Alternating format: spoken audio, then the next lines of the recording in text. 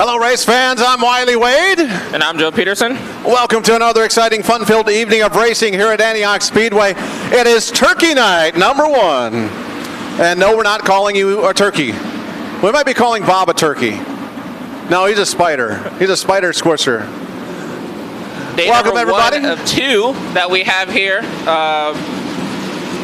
for Turkey Night with our wingless hobby stocks, and as well as we have our duels of Valley Sportsmen's and hardtops. That's right, a lot of great racing action in store for you tonight. Of course, Jay's Mobile Welding Hobby Stocks this weekend, a two-night show. They get to run both tonight and tomorrow night, 300 to win both nights, so it's going to be a lot of fun for them, but it's going to be a lot of fun up and down the ticket, these Wing 360 sprint cars. Joe, last week we got over 112 miles an hour during the heat races at the fastest point of the day. I think we're going to hit it again tonight. Yeah, that's looking like a reality of the way that it's cooler temps and the way that the tracks are. You just see these cars just top out really quick down the front straightaway and down the back straightaway. And like I said, I don't see why that wouldn't happen again. Even on the wingless sprint cars, I clocked them going at 100 miles an hour even a couple different times, so those cars are fast. Everyone was fast on last Saturday night, and the racetrack conditions are looking awesome. The cooler temperatures making more horsepower. This place is going to be fast again. Yeah, it's going to be absolutely fast. Once with our winged, we do not have our previous last week's winner, so we're looking to have somebody crowned a new winner here before we end the season. Wingless, I think the story always, once again, is going to have to be between Dylan Bloomfield and DJ Johnson once again, just going into it. Hobby stocks are back. I'm looking forward into that one. I know that we do have Austin Van Hoff's sister, I believe. Emily, yep. Yeah, she's racing in his car, but that class is always going to be strong. Jason Robles is always a hard hitter in that class. Possibly, I'm going to have to say, look for him to take the checker flag. And then with our vintage hardtops and Valley Sportsmen's, we haven't got to quite see them, only I believe one time this year. So that's kind of a toss-up in the air of who could possibly take that. Obviously, we do have quite a few more cars than we did the last time. So that should be an interesting battle between the two. It's always fun watching those hardtops and the Valley Sportsmen. The Valley Sportsmen, of course, have the skinny bodies and the wings on top. They're limited in their engine package. They're limited in their tire size, where the hardtops, they can run what they brung. Yeah. And they get the big fat tires, they got the big motors, and they go fast. And let's not forget, the Valley Sportsmen do keep their wings on. They do keep their wings on, so that's going to be interesting to see how that turns out for the cars. In the Wingless sprint cars action, another name you may see get up front tonight, we got Sean Arriaga hopping into the the 28 car. Last week driven by Doc Brophy. Yes. This week, Sean Arriaga is going to get in that car. I'm sorry, he's getting in the winged car. I think we have to check back on that with that one. Yeah, I got to double check. I believe he's in the wing car, the 3 car. So anyway, Sean Arriaga's in one of the Brophy cars. But if he is in one of the wingless, like I said, nothing new to him. That's kind of really his, I would say, his playground of what he's come to know. And I look forward to seeing him in whichever winged or wingless. So a lot of great race action in store here tonight on the Hobby Stocks non-points night. It's like it's not a points night for anybody. It's all about coming out and winning that trophy, taking that home for the night. Yeah, it's the day 1 of 2. Like I said, the final races coming to close out this I would say chaotic 2020 season that we've had. And like I said, we're just trying to get in as much racing as we possibly can, and hopefully also out there for you fans, put out some racing that possibly, I guess you could say, that we missed in the beginning of the season. Hopefully you guys are enjoying. I know I am, and look to kick off look to end 2020 strong. It's going to be a short off season as we'll get things underway as far as practice and stuff comes around mid-February, depending on the weather, of course. 2021, so only a couple months away, and a lot of work to be done between here and now, both on these race cars and here at the racetrack. I know Chad's got a lot of plans in the off season around here, looking to have live timing and scoring if all goes as planned for next year. If you don't have My Race Pass, head on over and get it in your app store, whether you have Apple or Android, or go to My Race Pass, download that. You can also have the website My Race Pass. Follow along with the running the lineups and the finishing orders. And next year when we have live timing and scoring, you'll be able to see live timing and scoring on there as well. So lots of great things in store for the off season. And thank you for tuning in to Antioch Speedway TV tonight. Hope you join us again tomorrow night where we've got another exciting, fun-filled evening of racing. The IMCA Modifieds are going to be back in town one last time. IMCA Sport Modifieds. The Jay's Mobile Welding Hobby Stocks again. Their night 2 of their 2-night Turkey Night show. And then the final race for the four bangers for the year. We're going to call them the Mini Stocks next year. It's going to be a lot of fun for racing tomorrow night as well. But tonight, Joe, I'm looking forward to some fast speeds around here. Yeah, looking forward to it, and let's get started. All right, with that, we got hot laps about to begin here in just a few more minutes. Thanks for tuning in to Antioch Speedway TV. I'm Wiley Wade. And I'm Joe Peterson. We'll talk to you in just a minute.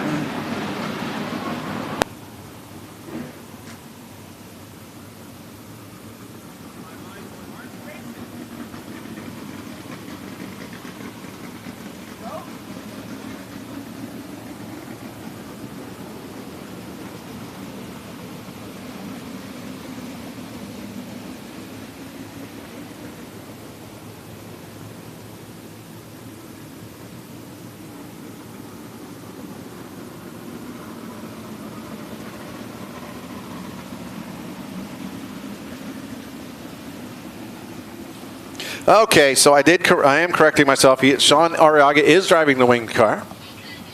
Nice to see him back in a winged car here tonight. Filling in for, I don't know if filling in, because Ricky is here. He's going to be driving his wingless car. He's going to be running the winged car for that number 3 team for Doc Brophy.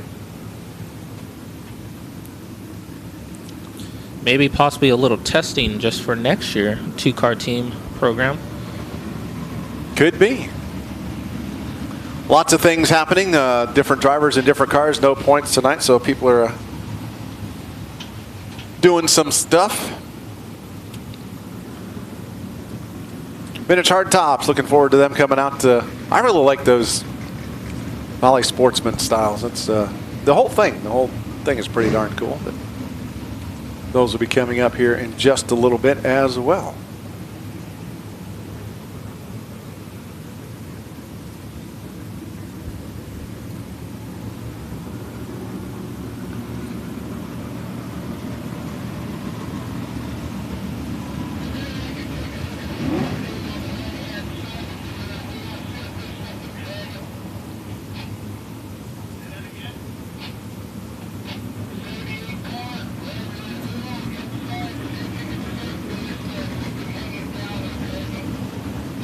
Little discussions going on the radio for the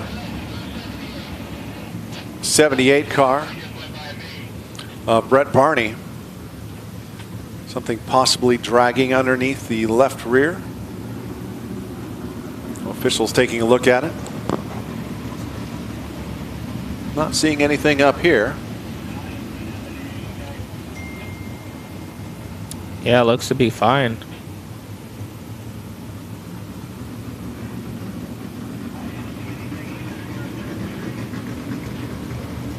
Two heat races for these wing sprint cars tonight.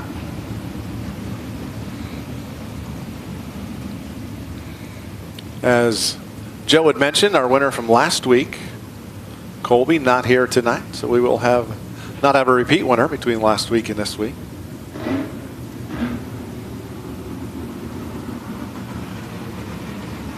Two cars, I thought it was quite weird last week as far as I don't remember ever seeing a sprint car race where 2 of them flipped and were able to keep going.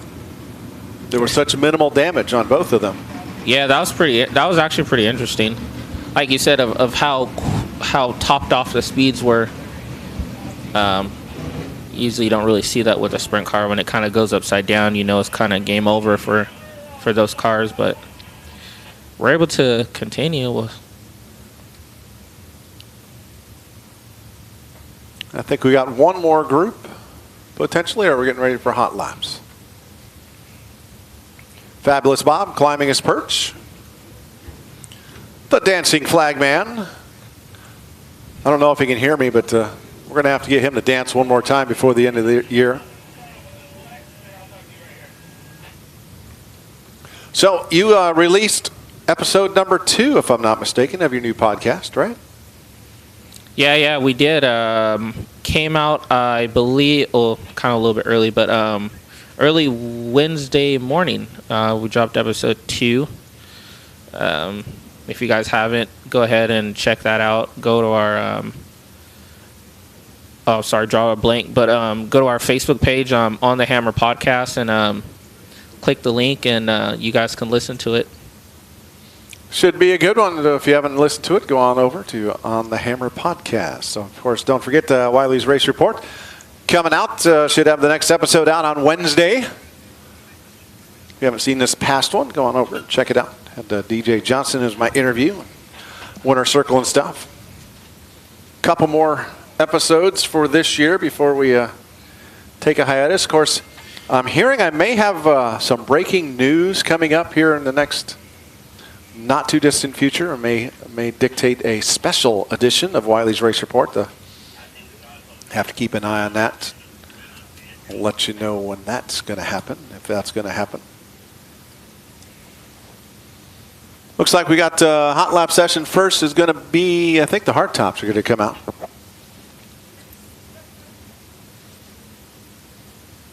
As Rich and his officiating crew, last second stuff down there in the infield.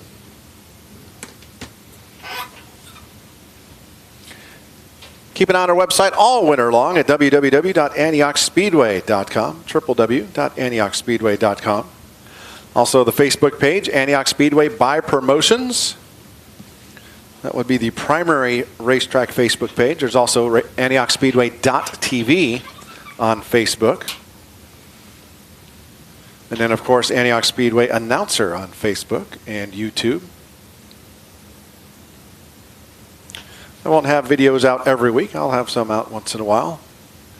Get a chance to do an interview with somebody. Any news and stuff. Maybe just do a Wiley's Race Report minute. Are all possibilities over the winter. Give you updates on what's happening here at the track as we do different activities around here as well. So keep an eye on all that stuff.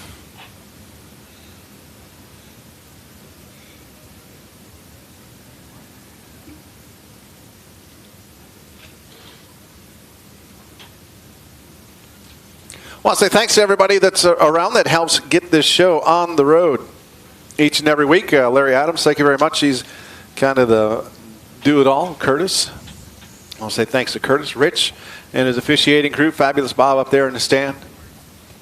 Thank you very much. Got our camera folks. Tim down there, Bob. Just step on it, Bob.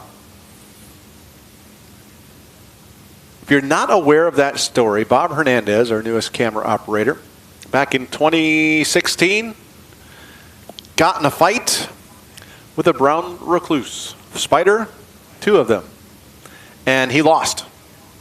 Ended up in the ICU, right? 3 weeks over in the ICU, and has had multiple surgeries, 6 surgeries.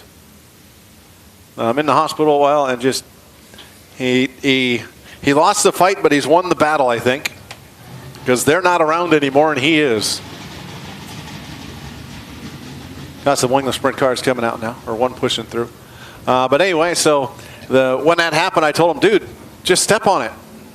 That's all you have to do, and you don't lose. So hopefully he's learned that lesson. Just stomp on it, Bob. All right, as it looks like we have our vintage hard tops as well as our Valley Sportsman's rolling onto the racetrack right now. Joel Hannigan, first one out, and let's see, he's got a 1934 Ford. Behind him, the 99 car of Ken Rusloff out of Oakley with a 1937 Ford sedan. The 56 car is Roland Ron Ruiz out of West Sacramento. He's got a 1935 Chevy sedan. And with your Valley Sportsman's, the number 1 of Jim Perry, or I'm sorry, Jerry Cecil. The Circle One. The Circle One is what we're calling him, is what I guess he wants to be called. And behind him, we have the 121 Mike Friesen out of Atwater in the Ford 350 Chevy. That car won last time with a different driver. Yeah. Gary Hildebrandt was driving that car last time. And right behind him, we have the 82. That is going to be Rick Elliott. One of those sportsman skinny cars. Green flag back out for this hot lap session. The sound of these cars are actually pretty tremendous. So the Circle 1 of Jerry Cecil, that is a replica of a race car he used to run way back when. Yes, yeah, it is. I believe there's pictures, I believe, on Facebook rolling around of it as well.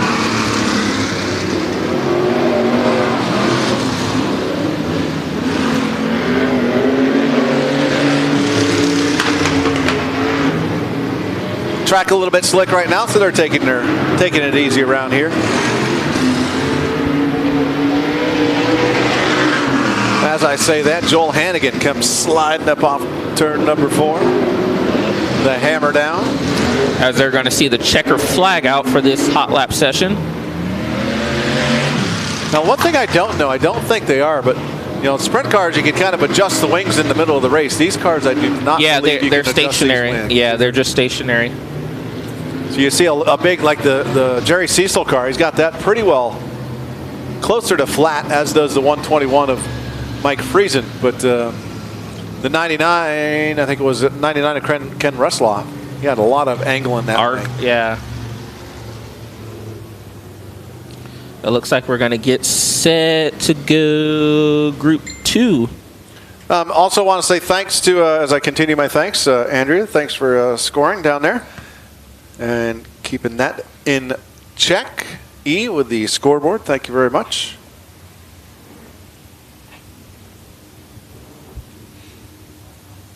As we have another sprint car rolling out, looks like for engine heat.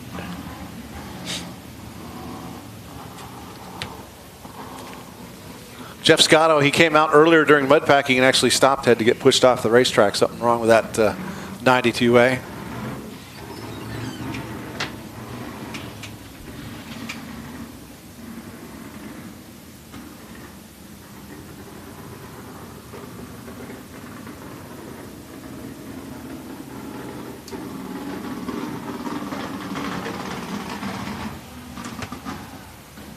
Car sounds like it's not sounding too good. No, it's definitely not running right. So did anybody go shopping out there in the craziness of Black Friday? Not today, I didn't, but yesterday I did, though. Did you? I didn't. I didn't even leave my house yesterday. That's such an odd thing to do. I'm kind of lost on my days a little bit. I feel like today's a Saturday. Yeah. All day long. I even said that earlier. Hey, at the racetrack on a beautiful Saturday. It's not Saturday. All right, here we go. 69 car. This is one of my favorite cars. Excuse me. Old Camaro. 69 JF Jeff West out of Turlock, California. Behind him, the one car normally driven by Dave Mackey. Tonight it's being driven by Jim Perry Jr. That is a 1937 Ford Coupe. And behind him, that is going to be the 77M of Gary Hildebrandt. And the 250 Chevy Plymouth. 1941 Plymouth with a 250cc Chevy engine. Then we got the 4X of Mike Slaney, 1940 Pontiac out of Martinez, California. And then behind him, we have the 13 of Matt Taylor. That car used to be, I'm trying to remember if that's the right car. Like that car used to be a four-door car. And then right behind him, we have the 26. That is going to be Jason Armstrong. Or yes, I'm sorry, Jason Armstrong. As a green flag waves for this hot lap session. And then we have the 27C, nice looking car driven by Ken Rocketman Clifford. Jim Perry Jr. stopping on the racetrack up on turn number 1 with Mike Slaney sitting backwards down on the inside, or excuse me, turn 2 for both those cars. Slaney went and bought 2 more hardtop style cars. One a complete car, the other one half done, or half there. He'll be back out tomorrow with his son and the 2 son-in-laws. Will be racing. Those 3 cars will be here tomorrow.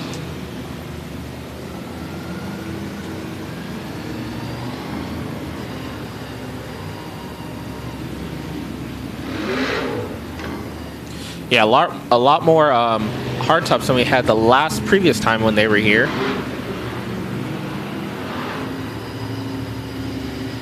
Had 8 last time out with Rick Elliott, or I'm sorry, with Ken Rusloff taking the win in the 99 car.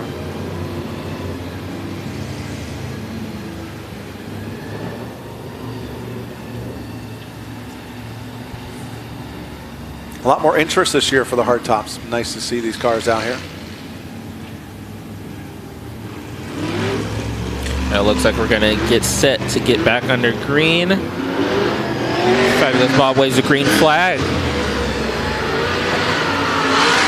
That's why he said you can tell as the track is still pretty slick.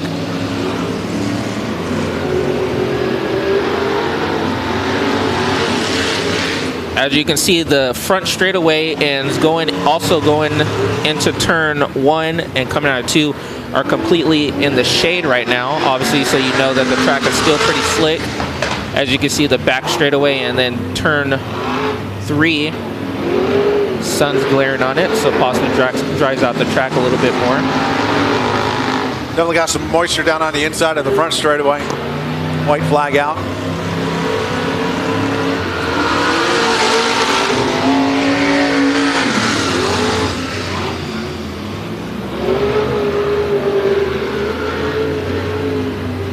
'69 car, we're talking about the wing angle. He's got about halfway what the other ones we were talking about. Yeah, exactly. Perfect example right there.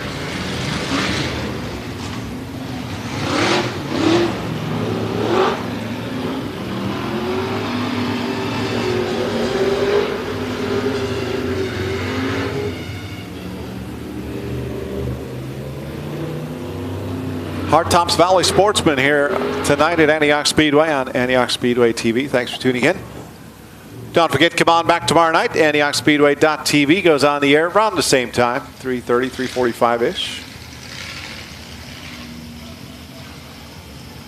For another exciting, fun-filled evening of racing with the IMCA Modifieds, IMCA Sport Modifieds, the Jay's Mobile Welding Hobby Stocks, and the Four Bangers. All in action tomorrow night here at Antioch Speedway.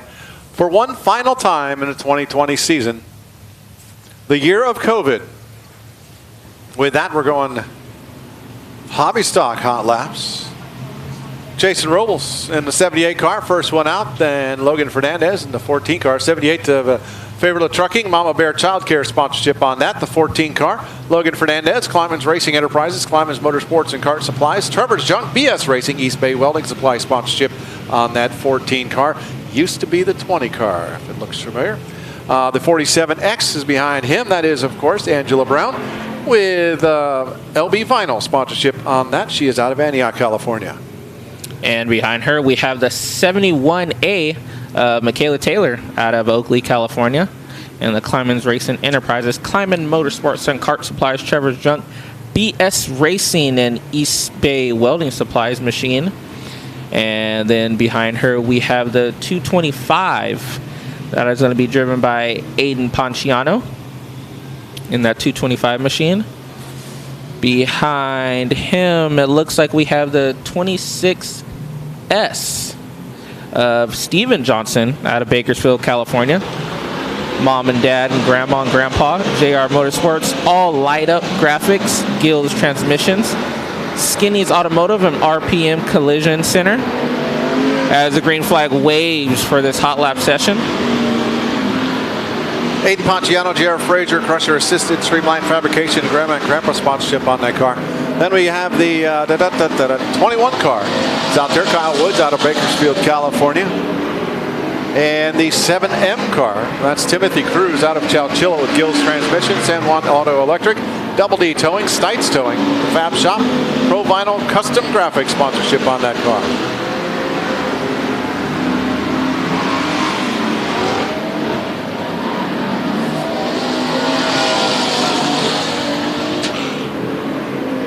Got it for a minute, I'm going to hit the head. Huh? I'm going to go hit the head. All right, as we see the number 21 machine get around, coming off of turn 2, as the checker flag does wave for this hot lap session. That is a 21 machine driven by Cal Woods.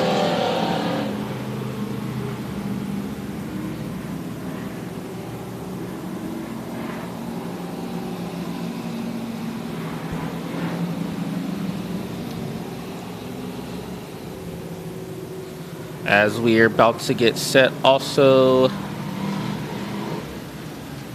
for our next Group 2 Hobby Stock Hot Lap session.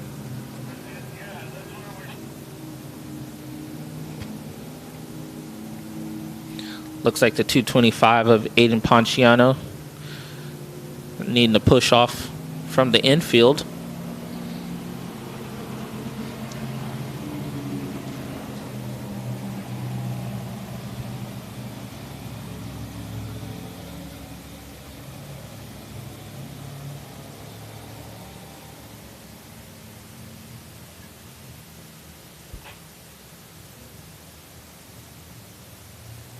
As Group 2 rolling out to the racetrack right now.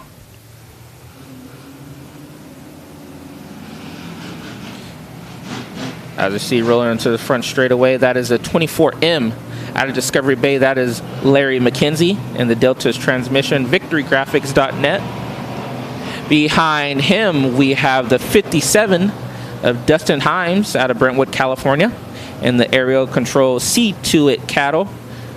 McGorry Farms, Quality Aero Maintenance machine. And then we have the 44M, driven by Emily Van Hoff out of Chowchilla. Normally driven by Austin Van Hoff, her brother. The Golden Memory Steve Chevrolet Stone Motorsports Grandpa. Rick and Sauce machine has a green flag waves for this hot lap session. Number 75 machine driven by Misty Wilborn. Also you see the 42F machine that is going to be driven by Les Friend. Les Friend in the Performance Muffler and Brakes Davis Roofing, 42F.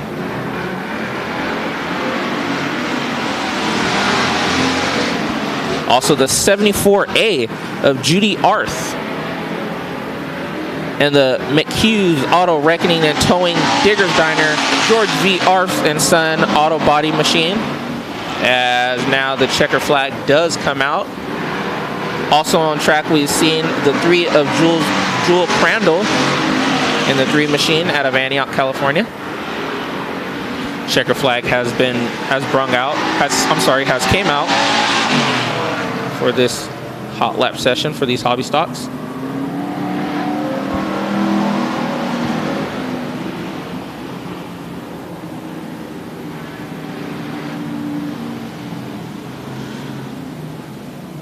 We do have 25 entries for the hobby stocks this evening.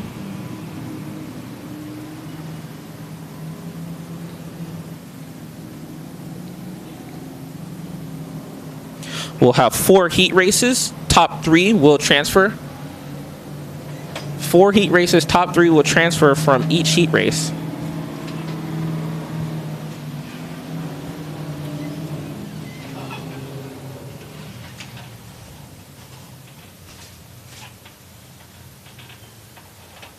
As we're going to get set also for, looks like Group 3 should be rolling out to the track shortly.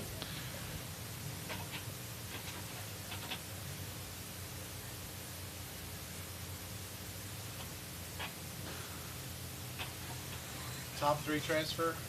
Yeah.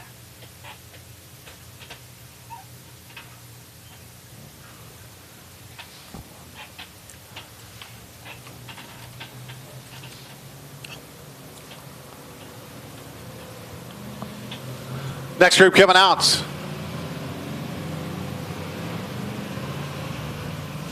For Hot lapping.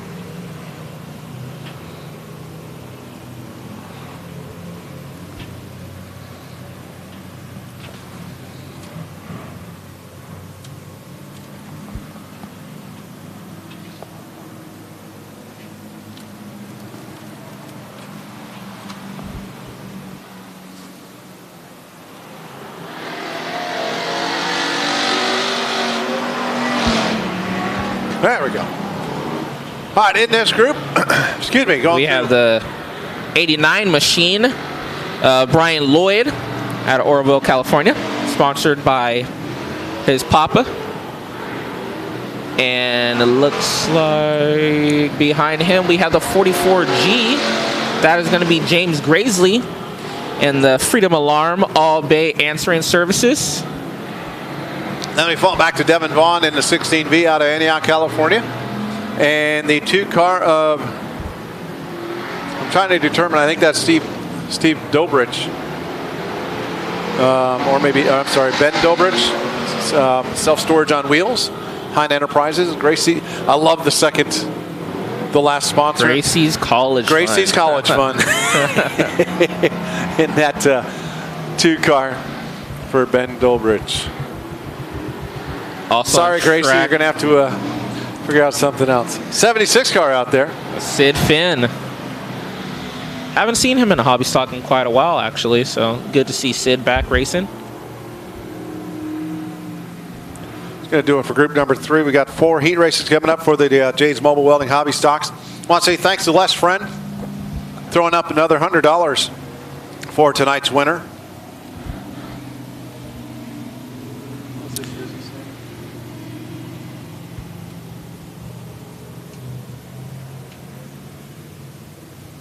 Les Friend from Performance Muffler and Bodies, putting up an extra $100 for the hobby stocks. Thank you very much, Les. So 400 to win tonight. I want to say thanks to all the hobby stocks. They've definitely have put out the numbers this year. B-mains and many of the hobby stock event days. Yes, that was kind of a conversation that we had on the podcast as well. If you guys check that out, you guys can know what I'm talking about, because they did have the numbers this year. They did. Held steady, so do appreciate it. It's an important division. They may not be the fastest. They may not be full-on race cars as far as purpose build or anything, but they are race cars. And they are the backbone of one of the backbones of the racetracks, which is common across the board. If you don't have a good class, good entry class, and and that one's not quite a beginner. It's kind of what the four-banger is for, but it's right in there, kind of a step above that even. And if you don't have a strong division in that range, you're not going to feed the upper divisions. Tony Bernard out there in the 50 car. We have moved on to the Wingless Sprint cars. Tony Bernard, sponsored by T&K Mobile out of Santa Rosa, California.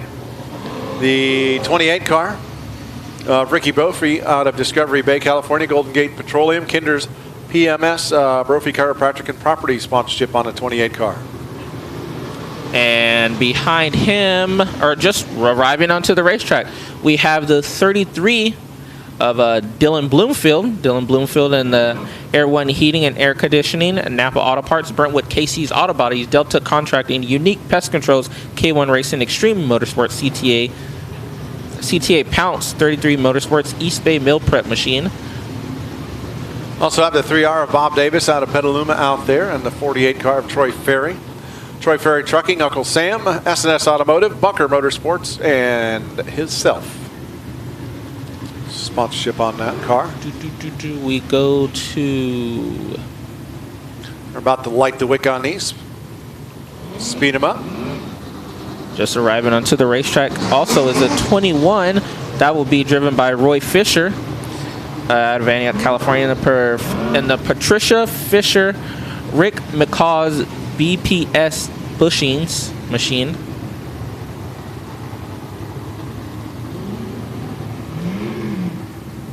I'm glad we're in the booth. It's chilly already. Oh yeah, like I said, we're not. Well, I'm not used to. I'm not used to being at the racetrack this late in the year. So No, no, a little different. And a little less insulation on me than I used to have. So that's definitely made a change. Speeding these things up. As this racetrack is coming in, Dylan Bloomfield holding the flirty line through turns 3 and 4, getting pushed into turn number 1, sliding up the hill. Goes Bloomfield. He straightens it out, keeps on going down the backstretch. White flag coming out this time by for this group for hot lap session number 1 for the wingless sprint cars here. And obviously, like you were as you were mentioning, these cars we have two classes with the bigger tire, with the bigger right rear Hoosier tire, so it should hopefully dry out the track a little bit faster. As you can see, that sun is really starting to fade away now on that back straightaway. I was just wondering, I was watching these cars, it seemed like a lot of them are pushing down in turns 1 and 2, where the sun has not been on it for quite a while. Yeah. So it's a lot wetter than 3 and 4, where they're able to get into the turn much better.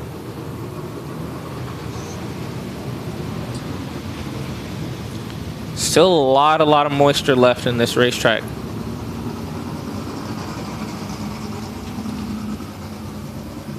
Antioch Speedway TV is a place to be for all the exciting racing action live and direct from Antioch Speedway. Make sure you tune in tomorrow night as well for another exciting, fun-filled evening of racing with the IMCA Modifieds, IMCA Sport Modifieds, the Jay's Mobile Welding Hobby Stocks, and Jess Palladino driving by on a golf cart should be out there in a 4-banger tomorrow. Our 2020 4-banger champion is Jess Palladino. As arriving onto the track, that is a 22 JR of Brandon Munoz. Or I'm sorry, Brandon Moniz. At Wanini, Hawaii. Wow. And the BMR Freestis Motorsports, Hank Coburn. Yeah, I'm sorry, Hank Cobert Racing Engines, Rockstar Trucking Machine. Traveled all the way from Hawaii to come racing. Wow. He said there's nowhere to race back there. I was talking to him earlier. He said there used to be, I know 20 years ago, a friend of mine went down and went to the racetrack in the Big Island, and that is gone. He said now there's one racetrack left in Hawaii, and it's in one of the outer islands. And yeah, just he came here to race. Also on the track, we have the number 7 EJ. That is going to be driven by Josh Young out of Marysville, California. Back straightaway, that is the 3, I'm not sure if it's a 3F or 3T. The two cars look identical except for a little EB letter on the gas tank. Give you that when it comes around. It's either going to be Max Adams or Matt Streeter. Both sponsored by the Western Industrial XR. That is a 3F of Matt Streeter. Speeding them up. Also on track, we didn't get to mention was the number 11. That is driven by Cameron Martin out of Discovery Bay and the Transmission Products Unlimited Rockwell Solutions machine. White flag is out for this hot lap session. As these guys really start to, I would say you kind of really see these cars really crack the whips in hot laps when the track is definitely not as fast as they will be going as when they get into the heat races. Part of that, I think, is the track surface, the conditions, and also I just think, you know, just checking it out, getting things warmed up, everything all getting ready to go. 7 car of Josh Young, he just set that thing sideways right underneath Bob at the flag stand. He got that thing sideways, slid it into the corner from there.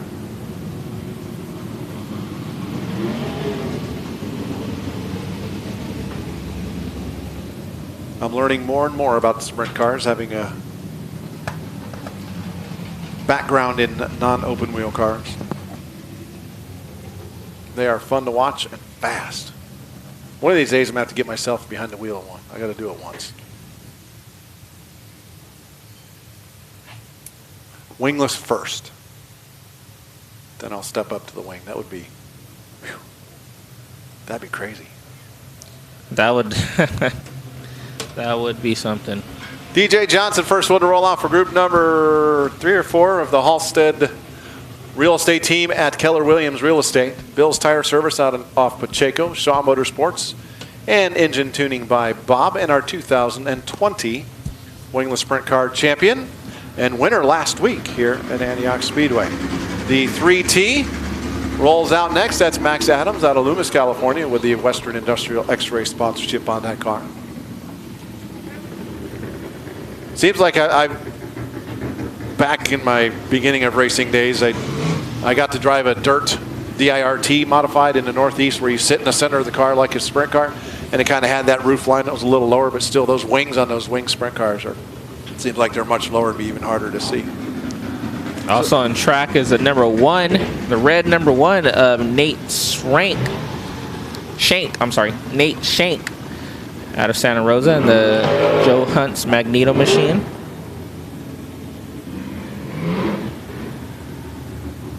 The 2 car? Yep, that's the 2 car. Normally driven by Mr. Box tonight. Stormin' Norman Johns, and that out of Petaluma with Norm's Auto and Machine and Jerry Caesar Enterprises sponsorship. So Stormin' Norman behind the wheel of the 2 car instead of Kevin Box tonight.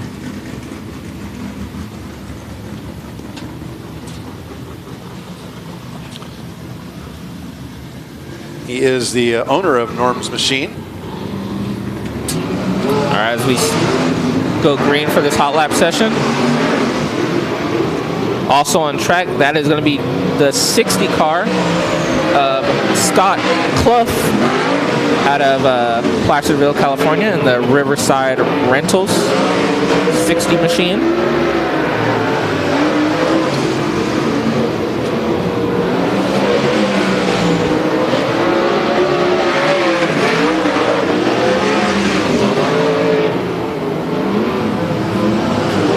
Adams is completely sideways or almost backwards going into turn 1.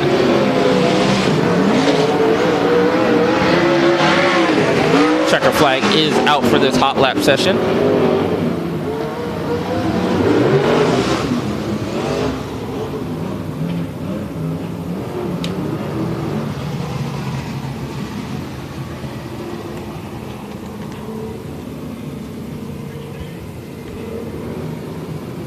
Got some debris up at turn number 3.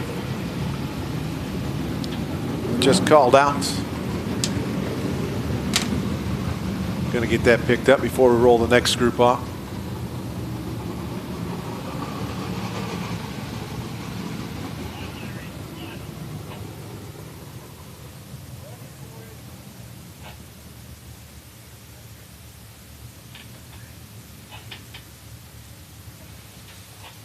$17 wingless sprint cars here tonight. Everyone will make the show.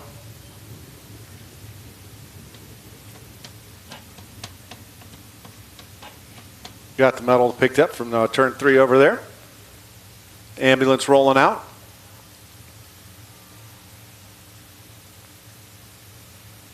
Again, thanks for tuning in to Antioch Speedway TV for another exciting, fun-filled evening of racing live and direct from Antioch, California. Here at Antioch Speedway, a 3/8 mile semi-high banked oval. Clay is the dirt surface.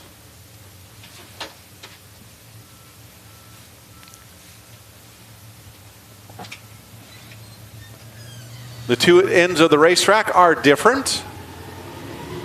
A little bigger radius than turns 1 and 2, and that'll be the south end of the racetrack as opposed to turn 3 and 4, the north end of the racetrack. Wing sprint cars coming out for their hot lap session. The first one out is going to be the 1S of Sheldon Moise out of Waini, Hawaii, the Rockstar Trucking sponsorship on that car. We got two cars out of Waini, Hawaii. Sean Arriaga. Well, actually, in that car right now, that is Carl Berenson. So Carl Berenson's hot lapping it. Yeah. Ricky may heat race it, and then Sean's going to feature it. I'm going to go with what you're saying. That's what Ricky told me. Matt DiMartini out of Brentwood, Moeller Brothers Body Shop, Contra Costa Radiator, Joe Shaver, Backhoe Service, and Linex sponsorship on that 6 car. The red 6 car just came out. All right, also rolling onto the track, that is the 07 of Richard Fajardo. Yes, Fajardo, out of Hollister, California. Next out, we got the 3C of William Cornwell Jr. out of Petaluma, California.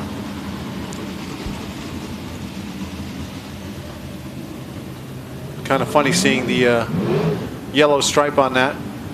Yeah, Carl Berenson's far from a rookie, but as far as this division goes, he's a rookie. Yeah, that's true. In that 3 car. Your favorite, one of your favorites, or your picks from last. One of my picks from last week. Yeah, your picks from last week. That worked out well. He flipped in turn 1. And the 87P out of Oakley, that is going to be a Jacob Tuttle, and the Linex Customs Blackbeard Diner out of Oakley, Contra Costa Radiator, Rio Vista Diablo Pools Despite Clothing, 87P machine. They did not bring the 69 Wingless car out tonight. His dad drove it. Skip drove it last week. They hurt the motor, so that'll be back next year. He's going to do double duty with that next year.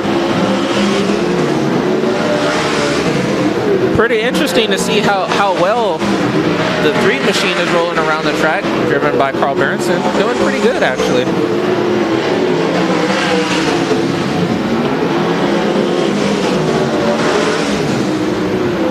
Almost into the wall off turn number 2. Down the back stretch he goes. Into turn number 3, Carl Berenson.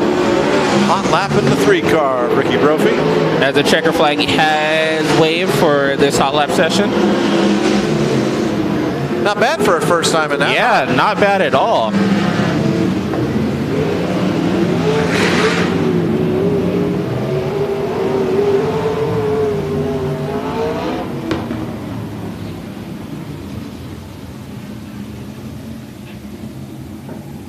I'm pretty sure he's pretty stoked under the helmet right now. He's going to get some more laps. He gets to stay out.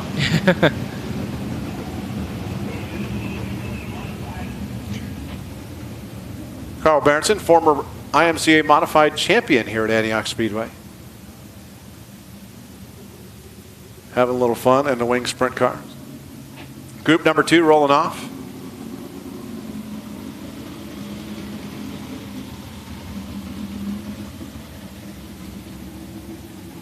Twelve wing sprint cars here tonight. And that 78 machine, that is going to be Brent Barney out of Raynert Park, California. And the Infom Mechanical AF Graphics McCaff's machine, 78. Next out, we got another 3 car, the 3T of Nick Ringo out of Morgan Hill, California. They like the number 3s. Yeah, we had way too many last. Yeah, what, 4? 3? Yeah. 4? Yeah. They don't know how much it does affect us up here.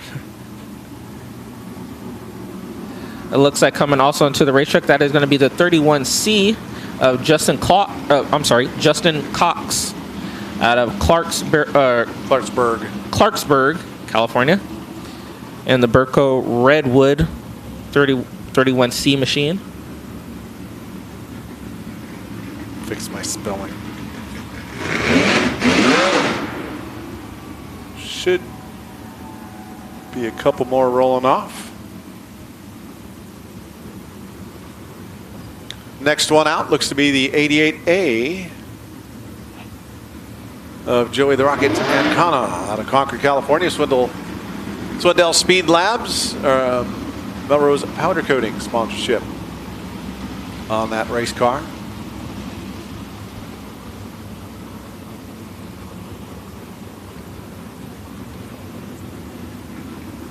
Should be the last car coming out. 7H of Jake Hallett out of Katani with the Iron Mountain sheet metal sponsorship. Nope, there is one more coming. That is going to be driven the 19 of Art McCarthy out of San Jose in the Skips Gavino Racing Engines, Fleet Bodies Works, RPM Mufflers. Stallion Graphics. Oh, I'm sorry. Yeah, Stallion Graphics, Scott Gaspar Photography Machine.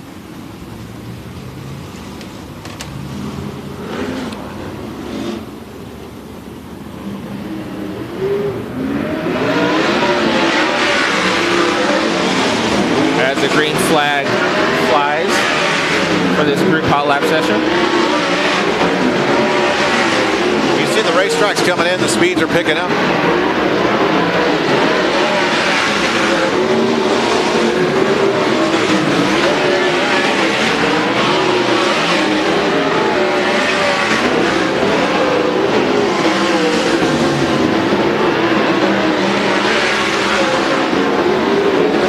Checker flag in the air. This is going to be our final hot lap session of the night. It's time to go racing, folks. Thanks for tuning in to Antioch Speedway TV for another exciting, fun-filled evening of racing, live and direct from Antioch, California. We're about 40 miles outside of downtown San Francisco to the northeast.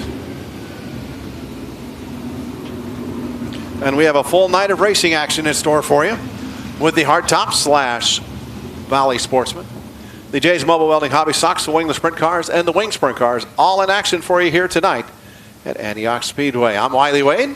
And I am Joe Peterson. And we're your hosts for the evening. As we get ready to roll off heat race number 1.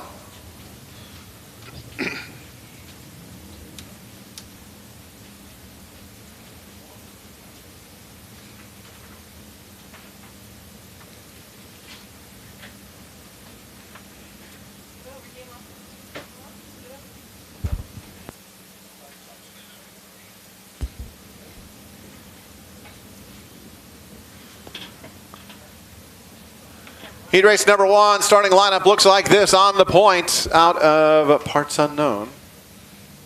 Matt Taylor in the 13 car. To his outside is the 82 of Rick Elliott out of Merced, California. And in your second row is going to be the 27C. That is going to be Ken Rocketman Clifford out of Placerville, California. And to his outside is the 1 of Dave Mackey. Dave's not running it tonight. Jim Perry Jr. I'm sorry, yeah, Jim Perry Jr. out of Concord, California. Inside row number 3, the 121 of Mike Friesen out of Atwater, California. Rusty Roost Garage in Hostum, California. Sponsorship. Joel Hannigan in the 16 car to his outside out of San Jose with Junkyard Dog. Hardtop Raids Crazy. Sponsorship on that 16 car. And in your final row, that is going to be the 56 of Roland Ronnie Ruiz out of West Sacramento, California, in the 56 car.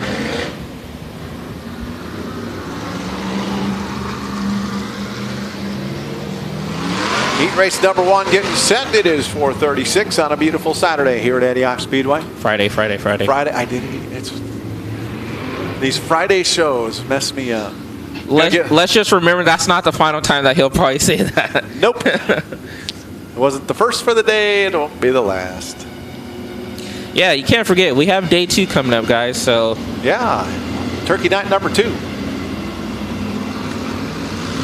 Making me hungry for some turkey, though. Talking about turkey. I had a great turkey yesterday. I hate to say this for all the turkey fans. I'm not a turkey fan. Not a turkey fan?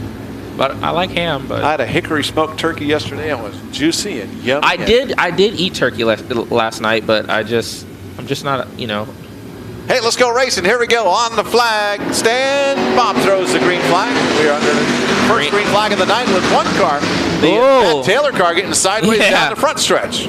It looks like the 82 of Rick Elliott's going to jump out to that early lead. 3 wide. Taylor and Jim Perry get together on the back stretch.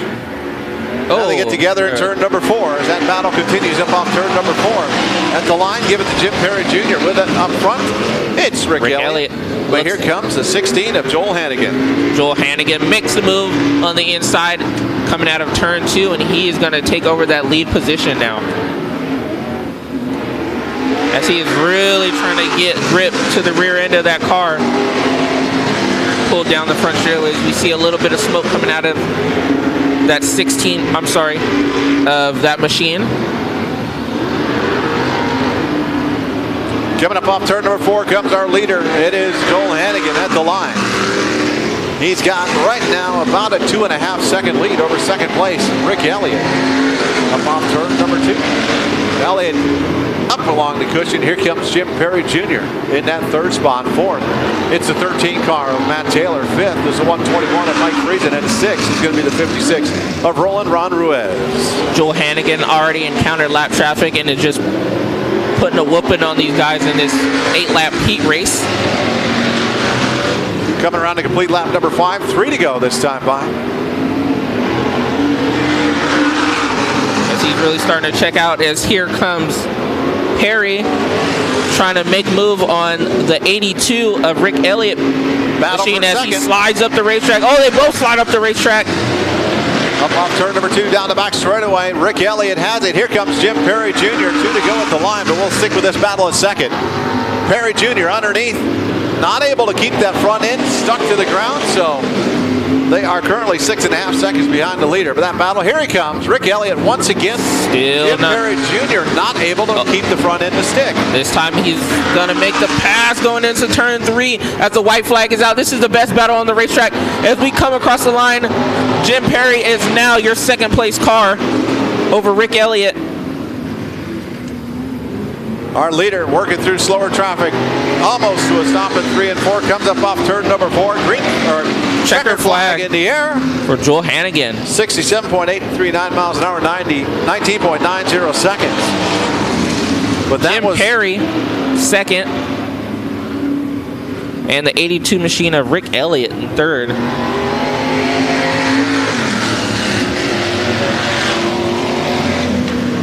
The 13 of Matt Taylor, 4th. And rounding out your top 5 is going to be the 121 of Mike Friesen.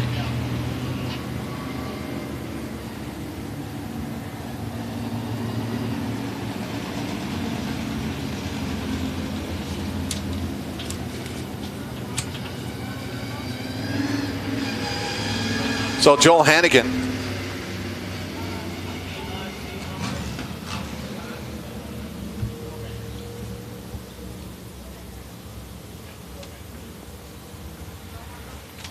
Joel Hannigan with the win out of San Jose, California. Heat race number 2 rolling off. Our starting lineup looks like this on the point. It is Mike Slaney in the 4X out of Martinez, California, with his 1940 Pontiac outside, the 77M of Gary Hildebrandt. He's driving a 1941 Plymouth with the Rusty Roost Garage in Houston. Sponsorship on that car.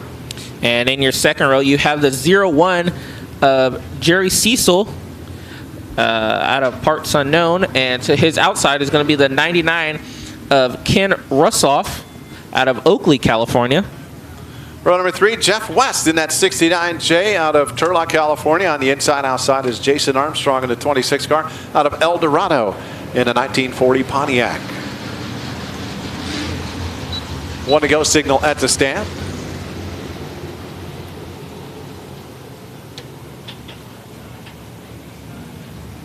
Going green flag racing this time by. Last time here, last month, Mike Slaney did not have the right setup on the car, didn't have the right tires and stuff. They got that fixed. They got some new wide tires on that thing, and he is ready to go, starting from the pole for heat race number 2 for the hardtops.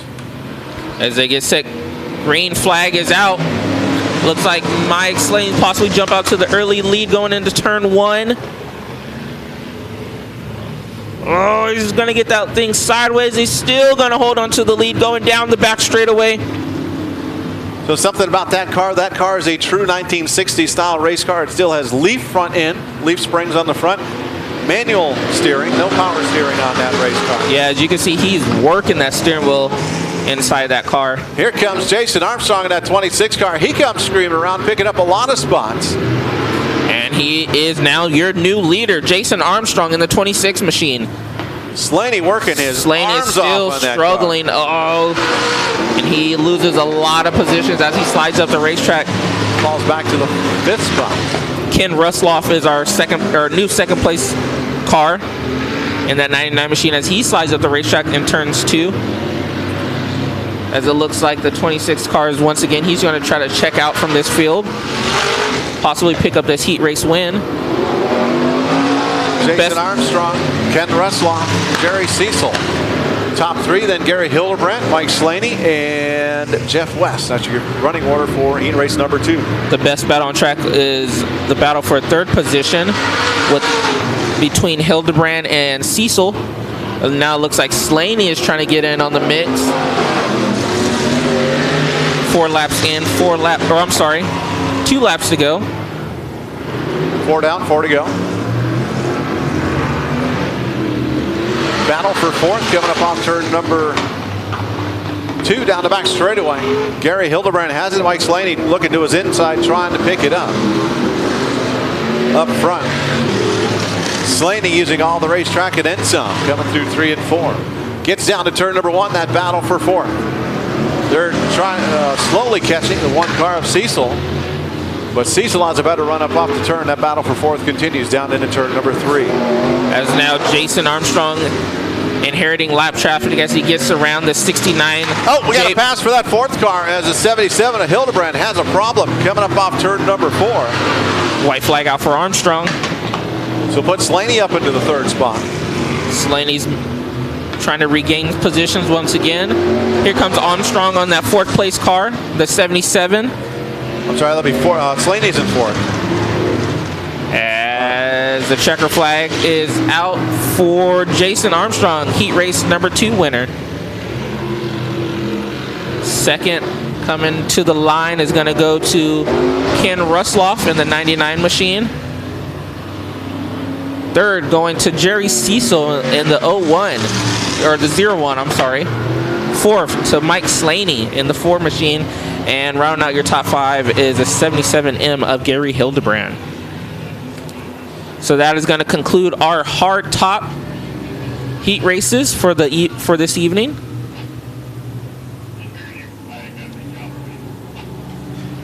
We had 13 entries. All cars will advance to our A feature tonight. Coming up next, we get set to do hobby stock heat races.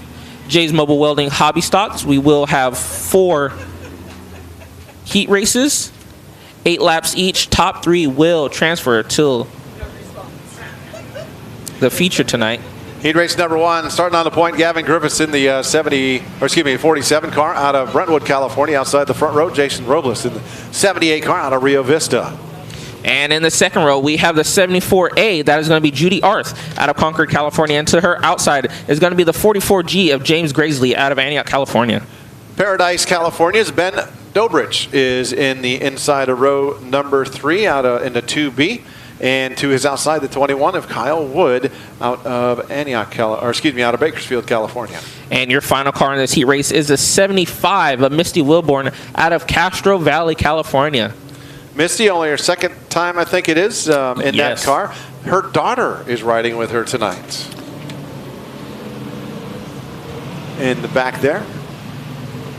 They have 2 race cars. We only have 1 hauler. So they're going to figure out how Anthony and Misty are both going to run next year. Be interesting to find out. Lights going out. As Anthony bought the car and suddenly woke up one day and he said to her, "You're going to race it." So Misty is in the car. As they come around turns 3, getting set to see the green flag as they set a slow pace going into 4. Green flag is out. Jason Robles jumps out to the early lead over Gavin Griffiths. Oh, we see the 44 of James Graisley hard into turn 2 wall.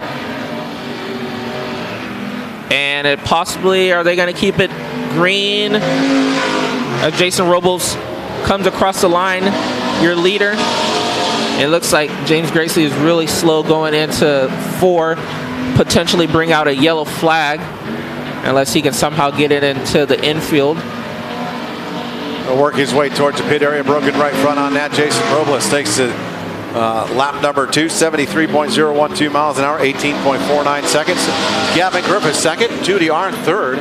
Fourth is the 21 car of Kyle Woods. Fifth is Misty Wellborn. And sixth will be Ben Dobridge. The best battle on track right now for second, third, and fourth position, as we see the 21 of Kyle Wood trying to make his way around the 74 of Judy Arndt. She's not going to allow that to happen. As it looks like, oh, he's going to give her a little tag in the rear to let her know he was unhappy with that move. Gavin Griffiths on the point for that battle for third. Or excuse me, battle for second. Down up off turn number 4. Gavin Griffiths at the line, half track behind Jason Robles. We're going to watch this battle for second. As it goes into turn number 1, Judy Arndt looking to the inside of Gavin Griffiths. Getting sideways, coming up off turn number 4. Remember, this is for the transfer position, so Kyle Wood wants to get into the feature and not have to go through a B main tonight, so he's doing everything he can to get around the 74 machine of Judy Arndt around the outside. Now he dives to the inside, still kind of slides up the racetrack a little bit. 2 to go. 2 to go here. Oh, he's going to try to make a move in the inside. No! Judy driving hard. I was talking to George earlier, and they are throwing all the bells and whistles at that race car for next year. New body, new motor and stuff. She's going after the championship. Meanwhile, up front, white flag coming out for Jason Robles. White flag out for Jason Robles, but the battle on track is between Judy Arndt and Kyle Wood. He wants that final transfer position. She is not going to allow him to get it. He dives to the inside. They're going to see the white flag one more time around the circuit. Side by side down to turn number 1. Here they come. Jason Robles is going to take home the win. Jason Robles picks up the heat race coming up off turn number 2. Can Gavin Griffiths hold off both of them? As they get set, they go into 3. Oh, Kyle Wood makes a strong move. Judy Arndt underneath. What a move! Judy Arndt is going to get the second spot. And Kyle Wood is going to get the final transfer position. And just like that, Gavin Griffiths goes from the A main to the B main. Up in the final 2 turns. What a heat race, man, these hobby stocks are putting on. Wow. And that was only heat race number 1. So Jason Robles going to the big show, as is Judy Arndt and Kyle Woods, all making the big show for heat race number 1. Heat race number 2 lining up, and here's what they look like. Brian Lloyd in the 89 car. He's out of Orville, California, in a 1979 Trans Am. On the point, Aiden Ponciano in a 225 out of Oakley, California, in second. And in your second row is going to be the 7M. That is going to be Timothy Cruz out of Chowchilla, California. And to his outside is the 26S. That is Steven Johnson out of Bakersfield, California. Inside row 3, Oakley's Charlie Bryant in the 11A. And to his outside, Devin Vaughn in the 16V out of Antioch, California. That's your starting lineup for heat race number 2. Looks like one car not making the call. Would be the 89, our pole sitter, not out there, of Brian Lloyd. So it looks like that will move up the 7M of Timothy Cruz to the front row.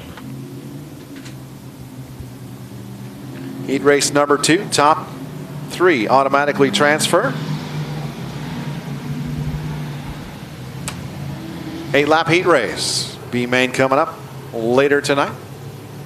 Lights out, going green flag racing next time by. Timothy Cruz out of Chowchilla. Gills Transmission, San Juan Auto Electric sponsorship on that car. He has control of the field. Aiden Ponciano, who has been getting more aggressive as the year has gone on, in the 225 to his outside. Picked himself up a heat race win earlier this year. As we get set, green flag is out for the field. And it looks like Ponciano jumps out to the early lead. Getting a little bit of help from behind by Steven Johnson. Looks like he may have gotten a little push down the front straightaway. Johnson out of Bakersfield in a fast race car. Looks to the inside, dives down up there. Oh, and they hit. wow. Going into turn number 3. What a move he put on Aiden Ponciano. And it looks like he is going to allow him to make that move by him as he drops to the inside. Aiden Ponciano, once again, is now your leader. Ponciano's car looks no worse for wear after that hard contact down there in turn number 3. Steven Johnson shaking things out. That car pushing like a dump truck down on the north end of the racetrack. Yeah, I think he wanted to make a slide job, and the car just didn't do as what he wanted it to do. Here comes Devin Vaughn. He's up to the second spot. Aiden Ponciano almost into the fence off turn number 2. Vaughn to his inside, going down into turn number 3. Steven Johnson 3 wide into turn number 3, trying to push his way. Coming up off turn number 4, give it to Vaughn at the line. Vaughn has the lead across the line. 1, 2, 3. They got to remember that they are all in a transfer position to the A feature tonight, but they are not racing like it. Aiden Ponciano getting really loose off turn number 2 the last 2 laps. In that 2:25 at the lawn, Devin Vaughn puts another lap in the books. 4 down, 4 to go. We're halfway done in heat race number 2. Here comes Steven Johnson. He wants to pick up a heat race win before the season's over with. Vaughn coming up off turn number 4. Johnson second. Aiden Ponciano in the third spot. Fourth is going to be the 11A of Charlie Bryant. Fifth is going to be the 7M of Timothy Cruz. That's your running order. Vaughn pushes up the racetrack. Still doesn't allow Johnson to get close enough to make a move on him. There's a lot of people having trouble over there in turn number 2. One race car leaves the racetrack. I believe that is the Charlie Bryant car. Yeah, the track is quite slick. I believe it is over there. As once again, Vaughn slides up the racetrack. Steven Johnson still can't center the car enough to make it to where he can turn that under car still Vaughn. has a push on the entrance to turn number 3. White flag is out. He lost a lot of ground that time. He dove into turn number 3, trying to make up some ground, and Aiden lost Ponciano it. still holding on to that third place position. He's still in a transfer position to the A feature tonight. Almost into the fence off turn 4. Seesawing a back and forth down the front stretch and held on to a White flag was out. Ponciano. It Checker looks flag like in here. Devin Vaughn is going to pick up the heat race win. Steven Johnson second. Aiden Ponciano third, and in that final transfer position. And fourth is going to go to Timothy Cruz. So Devin Vaughn picking up heat race number 2. He automatically transfers, as does the 26 of Steven Johnson and the Aiden Ponciano cars, all transferring to the main event. Everyone else has got to go through the B main. Heat race number 3 getting ready to roll off. Colton Haney's going to start on the point out of Brentwood, California, and Lucky Dog Racing, Flat Tire Racing, Big Sky Investment sponsorship on that 46 car. To his outside, Jewel Crandall in the 3 car out of Antioch, California. And in your second row, we have the 76. That is going to be driven by Sid Finn.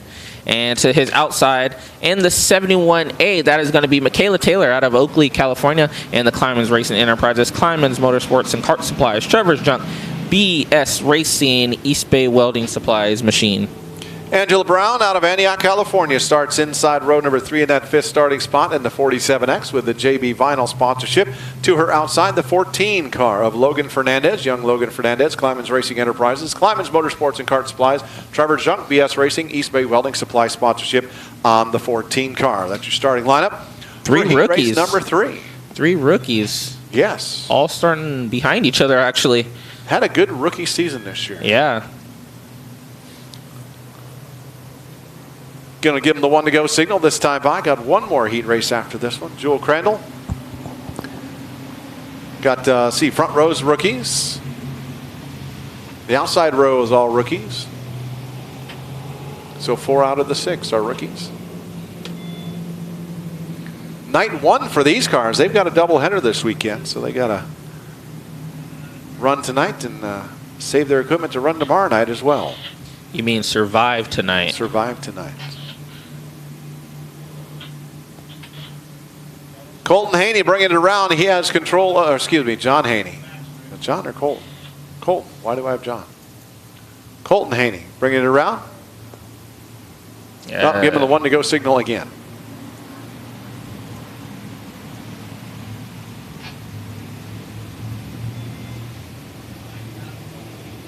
Lights out, going green flag this time by.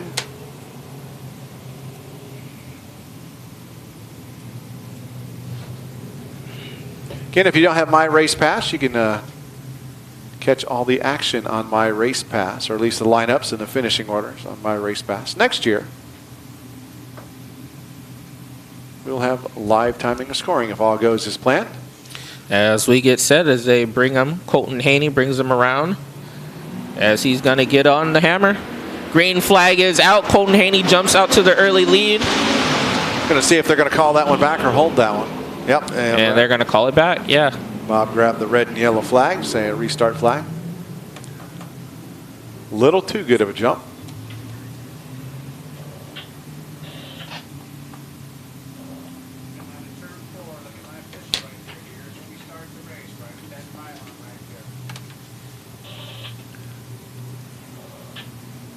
I have a feeling we're going to have to howl at the moon tonight.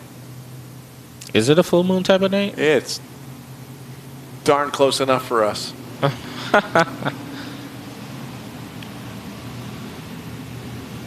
Bob's got it up on the screen. So on the count of three, folks, join with me. Let's try to ward off this potential bad luck. On the count of three, let's howl at the moon. On the 1, and a 2, and a 3. Ow, ow! All right, hopefully that worked. All right, here we go. Colton Haney on the point. Jewel Crandall has a new crate engine in that thing on the outside of the front row. Sid Finn on the inside of row 2 with Michaela Taylor to his outside. Green flag is out for Colton Haney. Down to turn number 1, Colton Haney on the point. Here comes Jewel Crandall. She's driving past Sid Finn. Oh, as Logan Fernandez gets to the side of Sid Finn. A little bit of rubbing his race in there coming up off turn number 2. It's for that transfer position. As it looks like Logan Fernandez across the line is going to have the 3rd place position over Sid Finn. He completes the pass going down into turn number 1. Now he sets his sights on the 3 car of Jewel Crandall coming up off turn number 2. Down the back stretch, cuts to the inside, down into turn number 3, dives in deep, pushes up the hill, stays side by side up off turn number 2. 2 laps down, 6 to go. Give it to Logan Fernandez. And as you said, 1, 2, 3. Oh, Crandall hard into the wall. And wow. Hood's up in the air. She hit it hard. Hard, slid up the hill, 4-wheel drift. Back in first, and then the front end came around and smacked the wall. Hood up into the air, Jewel Crandall. Yellow is out, yellow is out.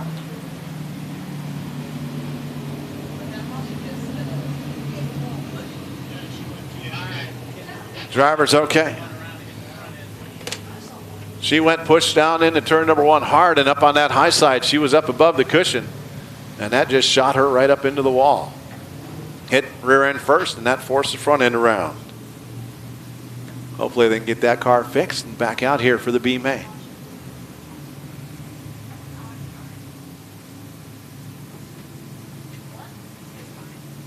Got the tow truck over there for the get that car off. Colton Haney on the point.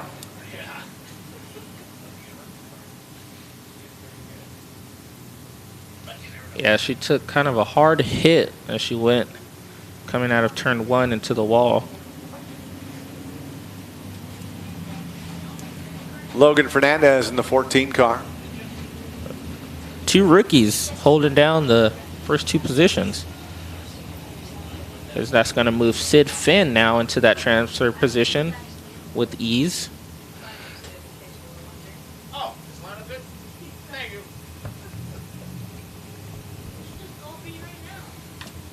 Yeah, right. E. Your 5th place is 71. Oh, you got it.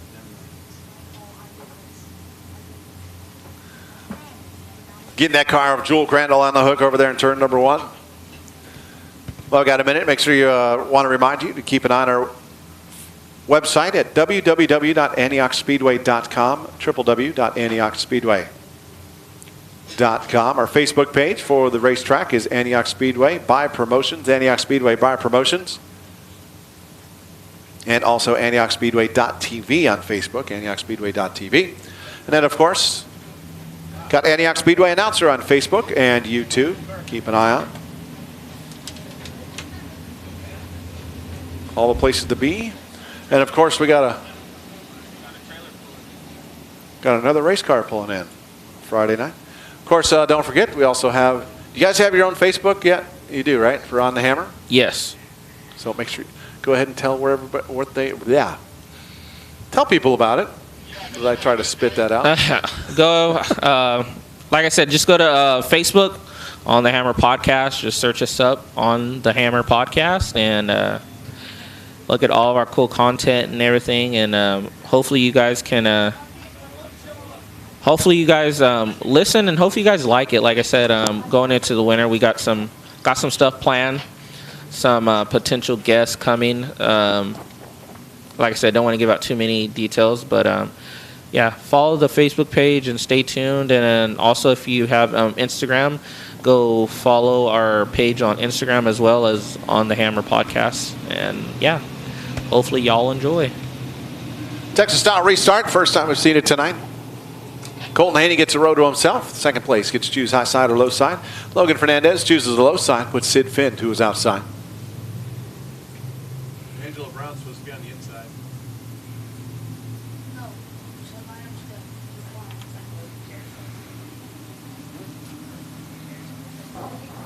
Green flag coming out this time by.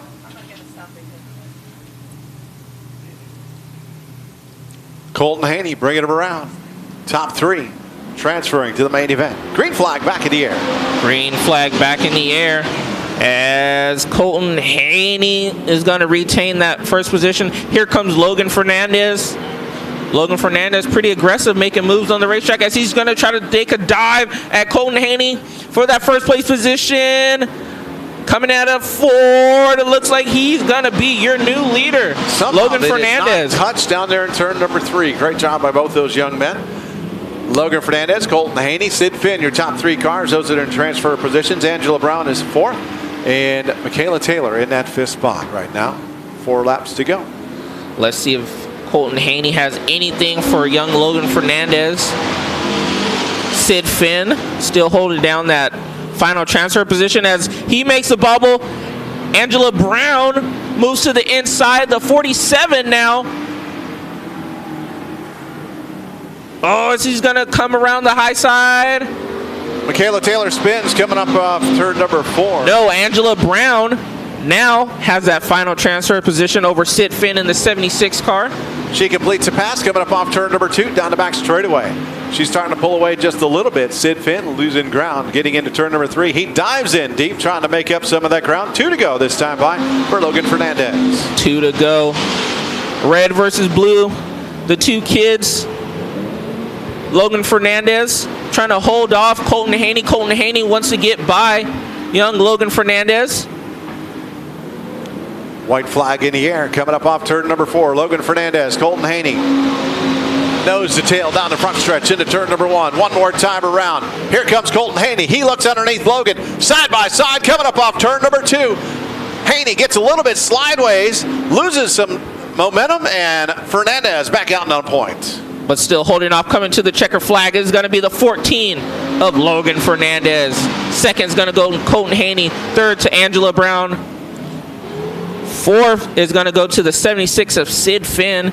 And fifth is going to go to the 71A of Michaela Taylor. Logan Fernandez taking home heat race number 3, transferring to the main event, as is the Angela Brown car and the Colton Haney cars. Both making the main event through the heat race. One more heat race to go for the Jay's Mobile Welding Hobby Stocks here tonight. Heat race number 4 looks like this. Dustin Himes in the 57 car on the point. He's out of Brentwood, California. Aerial Control, See To It Cattle, Madgery Farms, and Quality Aero Maintenance, and Kirk Welding Supply on our sponsorship on that 57. Outside is the 45 of Gene Haney with Big Investment sponsorship. He's out of Oakley, California. And in your second row, in the 24M, my dude, Larry McKenzie out of Discovery Bay. And to his outside, in the 44M, that is going to be Emily Van Hoff out of Chowchilla, California. Les Friend is inside row 3 out of Galt with Performance Muffler and Brake. Want to say thanks to him throwing an extra $100 at the winner tonight. And to his outside, the 2 car of Steve Dobrich out of Magala, California. Looks like the 2 car did not make it. Is not going to make the call tonight. Have to try to qualify through the B main. As we get set, green flag is out in the air. Coming into turn 1, who's it going to be? It's going to be Gene Haney as side, he but pushes. here comes Dustin Himes. Gene Haney still down the back straightaway. Oh, but Dustin Himes just has that power as he gets by Gene Haney. And coming across the line, it's going to be, yellow flag Debris is out. turn number 2. So that should be a restart. We did not get a lap in, if I'm not mistaken.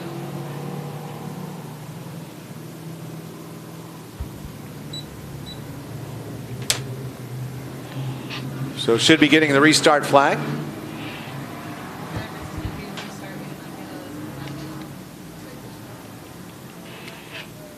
Got our official over there picking up the Pierre debris.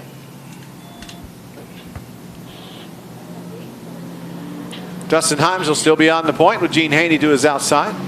Larry McKenzie, Emily Van Hoff, and Les Friend and Steve Dobridge. Steve not making the call. Lights out, going green flag racing this time by. Let's try this once again. Himes, Haney, front row as they set the pace going into 3.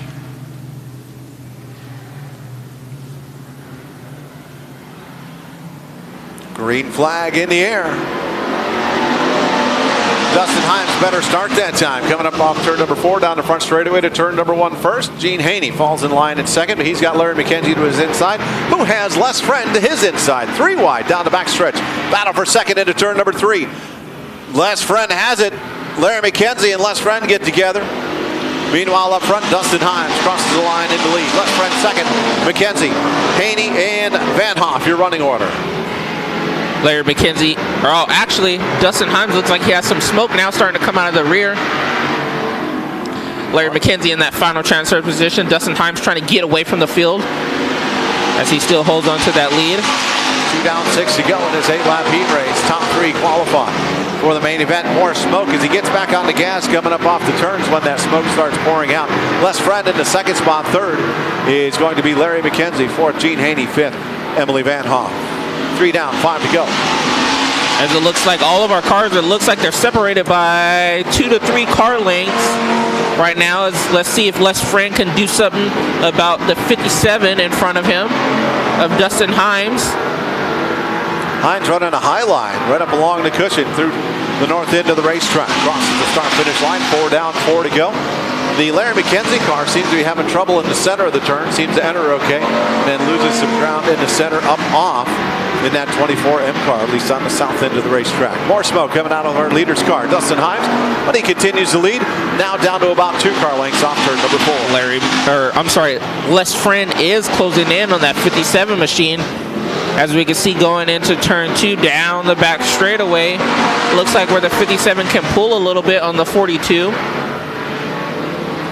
Looks like he's gaining on him on the in the turns. 2 laps to go. 2 to go. Battle for the lead into turn number 1. Les Friend dives to the inside of Dustin Himes. Slides up, falls back in line. Coming up off turn number 2, down the back straightaway.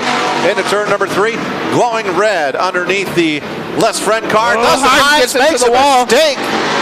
Gets up over the cushion. 1 lap to go. Les Friend with the white flag. Les Friend takes the lead on the last lap. Let's see if Himes has anything for him now. Les Friend pulling down the back straightaway going into 3. Coming out of 4. Your winner is going to be the 42F of Les Friend. Second is going to go to the 57 of Dustin Himes. Third to the 24M of Larry McKenzie. Fourth is going to go to the 45, actually, of Gene Haney. And rounding out your top 5 is going to be Emily Van Hoff in the 44M.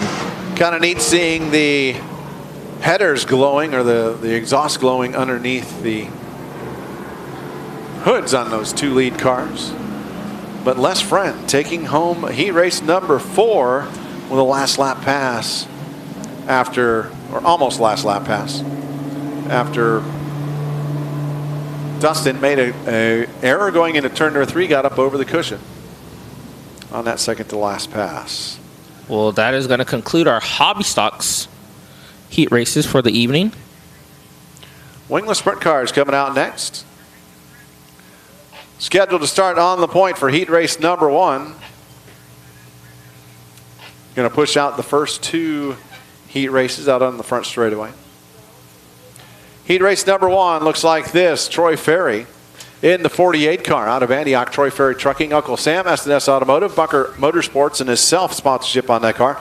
Norm Johns in the 2, the Storm and Norman Johns car out of Petaluma with the Norm's Auto and Machine and Jerry Caesar Enterprises sponsorship. And to his outside, or I'm sorry, in the second row is going to be the 7EJ, is driven by Josh Young out of Marysville, California.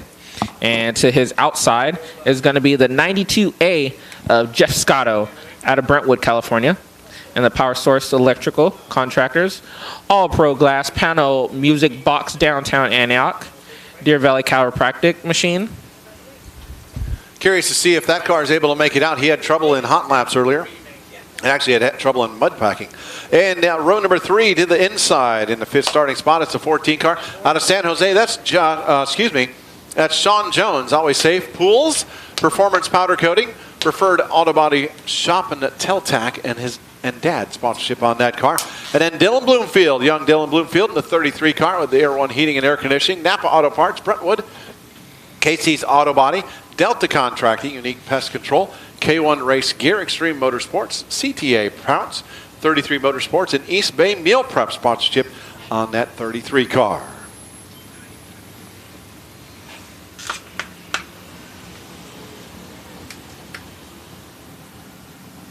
Had a nice interview with Dylan's dad, Dustin, earlier on the pre-race show. Put that up on Wiley's Race Report this week. A former racer himself, but he raced motocross professionally. So had a nice chat with him.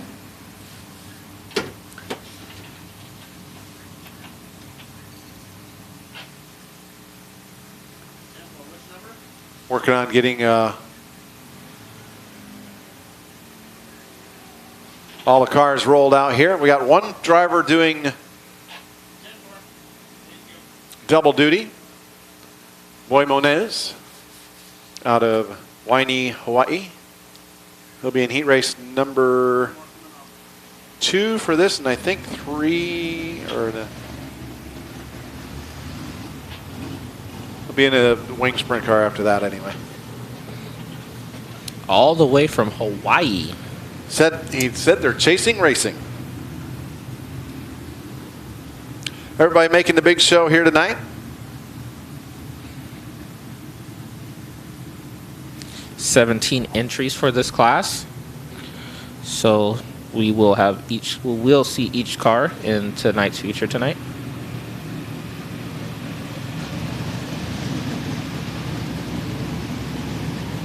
Now, if we upset anybody last week on something that was said about sprint cars, we do apologize.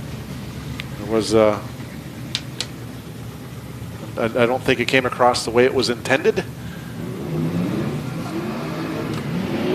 So anyone that was offended by a discussion that happened last week about sprint cars, we do apologize for that. We do love our sprint cars as well. We just, in my case, my particular case, I don't know these sprint cars as well as I know other cars. I've not ever driven one. They sure are fun to watch and sure are fast. And I can't wait to see. Look at Bloomfield there. Just in warming up, he's fast.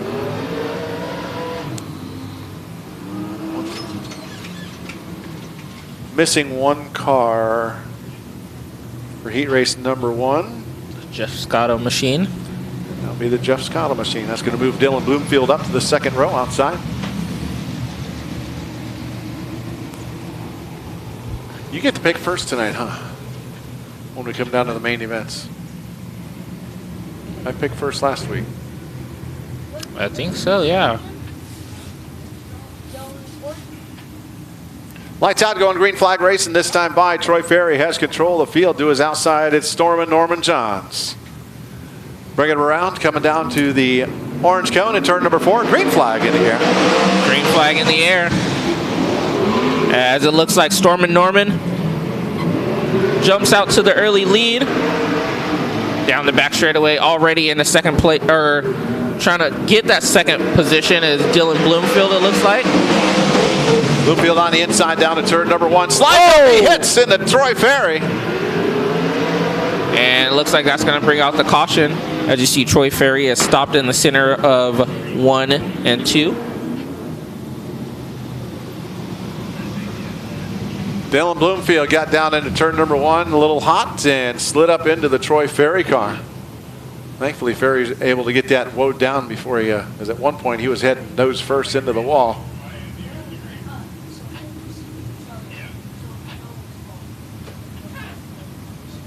See if we can get Troy Ferry pushed off.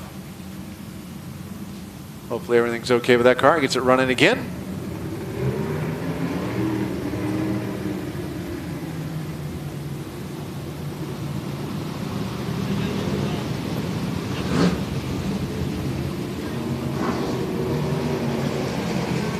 Stormer Norman Johns on the point. Looks like in second is gonna Dylan Bloomfield will inherit that position. Josh Young in the 3rd spot. 4th is Sean Jones. Not running his normal car tonight.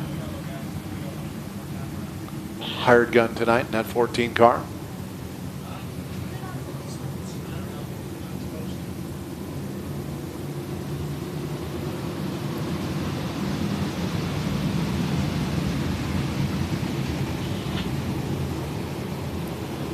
Orange cone out there on the front straightaway. If in sprint car racing here at Antioch, you can't pull out the pass or pull below that orange cone. If you hit the cone or pull below the cone, you do get penalized 2 positions at the next flag. And the sprint car division is one of our only divisions that we see do the single file restarts. Green flag in the air. Green flag in the air. 1 down, 7 to go. Stormer Norman Johns up off turn number 2. He's got about 3 car lengths over Dylan Bloomfield down into turn number 3. They did classify that last incident as a racing incident. As it looks like Dylan Bloomfield's trying to search where he's going to make that pass around the 2 machine. His car pushing a little bit going into the turn. 3 down, 5 to go. 14.43 seconds, 93.555 miles an hour that last time. Also a battle on track as we see that is the Sean Jones machine, I believe. Yes, the Sean Jones machine doing battle with Josh Young. Battle for the lead up off turn number 4. Stormer Norman Johns at the line has it by a car length over Dylan Bloomfield. Bloomfield looks low going into turn number 1. That's the fall back in line coming up off turn number 2. Down the backstretch into turn number 3. That battle for the lead. Stormer Norman gets a pretty line through the north end of the racetrack. Bloomfield not able to make a move as they come up off turn number 2.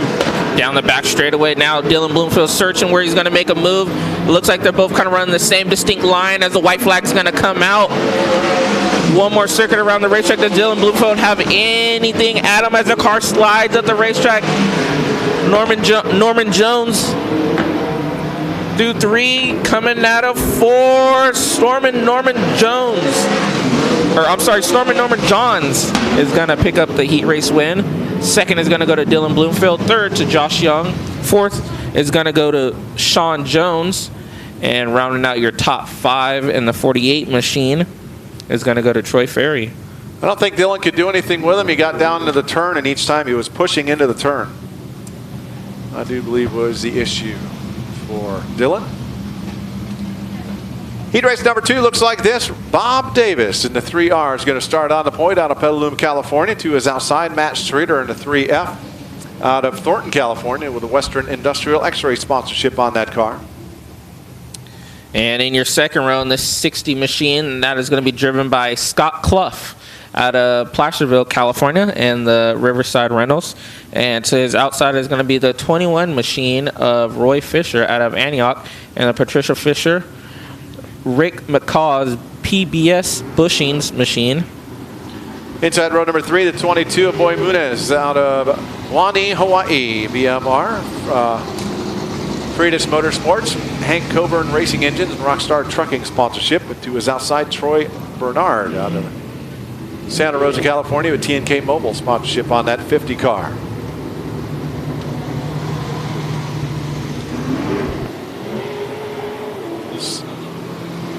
Tony Bernard. Did I say Troy? Tony Bernard. I was thinking of Troy Ferry when I was saying it.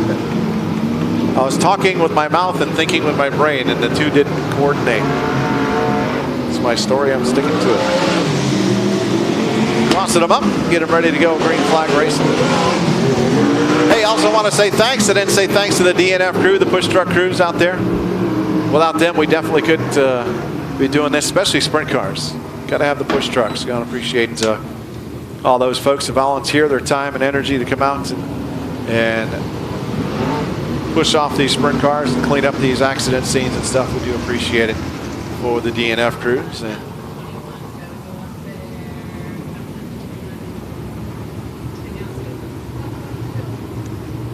got the lineup set. 8-lap heat race for the wingless sprint cars. Heat race number 2.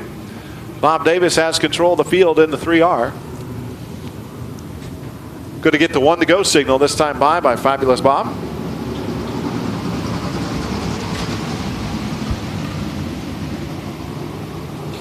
We got Bob in the flag stand and Bob behind the camera.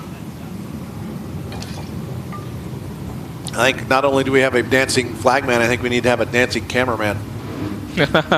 Just step on it, Bob. Here he comes, coming around to the green flag this time. Bob Davis has control of the field. Green flag in the air. Green flag in the air, jumping out to the early lead. It looks like it's going to be the Matt Streeter machine, yes. He had a heck of a jump on that start. They started side by side. When they hit the gas, it went. Right up on the cushion, up off turn number 4. Matt Streeter at the line, already half a straightaway lead over the Bob he's going to trek out. Roy Fisher in that 3rd spot. 4th is the 60 car of Scott Clough. 5th is the 22 car, I do believe, Roy Muniz. Yes, it is. At the back of the pack, the 50 car of Tony Bernard. As it looks like Matt Streeter is entering into a different zip code already into this heat race. Wow. 14:12 on the stopwatch, 95.609 miles an hour that last lap for Matt Streeter. Looks like potentially the best battle on track we have could be for the 4th place position. That is between Boy Muniz and that is the 60 machine of Scott Clough. Scott Clough holding down that 4th place position. Matt Streeter is off the gas for maybe half a second. Yeah, that just passed her right about that.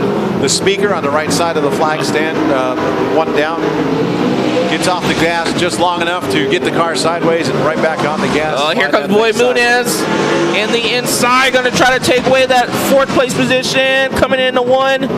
And looks like he's going to get it. Coming out of 2. He makes the pass. For the leader. White flag is out for Matt Streeter. Coming through 3. Coming out of 4. Your winner in the heat race is Matt Streeter. 2nd is going to go to the 3R of Bob Davis. 3rd is going to go to the 21 of Roy Fisher. 4th to the 22 of Boy Muniz, and rounding out your top 5 is going to go to the 60 of Scott Clough. Streeter flag to flag.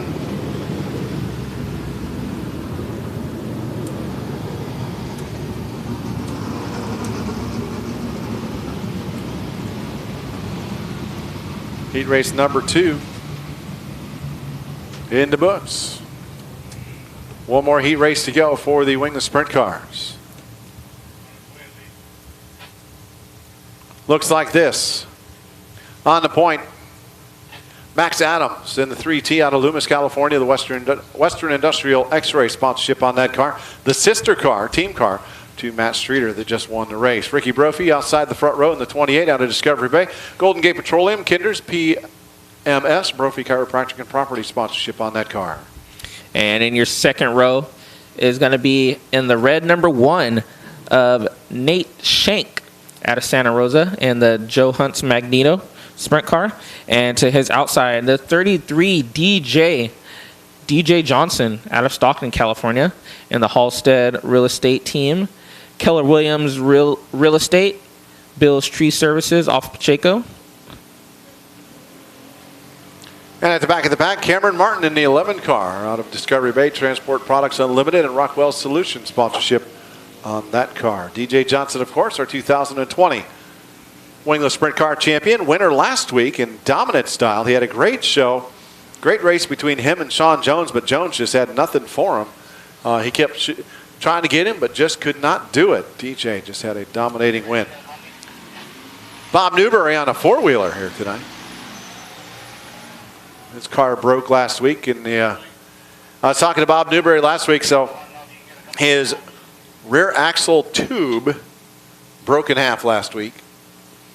And he said in his many, many years of racing, he has had most everything that has happened this year, he's never had happen to him before racing. It's just been that kind of year for him, and that was another instance last week when that rear axle tube broke.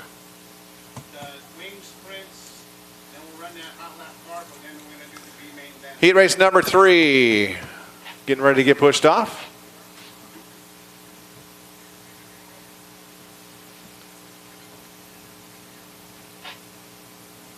Got one more car waiting to get rolled off out of the pit or out of staging back there. So we got this heat race for the wingless and then 2 more heat races for the wing sprint cars. Then we got a B main coming up for the Jay's Mobile Welding Hobby Stocks. Want to say thanks to Jay Bryant and his Jay's Mobile Welding for sponsoring the hobby stock division this year. I believe he's going to be back next year, and amongst some other stuff as well.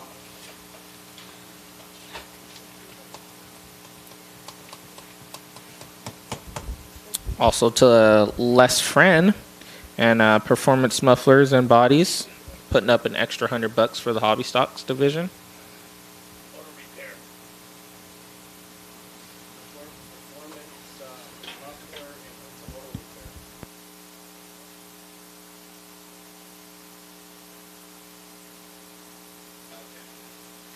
Performance Muffler and Auto Repair for Les Friend. Thank you very much, Les. Another $100 tonight towards the winner for the Jay's Mobile Welding Hobby Stock.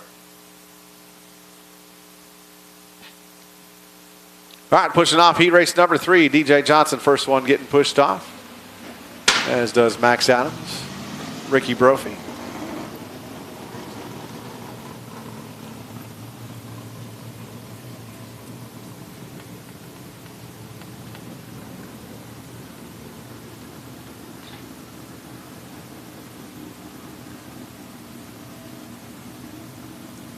A chilly night, but a beautiful night for racing here at Antioch Speedway. Nate Shank getting pushed off. One more to get pushed off. Hope we have them all up and running.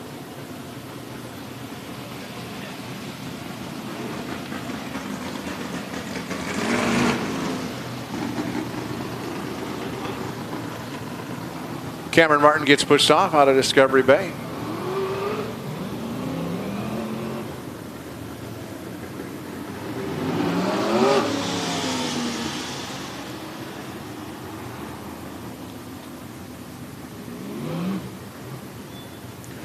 Fabulous Bob crossing them up.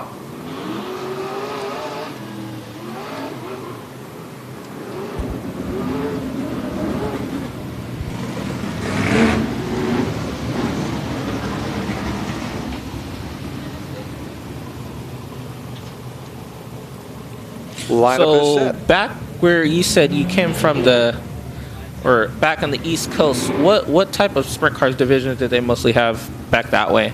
They had the micro stuff, and then the only ones I remember were the 410 sprints. Okay, yeah.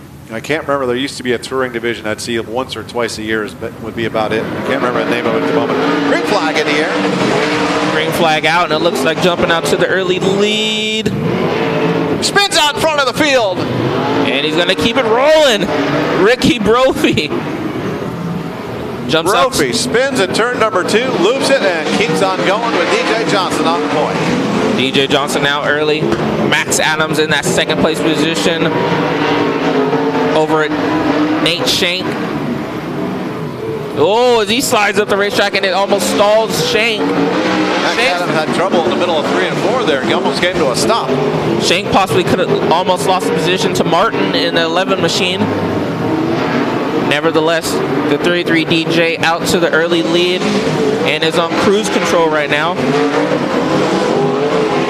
DJ Johnson out on the point, 95.677 miles an hour that last time by. That's a 14.11 second lap around this 3/8 mile oval here in Manioc.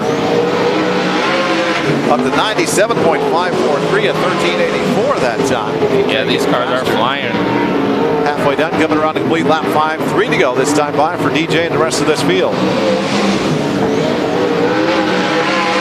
So DJ Johnson on the point, 3T of Max Adams third, fourth is Nate Shank, fifth is Cameron Martin. Or fourth is Cameron Martin, fifth is Ricky Brophy, 2 to go. And it looks like Cameron Martin's trying to gain something on the one machine of Nate Shank. As Johnson's going to see the white flag out. Best bet on track could be for that third and fourth position. Here comes Martin. Cameron Martin, is he close enough? No, to make the move on Shank. Checker flags out, DJ Johnson. Third, Matt Adams. I'm sorry, second, Matt Adams. Third, we'll go to Nate Shank. Fourth, we'll go to Cameron Martin. And fifth, we'll go to Ricky Brophy. Last lap of 1392, 96.983 miles an hour for our winner, DJ Johnson.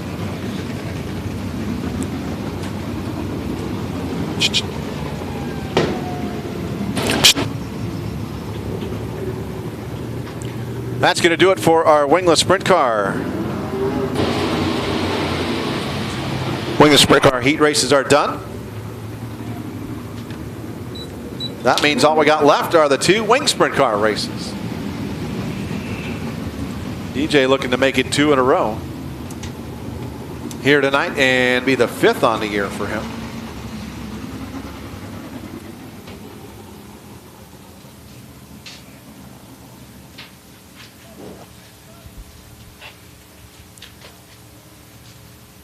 Starting lineup for heat race number 1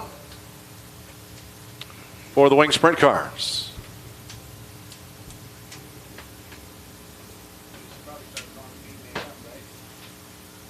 Looks like this on the point, the 07 car out of Hollister, California. It's Richard Forjaro.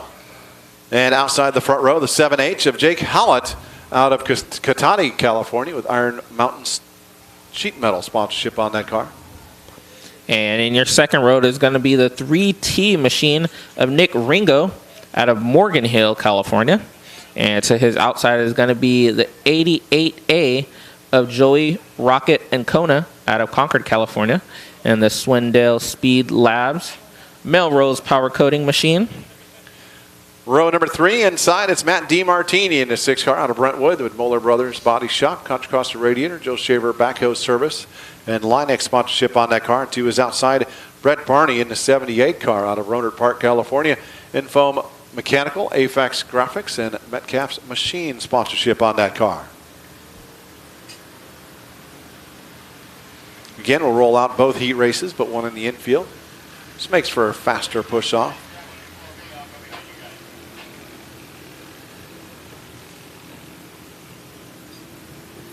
Everybody's making a big show for the Wing Sprint Cars tonight. We got 2 heat races, 12 cars in all. Thanks for tuning in again to Antioch Speedway TV.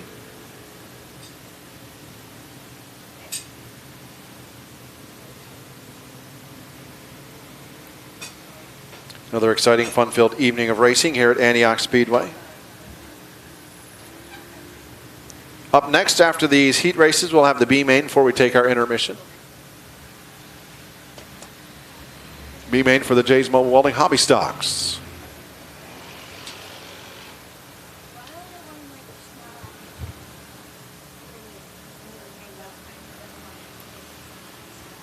Wing Sprint Cars, so the speeds were not quite as fast as I thought they were going to be.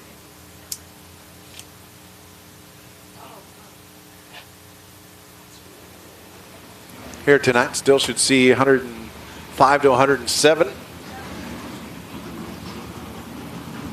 for the Wing Sprint Cars here.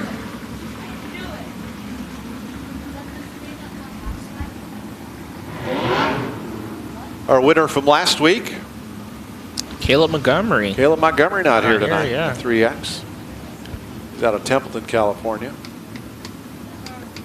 He wasn't sure. He was talking about he wasn't sure if his dad could get off work or get out of work or something, so he wasn't sure if he was going to make it, and unfortunately not able to.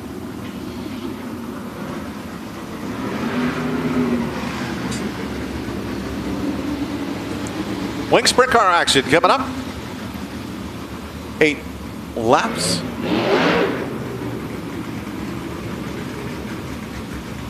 It's weird being only 2 heat races from being done with heat races, and it's only 5:37.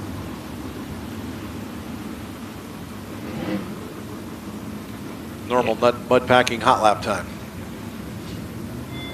Thanks for tuning in to Antioch Speedway TV. Keep an eye on the website at www.antiochspeedway.com, antiochspeedway.com, the Facebook, Antioch Speedway by promotions, also antiochspeedway.tv on Facebook, and of course Antioch Speedway announcer on Facebook and YouTube.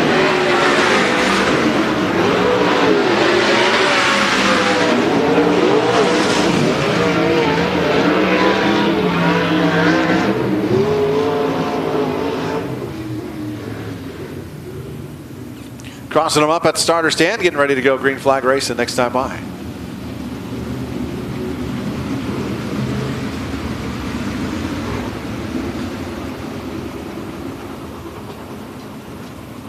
So did you get to see the Pennsylvania posse then? I never got to go down there. Where we raced at was north. We were actually over across the border in New York, upstate New York. Okay, yeah, okay. Woodhall Raceway, Black Rock Speedway. A couple of places I spent a lot of time at. Green flag in the air. Green flag in the air. Looks like the 7H of Jake Holt. Jake Hallett out on the points. Jake Hallett jumps out to the early lead with Joey Ancona right behind him, nipping at his heels. As you see, these cars rip around this racetrack pretty quick. Oh, Car got one up in the bicycles hits the wall. That's a 78 and he's car gonna of keep Gordon it. Barney. No. His Broken tire- right yeah. front on that car. He's gonna try to pull it to the infield. No, yellow flag is out. Wow, looks like that 78 machine just kind of bicycled off the cushion and just went straight into the wall. Last lap, a 12.86 second lap, 104.977 miles an hour.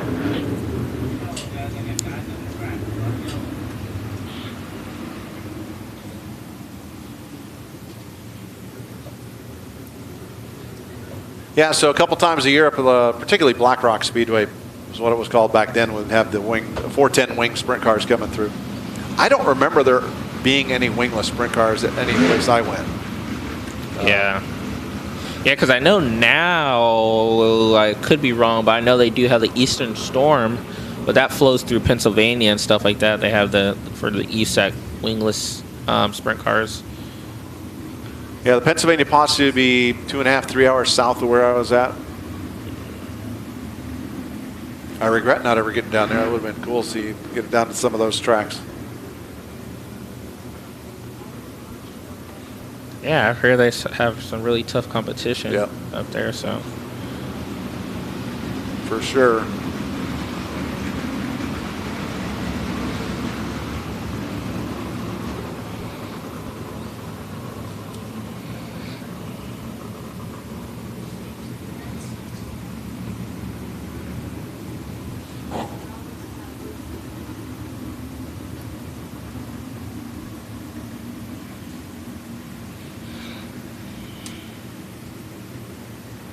Have to do some iRacing this winter.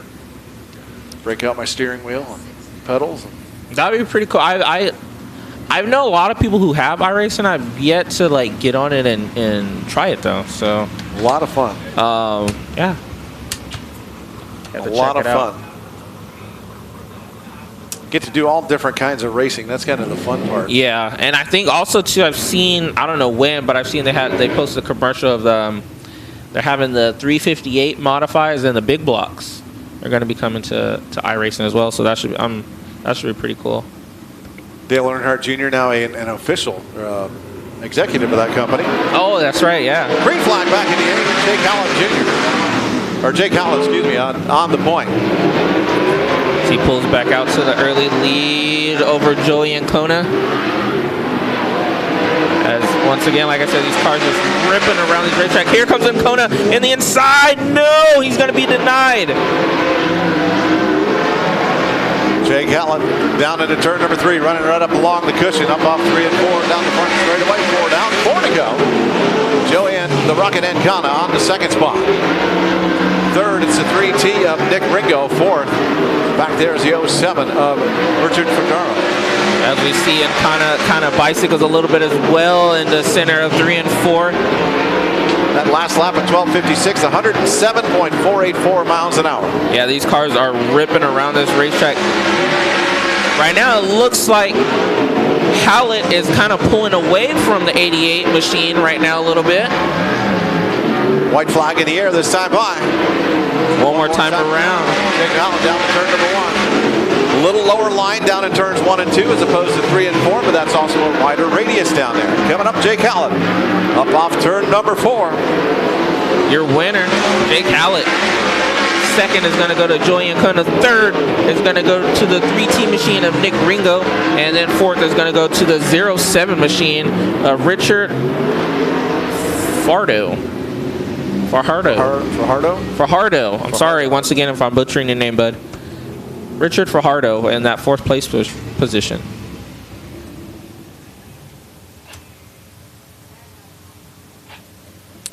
All right, one more heat race, our final heat race of the night coming up. We do have some hot laps coming up too. We got a couple IMCA Sport Modifieds here. The Kleiman's boys are here getting ready to go for the win tomorrow night. Heat race number 2 looks like this. Sheldon Moez, the 1S out of Wani, Hawaii, and the Rockstar Trucking sponsorship car on the point of heat race number 2 to his outside. Justin Cox in the 31C out of Clarksburg with the Burco Redwood sponsorship on that car. And in your second row is going to be the 3 machine of Sean Arriaga out of Oakley, California. Excuse me, in the Unique Breeds Western Limited Investigations Kinder's machine. And to his outside is going to be the 87P. That's going to be Jacob Toto out of Oakley, California, in the Linex Customs Black Bear Diner. Contra Costa Radiator, Diablo Pools Despite Clothing machine. Now, it might be Ricky Brophy in the 3 car for the heat race. Oh, okay. Because Ricky was saying he might run the heat race with Sean running the main event. The rookie flags are off the back of it, so I'm wondering. At the back of the pack, it's Art McCarthy in the 19 car with Skip Govina Race Engines, Fleet Body Works, RPM Mufflers, Stallion Graphics, Scott Gasper Photography sponsorship on that car. And starting in the back of the field, Wayne Cornwell in 3C out of Petaluma, California.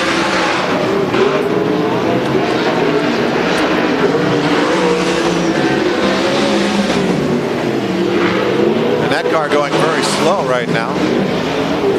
Looks like he fell to the back on his own.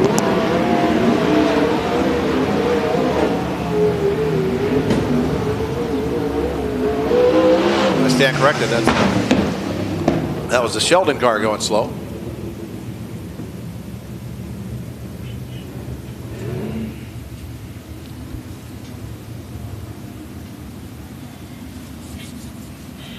All right, coming around, giving the 1 to go signal this time by. Final heat race of the night.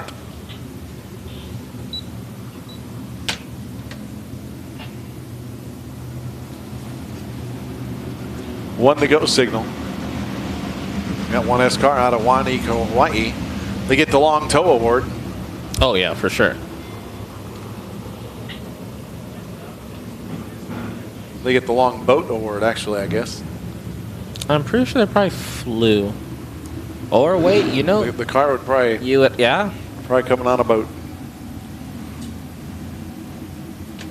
Coming around, green flag this time by Monez has control of the field. Coming up off turn number 4, green flag in the air. Green flag in the air, jumping all the way up to the early lead is going to be the 31C machine of Justin Cox.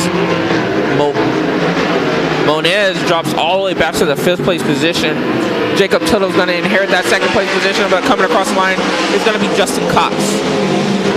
Cox coming up off turn number 2 down the back straightaway. He's got about 7 or 8 car lengths right now over Jacob Tuttle, who's got another 7 or 8 back to the 3 car of either Ricky Brophy or Sean Arriaga. Not sure who's in that car. But here comes that 3C of William Cornwell Jr. He's battling. That's battle for third up off turn number 2 down the back straightaway. Cornwell went down and touched the infield and slid up the track. Not able to make a move this time by Lookslow coming up off turn number 4 down to turn number 1. As Caldwell trying to make a move on, it looks like the 3 machine, of Sean Arriaga, as Arriaga jumps the cushion. Now he's going to get past. Oh, they both slide up the racetrack. Then they almost come to a halt in turn 2. 5 laps down, 3 to go, 12.52 seconds, 107.827 miles an hour last time by. As Jacob Tuttle still in the second spot. That battle continues for third up off turn number 2.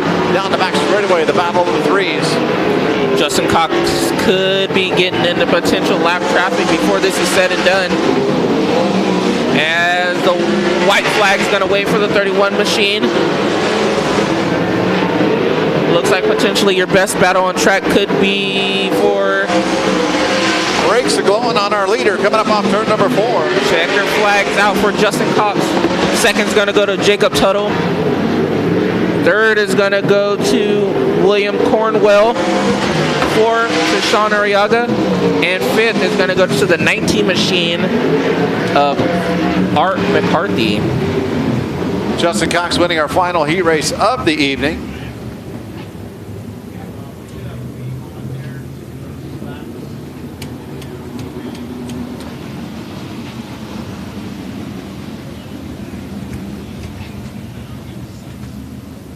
Looks like we have 13 cars for the B main here tonight.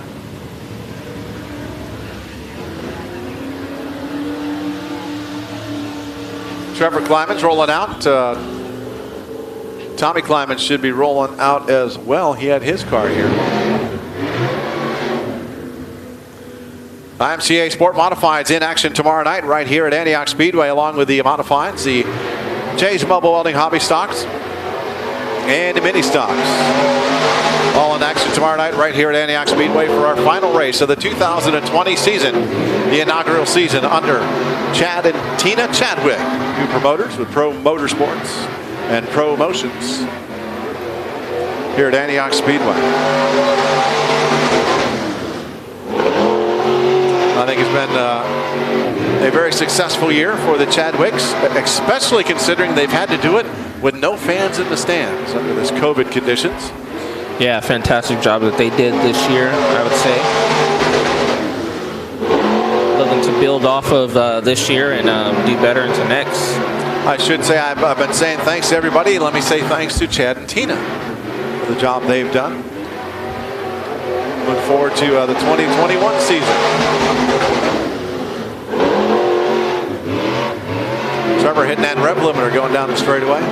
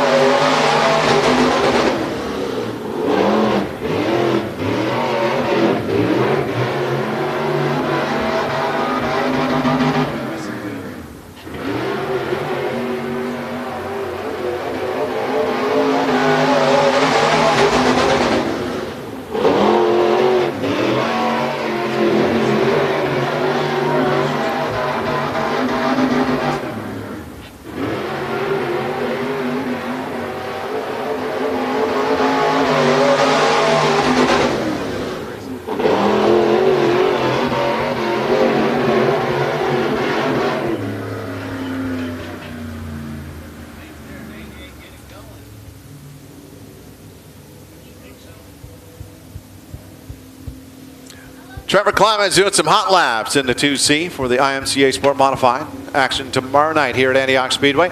Tune in right around the same time, about 3:30, 3:45. We'll go live on the air on Antioch Speedway TV for another exciting, fun-filled evening of racing. With that, let's talk about B-Main racing for the Hobby Stocks. Taking, I believe, the top 8 going. So on the point, Gavin Griffiths in the 47 car, starting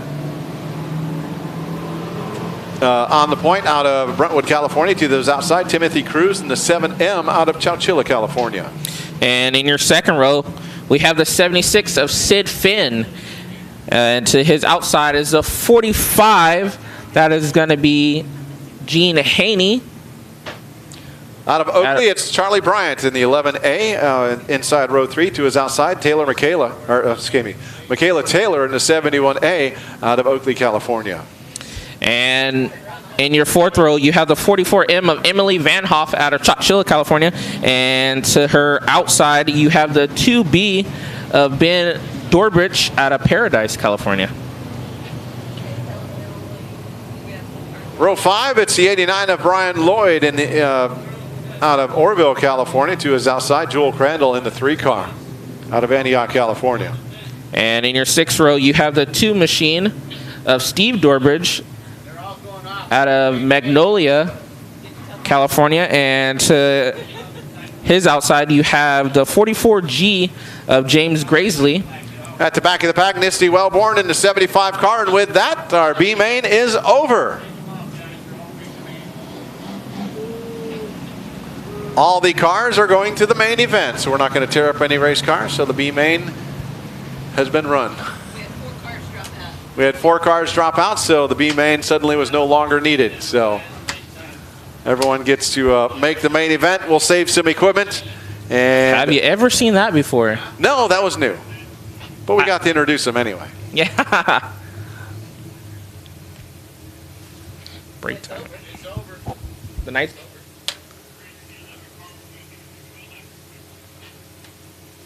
That's going to do it. We're going to take a brief timeout.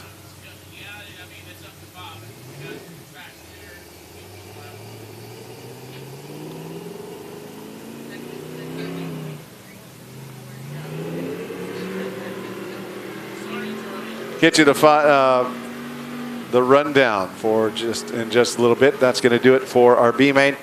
Main event's coming up next. We're going to take a timeout.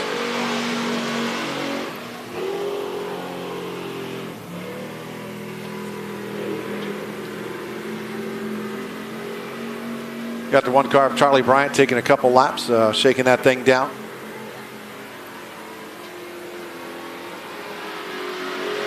And during intermission, in the background, you're going to be hearing the latest episode 39-2020 of Wiley's Race Report from this past Wednesday night for last Saturday's racing action. We'll be back in just a little bit with our main events, live and direct from Antioch Speedway. Hello, race fans. I'm Wiley Wade, and this is Wiley's Race Report.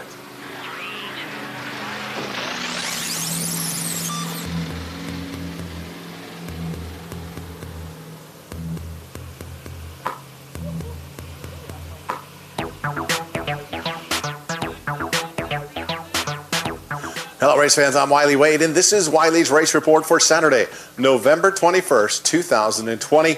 It was open wheel night at Antioch Speedway, and it was some great racing action all night long with the Wing 360 sprint cars, the Wingless sprint cars, the 600 micro sprints, and the Delta Dwarf cars all in action. Not only was it good racing, it was fast racing as well, topping out at over 112 miles an hour with the Wing sprint cars, and the Wingless sprint cars topped out right at 100 miles an hour even. Don't forget this upcoming weekend, the 27th and 28th of November. It's a doubleheader weekend. We got the open wheel cars back on Friday night, the 27th, the Wingless sprint cars and the Wing sprint cars. They're going to be joined by the Jay's Mobile Welding Hobby Stocks and the Hard Tops and the Valley Sportsmen, combining for another event. The Valley Sportsmen get to keep their wings on once again for that Friday night show. Then on Saturday night, the 28th, we got the IMCA Modifieds, IMCA Sport Modifieds, Jay's Mobile Welding Hobby Stocks again, and the final race for the 4-bangers. Next year, they're going to be called the Mini Stocks. Don't miss it. You can see all the action live and direct from Antioch Speedway, only on Antioch Speedway TV. Head on over to AntiochSpeedway.tv to catch all the action. In our racing action, the main event for the 600 micro sprints, number 4, Cody Gray, took home the win. He had a very dominant race evening at Antioch Speedway. Here's what he had to say. Cody Gray taking home the win. Tell you what, once you got out front, you just kind of checked out. How was it for you tonight? The track felt pretty good. The car was running great all night, so got to thank everybody here at Antioch for producing a great track. It was pretty racy and it was pretty fun all night. You were a lot faster than most of the other cars out there. What's the difference with your race car? I really couldn't tell you. I don't know if it's me or what. I race with Brandon weekly. You know, me and him, we've had a couple of battles for the lead. It's always fun. So we were going to run Tulsa, so we've still got the stock A-Class motor in it, so it's nothing too special. I was going to say, that's the best answer right there. It's the driver, right? I guess. 95 plus miles an hour. Can you feel the speed in these little cars like that on this track? Because I know you guys also run places like Dixon, which is much smaller. Yeah, you can for sure feel the speed compared to Dixon, and you know, the car kind of starts wiggling a little bit, but nonetheless, it's super fun. All right, any big troubles for you tonight, or are you all good from start to finish? Pretty good from start to finish. We had to do one gear change, and all we really changed all night was tire pressure. All right, Cody, great. Congratulations on taking on the main event win. Thank you. Moving on to the Delta Dwarf cars, the 80N of Sean Jones took home the win after not making the main event last time out due to mechanical issues. He was out there and made a statement and took home the win. Here was Victory Lane. Sean Jones taking home another win here at Antioch Speedway tonight. You won the regional event back in July. Last time here, you didn't quite make the main. You had some mechanical issues, but you come back and finish strong. No one could touch you once you got out front. Yeah, actually the car was really good tonight. We've been trying some new old stuff, so I've been like going back to a setup that we used to run in 2009, 2010. I don't know why we ever stopped running it. So yeah, it was really good. I kind of messed up on 3 and 4 the last lap, and I heard my brother-in-law right there. So I don't know if it was just the white flag blues or what. I don't know. I didn't hit it very well, I guess. But it's always great to race with him, and I can't wait for the sprint car race. I'm starting first for that, so some tough competition to hold off. Let's say I did that last lap. You went down turn number 3. You had about a 7-car length lead, and halfway through 3 and 4, you had about a car length lead. Yeah, I felt like I almost stopped over there, but it was either going to just plow and keep pushing towards the wall, or I had to stop and reset and kind of pull off the bottom. But luckily, I guess I got through 1 and 2 really good that time, so thank God for that. How's the track conditions for you tonight? Oh, it's really good. It was pretty one lane in the heat races, which is pretty expected, and then it's really widened out now, and I think the sprint car race will be good. And yeah, we'll see what happens. Can you learn anything running this and then going and running your sprint car a little bit later? Mostly track condition stuff, but setup-wise, not really. This is well, their setup kind of similar, but you have so much more power and tire in the sprint car that you just get it done in that thing. So I'm looking forward to it. Well, we had a 100-mile-an-hour run in a wingless sprint car earlier tonight, so the racetrack is fast. Yeah, it is. I'm sure that was DJ. So. All right, Sean Jones, congratulations, taking home another win here at Antioch Speedway. Thank you very much. In our wingless sprint car action, DJ Johnson, our 2020 Antioch Speedway wingless sprint car champion, held off a hard-charging Sean Jones, who was trying to make it 2 main events on the evening. But DJ able to take home the main event win, putting another notch in his belt for the 2020 season. Congratulations, DJ. Here's what he had to say. Climbing out of the race car, taking home his, I believe, 4th win of the year here at Antioch Speedway. Woo! Yeah, that was good. Winning it convincingly. DJ Johnson getting a swig of water. Okay, so just so you know, we talked earlier, and everybody can watch the interview later this week on on Wiley's Race Report. But I did not pick you because I didn't want to jinx you like you said I do. Thank you very much. I appreciate it. I kind of owe you one. But yeah, shoot, we are so happy right now just to get it done. Yeah, I mean, just to gather my thoughts, I mean, we just recap what we talked about earlier. We just said, hey, we've had a fast car all year, just unfortunate stuff's happen. You get into lap traffic, other people's wrecks, you know, and then we gave a lot of races up while we were leading them. And I've said that several times down here, and it absolutely drives me nuts. And so yeah, you know, finally get done with the points, stop talking about points, and just come out here and just race our asses off. You know, and you know, it felt like we did pretty good in the heat race, looked at the main event, and who were lined up next to it, and it was a good field tonight. It was a real good field, you know. And you know, we wanted to really just put it to them. I mean, we want to come and put our best foot forward every night, but you know, we did it through lap traffic. You know, we made it through. It seemed pretty clean. You know, no hang-ups. You know, lap traffic wasn't making huge mistakes towards collecting the race for the lead. So, yeah, super happy. you know, and I finally got to race against Sean Jones. You know, he's ran up front several other weeks, and you know, you just want to get up there and race with Dylan. And you know, sometimes stuff happens, you fall back, you can't get up and race with him. But you know, we got to race Sean hard for at least 15 laps right there, and it could have went either way. You know, but hey, we had a track where we could get up there and run the high side, bang the boards, and you know, I mean, I don't know how Dylan ended up, but I tell you what, there's some badass race car drivers in the field tonight. Sean Jones, he's one to beat in a spec sprint, night in and night out. I don't know if the live stream knows, but Max Adams from Indiana, he was one of my good buddies. We raced USAC with him. He made the leap, moved to Indiana, and Finkerbinders, they put him in the car for the main event. So, I mean, you know, I think he was Gas City track champion this year in Indiana with the 410 boys. So, you know, you got some real top caliber drivers running spec sprints here at Antioch Speedway tonight. So, you know, if we could hold our heads up high and, you know, say we won that one, I mean, shoot, that's awesome. There's nothing else I could really say. Just thank my guys, thanks my sponsors. You know, they're having a good time tonight. Yeah, they had a little fun. You'll have to watch the video for that. But and Dylan finished fourth. He had a good run as well. Now, I had a question for you as far as the racetrack. It looks like it changed in the middle of the race. At the beginning of the race, looks like everybody was running high. You tried to get around Sean a couple times on a couple restarts on the low side, and it didn't work. Then suddenly it switched, and you were able to get around him, and everyone else moved down after that point. Sean Jones is a very smart race car driver. I mean, he's just got seat time and everything, dwarf cars and stuff. He's kind of got that edge over me. He's driving a lot more often than I am. But, you know, like we were in the same heat race. We had a pretty stacked heat race. And, you know, Sean Jones, we were going to dive into turn one and see what happened. You know, we could bang a little bit, but not wreck each other. You know, and he's aggressive, and I could be aggressive too. But, you know, sometimes some of my crew guys were saying, hey, you know, we kind of think he might have let you go a little bit just to play the invert and start in front of you. So, I mean, I feel like I don't think he'd ever really, I think if you put this 33 car in front of Sean Jones, he's going to give it 100% every time. So, you know, my hat's off to him. You know, the line just, the track was changing. So, you know, most of the time he'll be coming through the field and you'll be leading it in a sit and duck, not knowing what's going on behind you. So it just happened to be our turn tonight. So I'm super excited.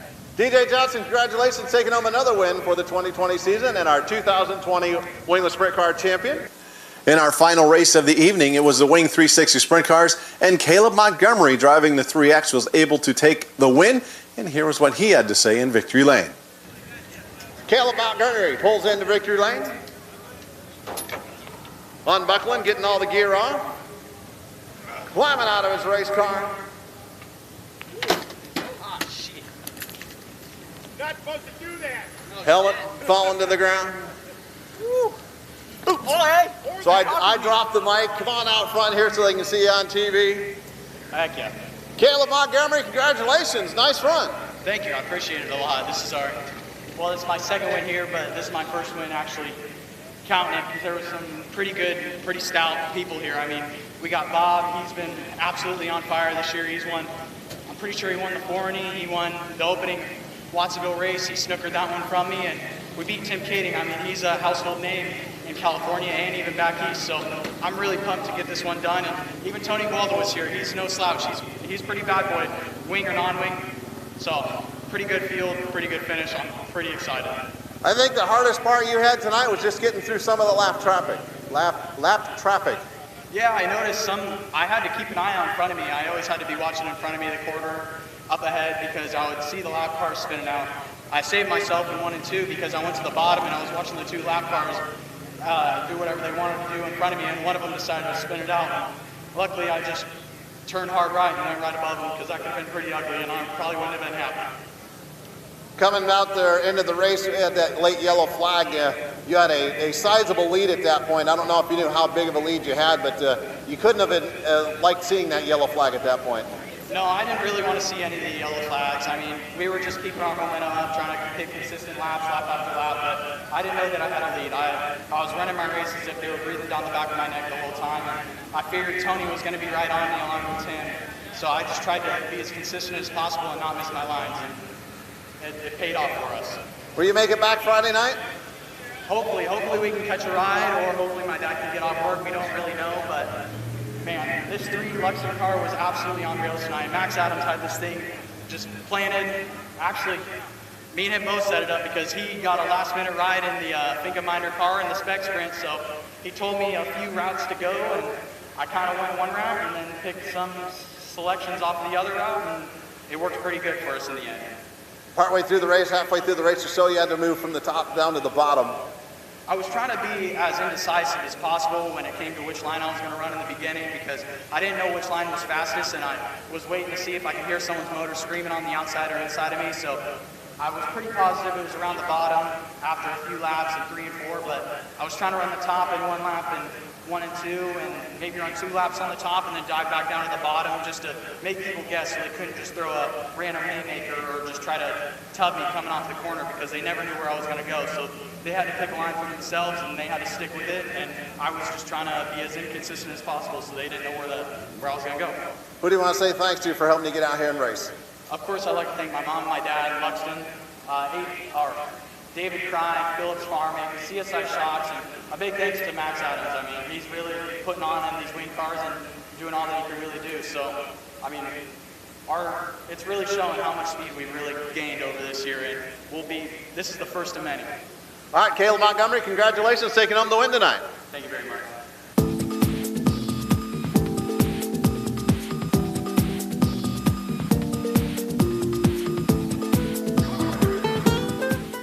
Congratulations to all our winners on Saturday night, November 21st. Earlier in that evening, I got a chance to catch up with our 2020 Wingless Sprint Car champion, DJ Johnson, for a quick interview, and take a look. Here with DJ Johnson, driver of the 33 DJ, and our 2020 Wingless Sprint Car champion here at Antioch Speedway. Congratulations.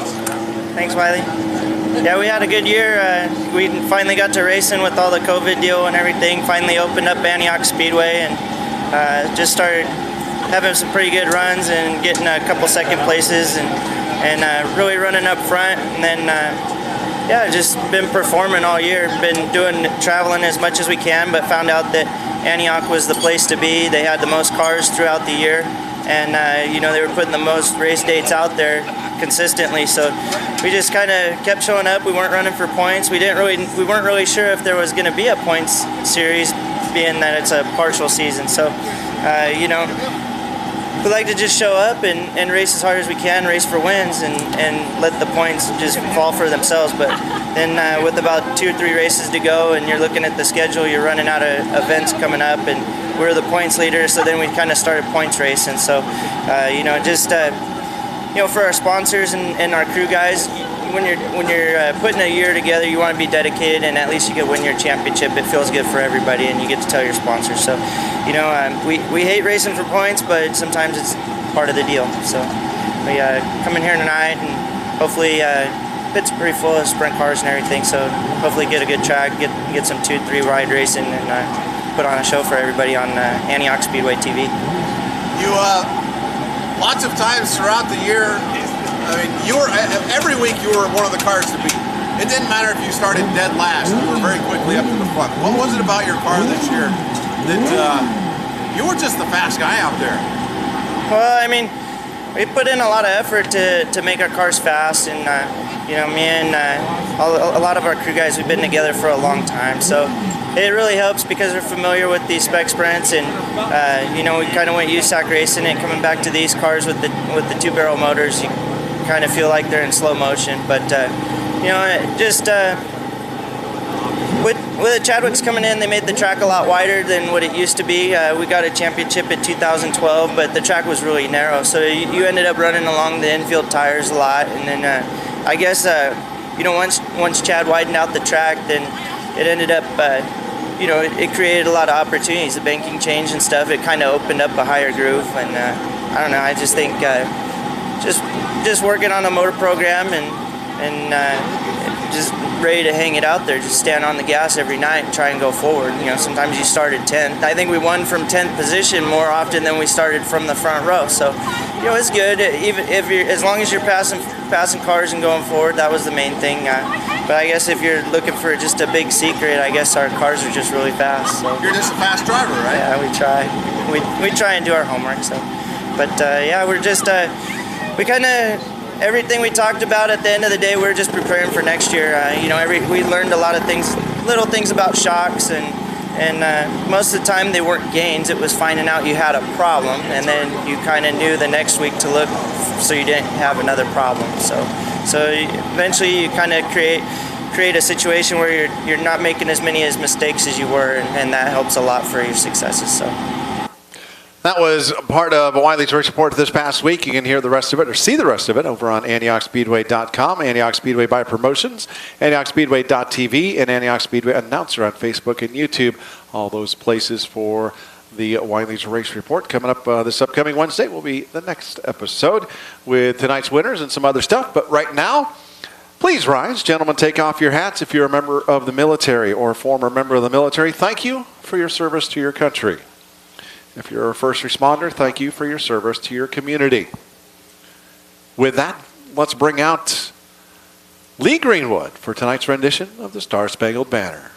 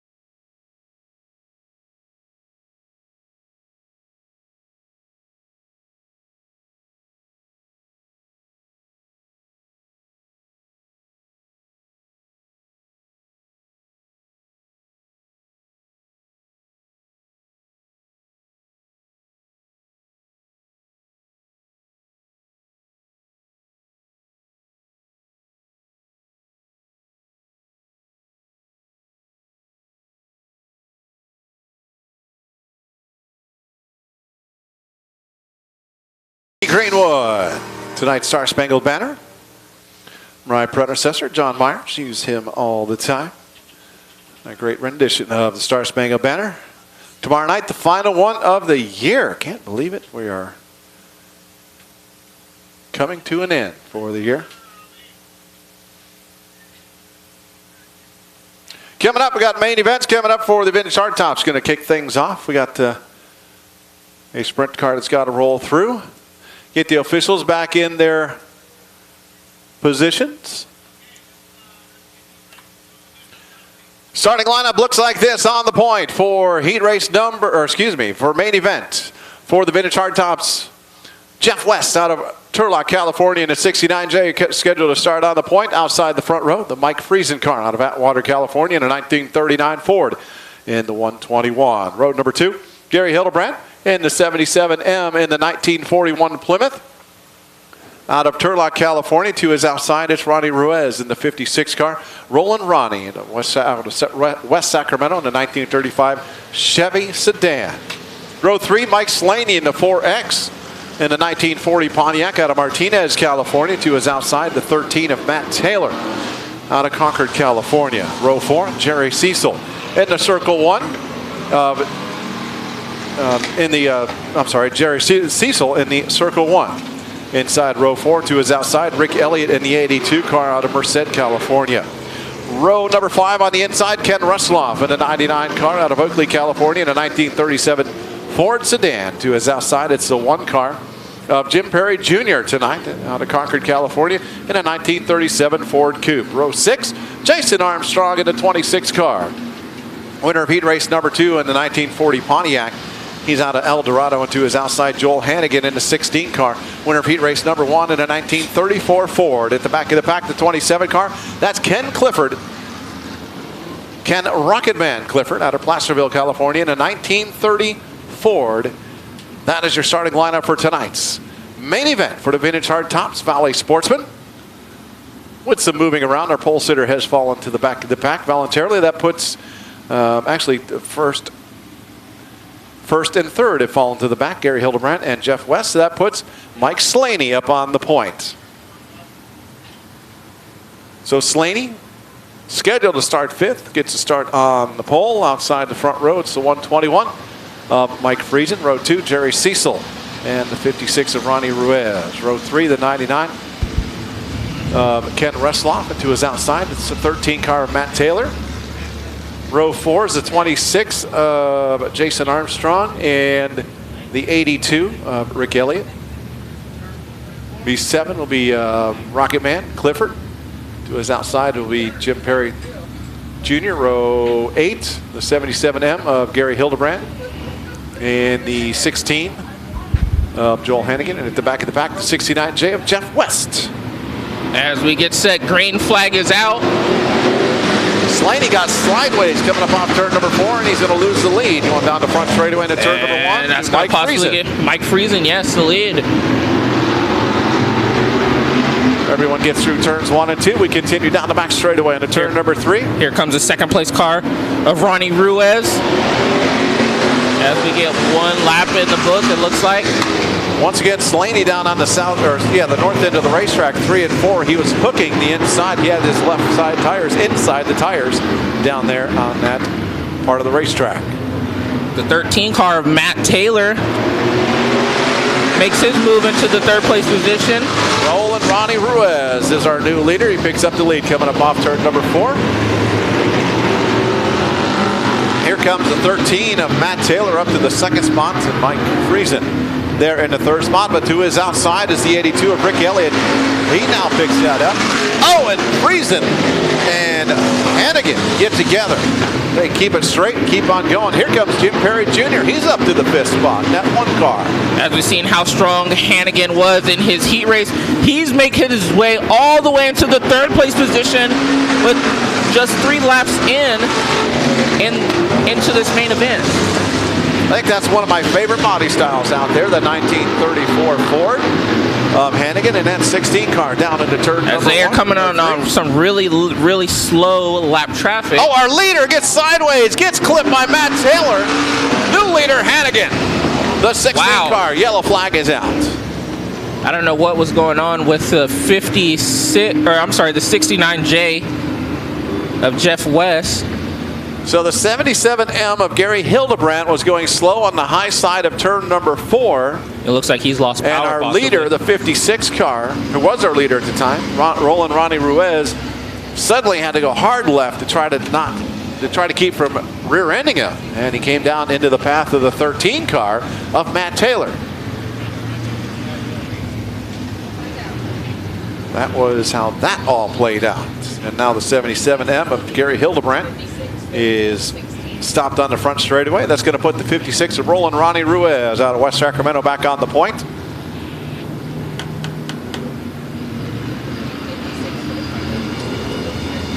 Five laps into this main event, 15 laps still to be completed. The last lap is 1976 on the stopwatch, 68.320 miles an hour.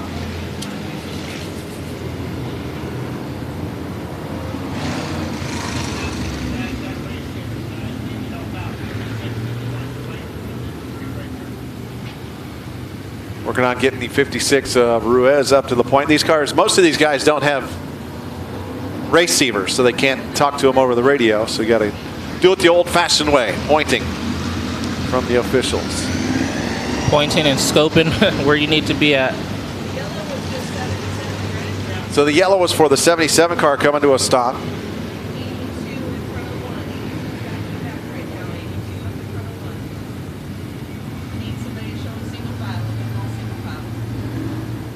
Working on getting the lineup set.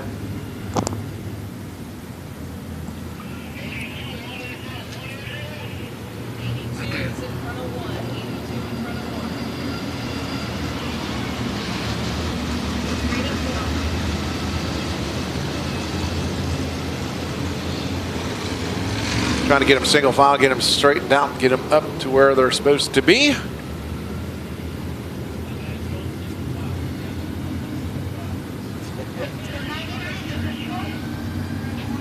A beautiful night for racing, other than it is a little chilly. Oh, it's very chilly. I've got my 2 layers on. I've got a third one I may put on here.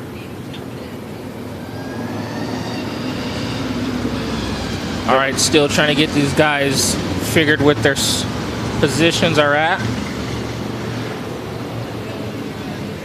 Need somebody with a whiteboard down there.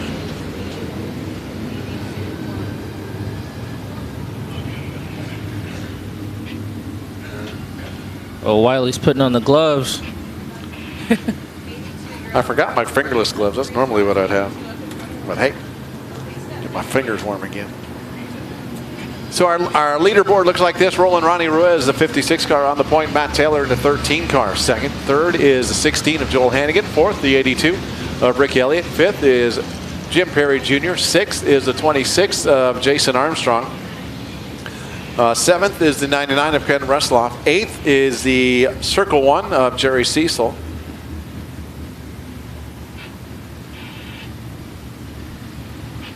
Backing up, I had said Ken Resloff now has the 121 of Mike Friesen going to be put in front of him. And the Circle 1 also in front of 99.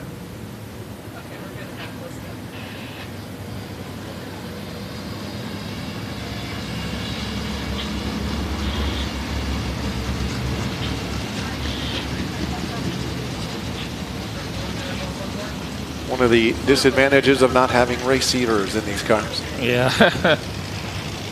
Gotta get Jerry Cecil up one more spot. We could possibly get started. So, Roland Ronnie Ruiz back on the point. We didn't get to do our picks. All right, go ahead. You get to pick first. So, All right, we're only 5 laps in, so I'm gonna go with the 16 car. I'm gonna go with Jewel Hannigan. Choice, not a bad choice at all.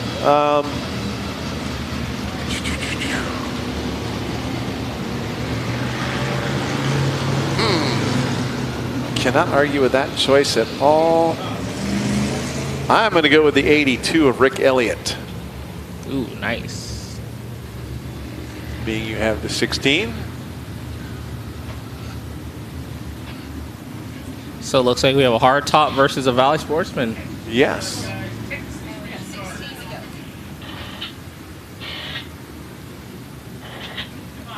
I would have picked the 56, or I'm sorry, I would have picked the 16, but you got him first, so I'll go with the 82. All right, 1 to go signal, let's stand. And again, it's a good time getting all those cars out there. You can see all the different wing angles for the Valley Sportsman. Oh, yeah. wide So range. it looks like, I believe we have 4 laps in and 16 to go. We did not get that 5th lap in the books, so it looks like we possibly might get them set coming around. Yes, green flag. Green flag is out. And here comes Joel Hannigan trying to make his move. Down the back straightaway. Hannigan picks up 2nd spot, puts Jim Perry Jr. into the 3rd spot. Now he sets his sights on Roland Ronnie Ruiz. Looks to the outside, at the line. And Ruiz has it, but Hannigan has it going into turn number 1. Hannigan. Yep, he's your new leader down the back straightaway. Now it looks like the one of Jim Perry is going to make his move for that 2nd place position. He has 2nd place coming out of 4. 1668 on the stopwatch, 80.935 miles an hour. Once again, it looks like we have that 69 machine going slow on the racetrack. That is Jeff West, as Hannigan's gonna gobble him up and get by. 2 cars get together. The 56 of Roland Ronnie Ruiz and the 82 of Rick Elliott. Elliott spins out, going down the front straightaway. Is he gonna keep it going? He's inside the tires, waiting to see if there's going to be a yellow flag. He's trying to get it fired up. Yellow flag is out. Yes. Not able to get that thing refired. The announcer's curse strikes again.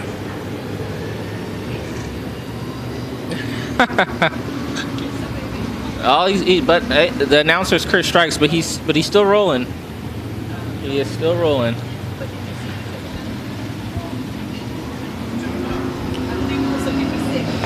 So the 56 and the 82 get together, coming up down the front straightaway. The 82 spins out, does a complete 360.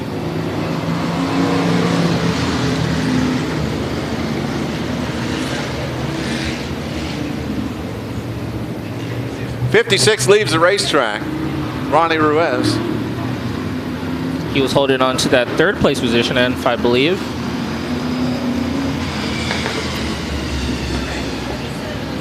So Joel Hannigan on the point. Jim Perry Jr. second. Third is the 13 of Matt Taylor. Fourth was Ronnie Ruiz. That'll move the 80. It's not going to move him up. It's going to wait and see who moves up. Looks like Cecil Gordon may, or Jerry Cecil, I'm sorry. Jerry Cecil may be up to the 4th spot. 5th, the 121 of Mike Friesen. 6th will be Ken Rusloff.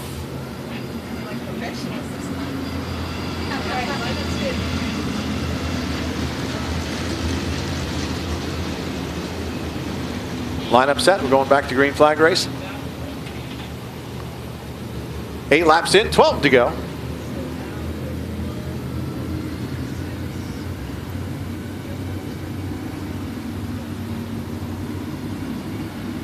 All right, lead car, Joel Hannigan, reminds me of like Bonnie and Clyde. Nice gangster car. Green flag in the Green flag is out. He shoots out to the early lead, but here comes that 26 machine of Jason Armstrong. Armstrong, winner of heat race number 2. Yes. Setting his sights. Joel Hannigan. Getting a little loose, coming off of 4. Yeah, he did.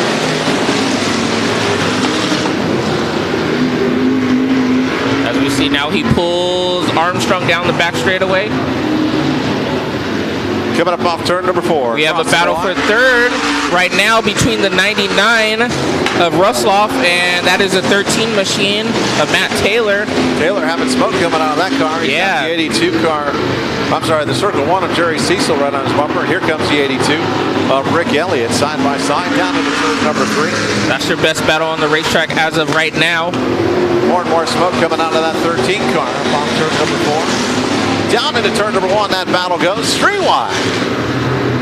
Coming up off turn number 2, down the backstretch. The 13 car, Matt Taylor has it. Jerry Cecil and Rick Elliott want it. They go into turn number 3. One goes high, one goes low, but still he holds that middle lane where they can't get by him as they go by the lap car. One car leaves the racetrack. Also working around the Jeff West car. 7 laps remain. That battle coming up off turn number 4, still side by side. Battle for 5th. 5th, yes. Matt Taylor still holding on to the position. As we see smoke starting to pour more out of the rear of that car. Still your leader in the 16 machine, Joel Hannigan, just biting off lap cars. Rick Elliott finally works his way around Jerry Cecil for that 5th spot, so put the 82 in the 5th spot. He's going to try to get around Matt Taylor in the inside, coming to 3. They touch a little bit, and he's going to get that 82 up off. 4th place position, I believe it is. Yes, the 4th place position. As we see the 69J of Jeff West leave the racetrack. That battle continues. Jerry Cecil now trying to get on the inside of Matt Taylor for that 6th spot. Joel Hannigan coming on the 121 of Matt Friesen. The lap traffic trying to go around the outside. As they show him the move over flag. Hannigan down to turn number 1 on the high side. He gets a little squirrely coming up off turn number 2. He's got almost a half a racetrack lead over 2nd place. Now Rusloff is gaining on Armstrong for that 2nd place position. 3 laps remain in this 20-lap main event for the Hardtops Valley Sportsman. Joel Hannigan, are still our leader. Battle for second into turn number 1. Oh, as he comes up on the 13 car of Matt Taylor. 2 to go. Battle for second into turn number 3. Jason Armstrong has it. Here comes Ken Rusloff. Down on the inside, nothing doing that time. And Hannigan's going to see the white flag come out as he gets by Jerry Cecil. One more time around for Hannigan in that 16 car. As Rusloff still has not got around the 26 machine. One final time into turn 3. Joel Hannigan up off turn number 4. Green or checkered flag in the air. Hannigan with the win. Hannigan with the win. The 26 machine of Jason Armstrong, your second place car. Third will go to the 99 of Ken Rusloff. Fourth will go to the 82 machine driven by Rick Elliott. And fifth is going to be the 01 of Jerry Cecil, rounding out your unofficial top 5.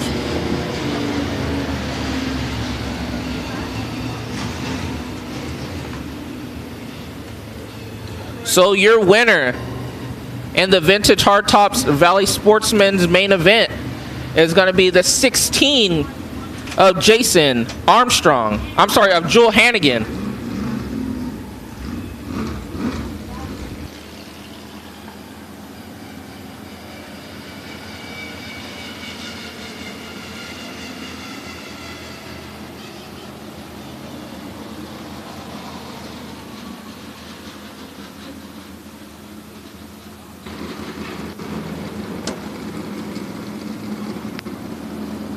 Heading down for victory lane.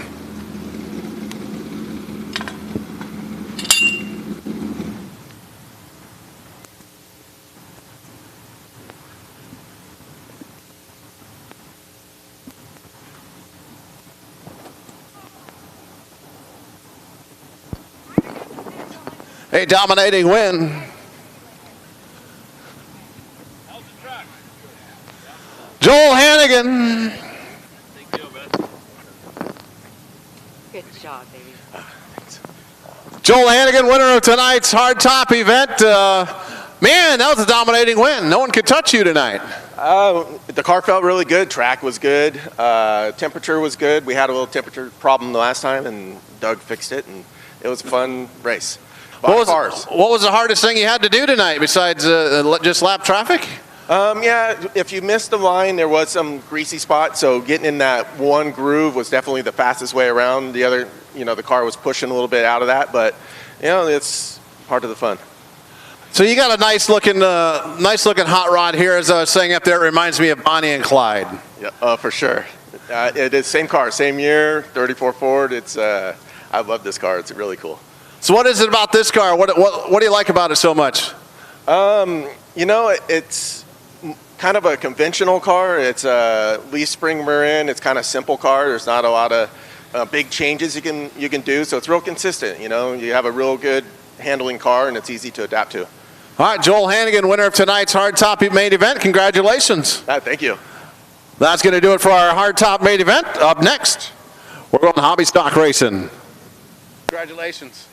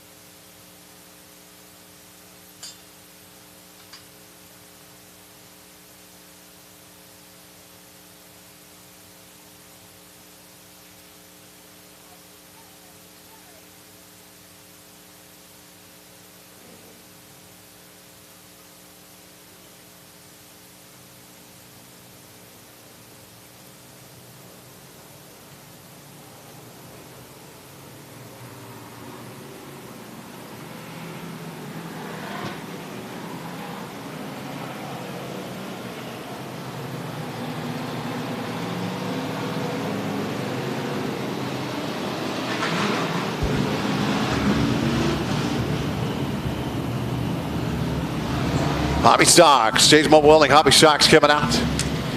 Starting lineup looks like this.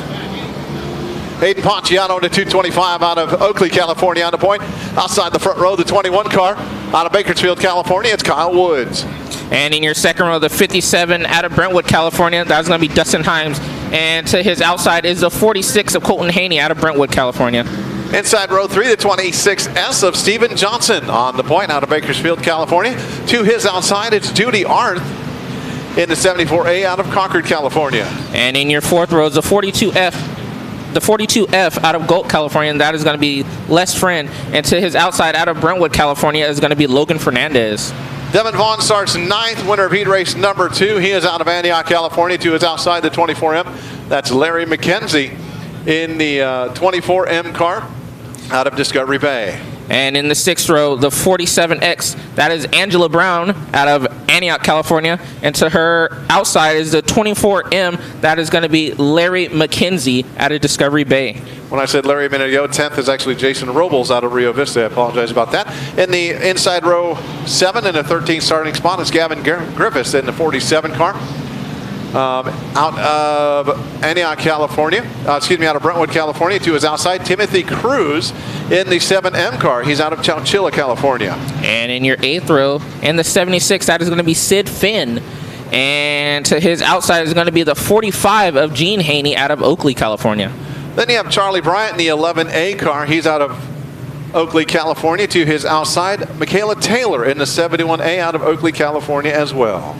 And in your 10th row, the 44M out of Chowchilla, California, that is Emily Van Hoff. And to her outside, you have the 2B, that is going to be Ben Dobrich out of Paradise, California. And at the back of the pack, Misty Wellburn in the 21st starting position, and then 75 out of Castro Valley. And to her outside, it is the 44G of James Gracely. You have the 22 car field for this Hobby Stock main event. Big field of cars here for day 1 of 2 for these guys for this turkey night.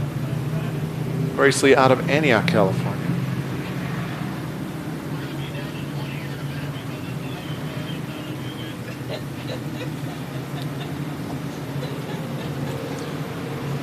Hobby Stock Racing, night 1 of 2 for these guys on this turkey night.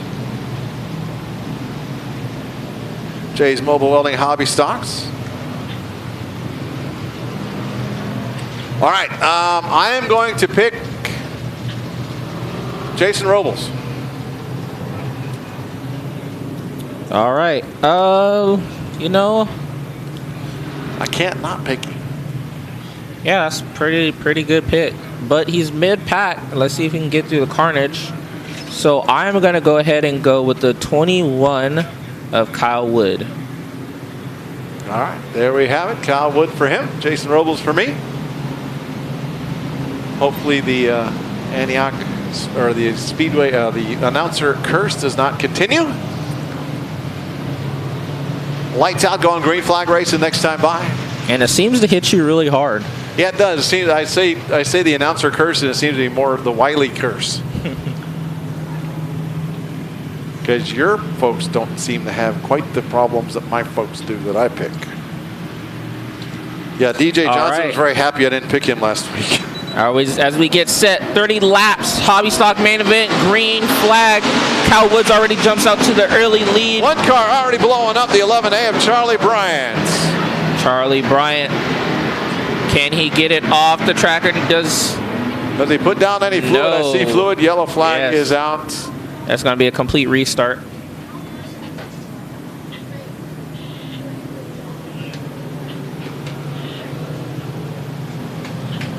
He's not going to make it to the. He got to the exit gate. That's as far as he got. Someone said over the radio as they were parading around that it didn't sound real well. Well, yeah, guess not. Grenaded that motor or something. Hopefully nothing serious. They can fix it and be back tomorrow. That would be awesome.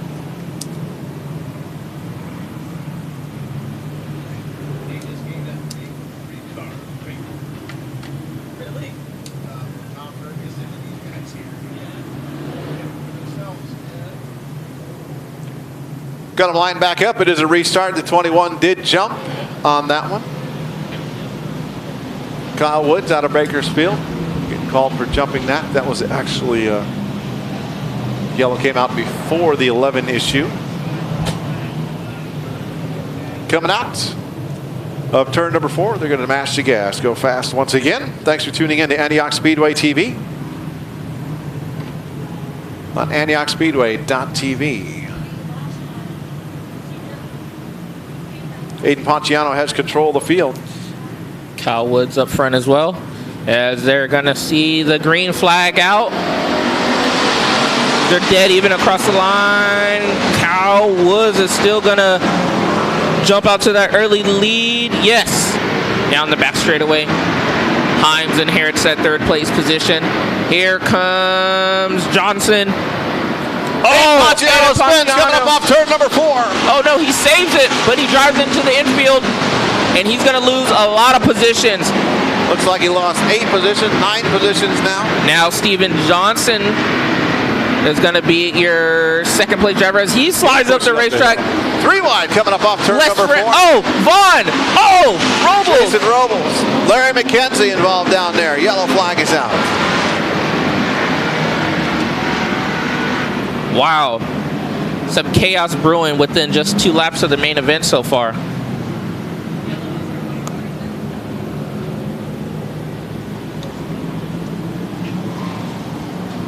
Larry McKenzie getting credited, I believe, on that one. And Himes has a little bit of smoke coming. Just a little puff, a little bit, coming out from the rear of that car. Started with Devin Vaughn spinning. Collected Larry McKenzie. He spun to avoid hitting the 16 car, and Jason Robles had got slideways and cut through the infield.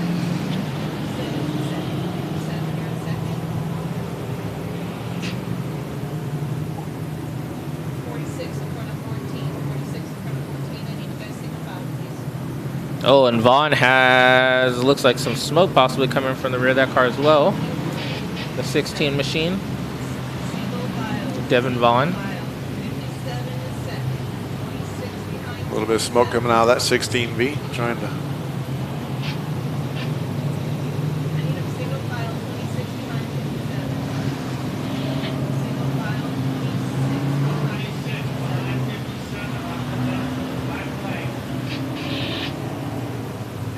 Trying to get them single file, and they're not cooperating up front there. 26 car. Steven Johnson needs to fall in line in the 3rd position. 46, I need you to fall back 2 spots. 14, back 2 spots.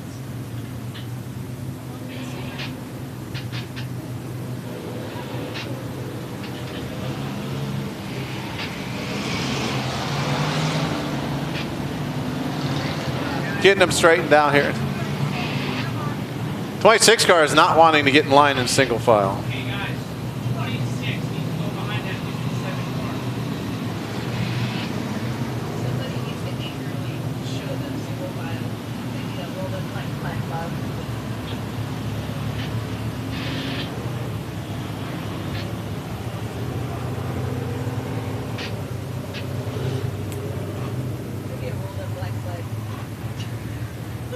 As now we see the 26 get behind that 57.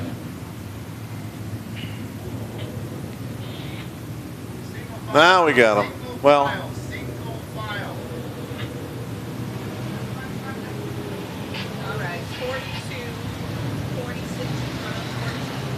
now we got him single file. This is only lap 2. Yep, only lap 2.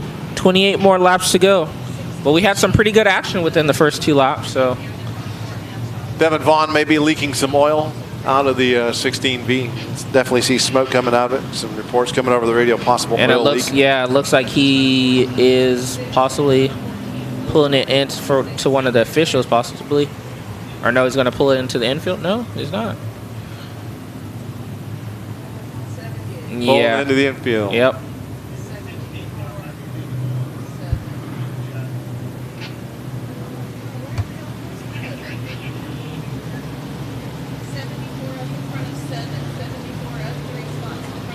So our running order right now is Kyle Woods on the point out of Bakersfield, California. Dustin Himes second, the 26 car.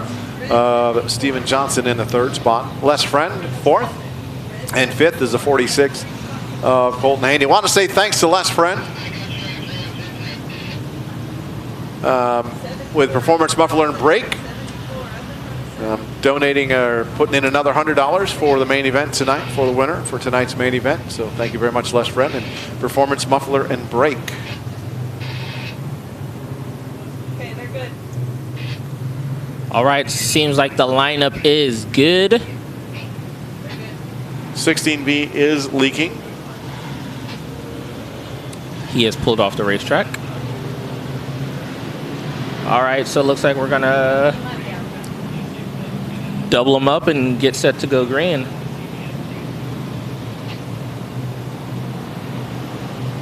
Got to double them up next time by.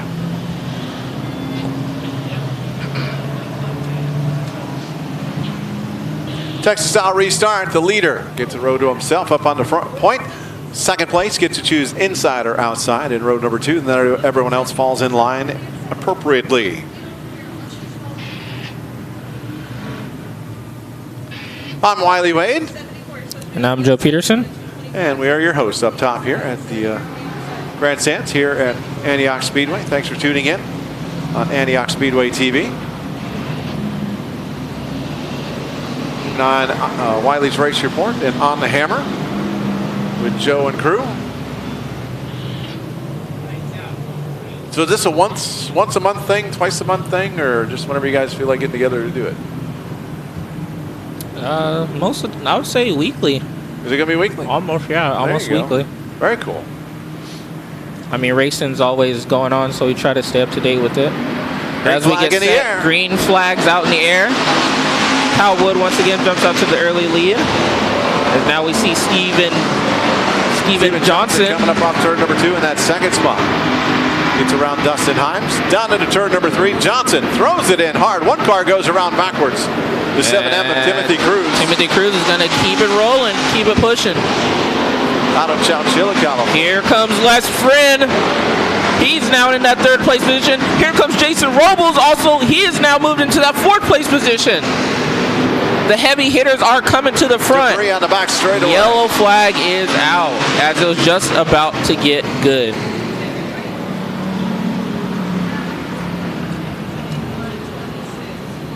Debris on the back straightaway. Robles up to the 4th spot. Les Friend.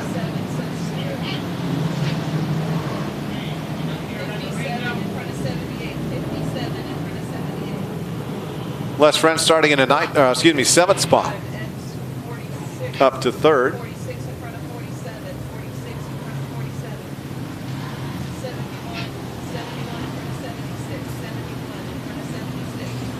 Getting the lineup set. Last lap of 17.42 second lap, 77.497 miles an hour.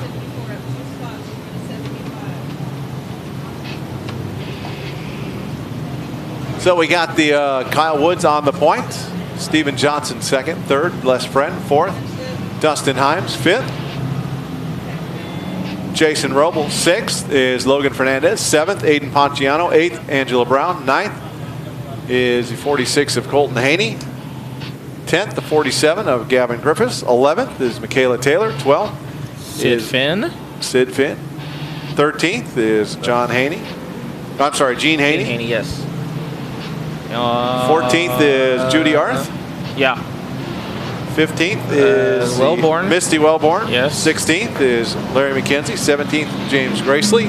18th, Emily Van Hoff. 19th is Ben Dobrich. And 20th is the 7M of Timothy Cruz. And we're doubled up and we are getting set to go green. Still just 2 laps we've completed. 28 still to be raced as we get set. And they're going to see the green flag. Kyle Wood gets on the gas.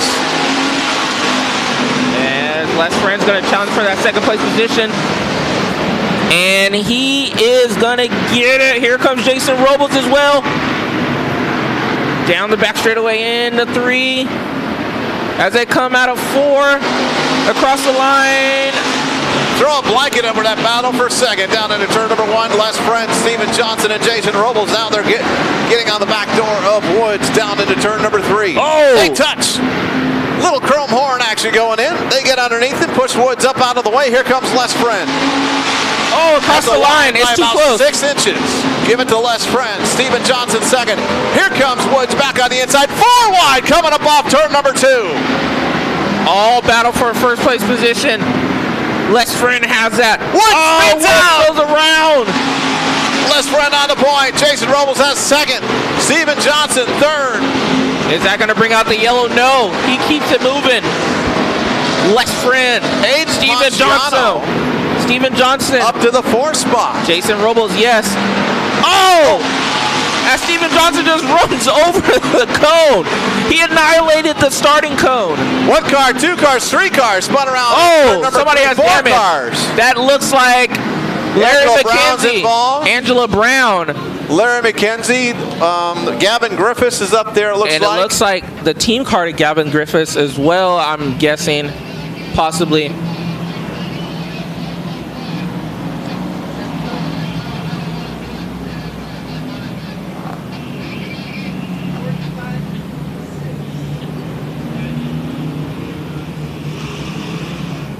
It is a 46 of Colton Haney, along with teammate Gavin Griffiths.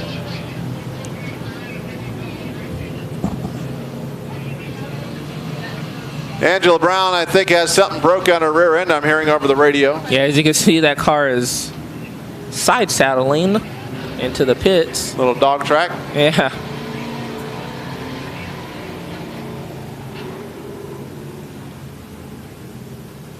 Gene Haney, red flag's out. We got to get the ambulance over there. He's got his hand stuck in the steering wheel.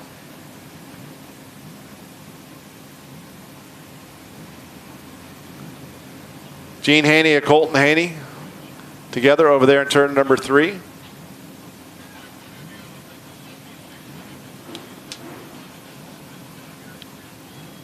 Hearing over the radio, that all started when Sid Finn in the 76 got together with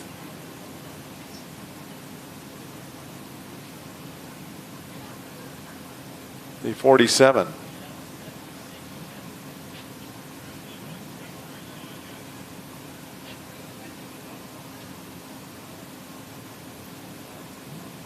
Working on getting Gene Haney's hand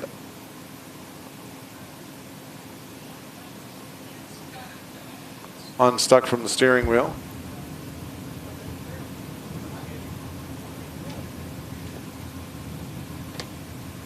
Last lap of 17:01 on the stopwatch, 79.365.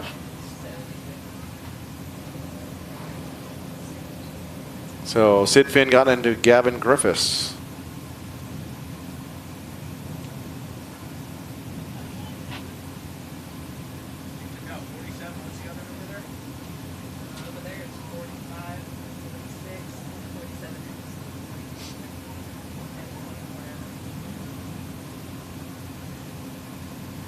Got the tow truck there, working on getting that squared away. So Les Friend, our leader. Jason Robles in the 2nd spot. Steven Johnson in the 3rd spot. 4th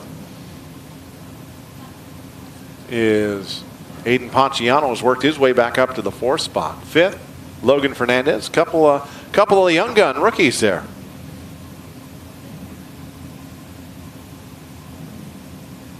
In 4th and 5th.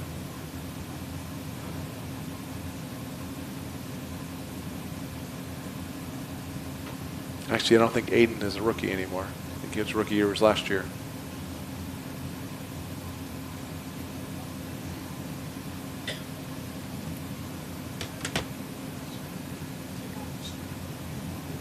Got 1 car pulled away over there.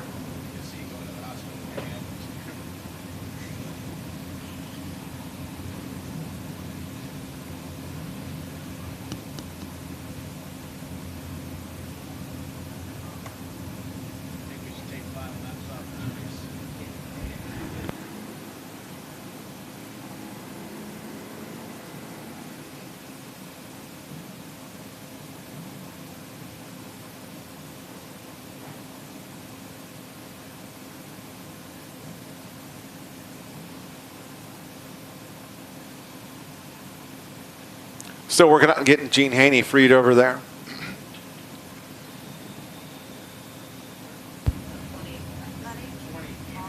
Some hard racing, those top 4.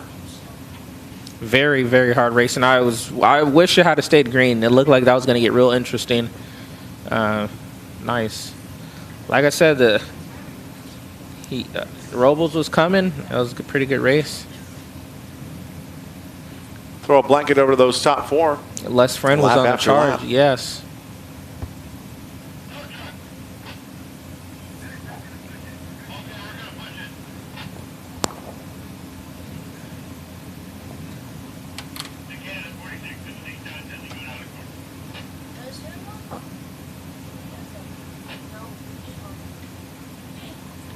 Gene Haney out of the car.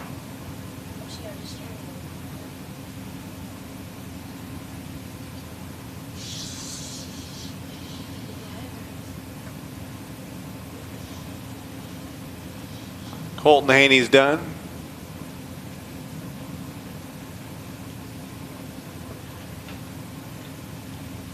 It's like the left hand of Gene Haney.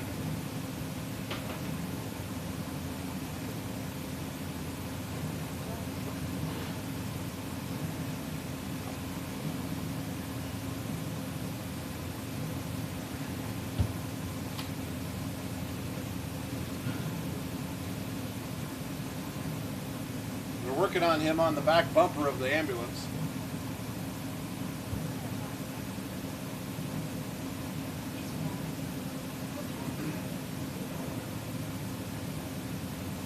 Coming up tomorrow, take a look ahead to tomorrow. We get the Modifieds back. The IMCA Modifieds, IMCA Sport Modifieds will be here. These very same Jay's Mobile Welding Hobby Stocks will be here, as well as the 4-bangers will be back for one last race in the 2020 season for those 4 classes. So you tune in. Going to get the pre-race show going somewhere 2 o'clock-ish for that. And go live 3:30, 3:45 or so when the hot laps start. Before we begin heat races.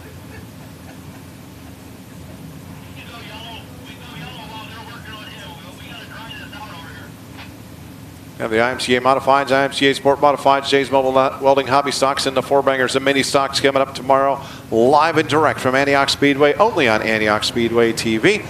Unfortunately, we had really hoped and did that big reveal a couple weeks ago about having live fans in the stands last week, and then it just kind of kapooey when the COVID crap kicked in again.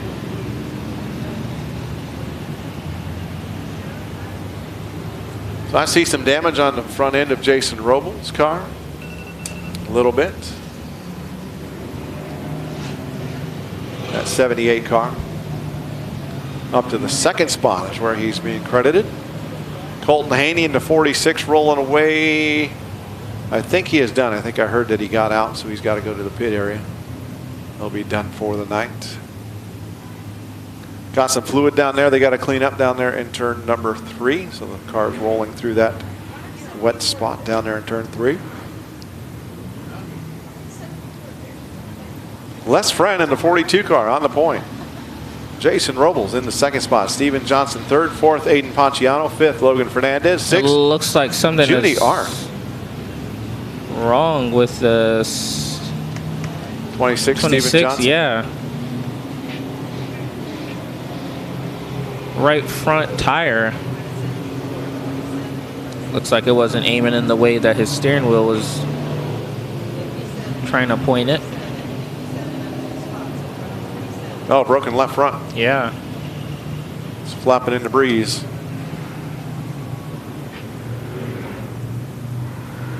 It looks like he's possibly going to try to take it off the racetrack. See if they can get that thing repaired. Nope, he can't turn. He's trying to turn. The 26 is trying to pull into the pits. He's got a broken front end.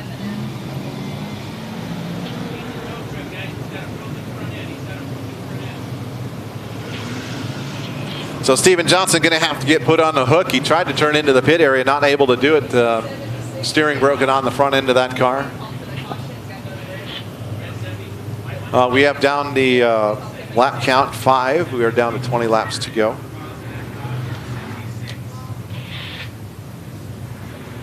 76, Sid Flynn getting the credit. I don't know if credit's the right word, but I don't want to say blame. They're getting the credited with that yellow flag, starting that.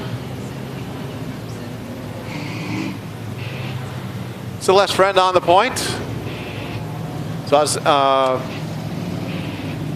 that moves Aiden Ponciano up to third. Logan Fernandez fourth. Dustin Himes fifth. Sixth, it is Gavin Griffiths. And Timothy Seven. Yeah. Timothy Cruz, eighth. Is the 21 car, Kyle Woods. Ninth is Michaela Taylor. 10th, Judy Arth. I think the 76 has to go back some. We'll talk about that in a minute. Judy Arth, I was talking to George Arth, and I think I started to mention this earlier. They're putting a brand new body on that car. They're putting a brand new motor for it. You know, she wants to go for a championship next year. Oh, yeah. So it's good to see. Also, as you were speaking in the 225, Aiden Ponciano up there running with the heavy hitters up there. Yeah, he started up front and then had some trouble. Yeah. But he's regained his momentum and get back up there. Yeah. Yes. One of our young guns out here. Logan Fernandez right behind him.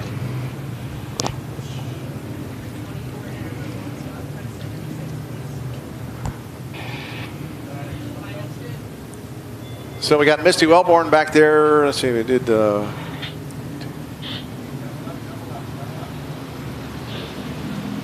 in the 10th spot. 11th is going to be Emily Van Hoff. 12th is James Gracely. 13th, that's Judy Arth. 14th is the 2B of Ben Dolbridge. Then Larry McKenzie, and then the Sid Finn car. Lights out, going green flag racing this next side by. As we're going to get set 20 now laps. Excuse me. 20 laps to go now. 20 laps remain. Going to give one to go again. Looks like they're going to get the 26 of the Johnson machine off the racetrack. And Fabulous Bob's going to give him the one to go signal for Les Friend. That last green flag for Les Friend was a 17.01 second lap. That's 79.365 miles an hour for hobby stocks. That's fast. Lights out, going green flag racing next time by. Larry McKenzie with a little body damage on the left front. Judy Arth got a front bumper sticking out on the left side, getting involved in an incident earlier. Bring it around, Les Friend with control of the field.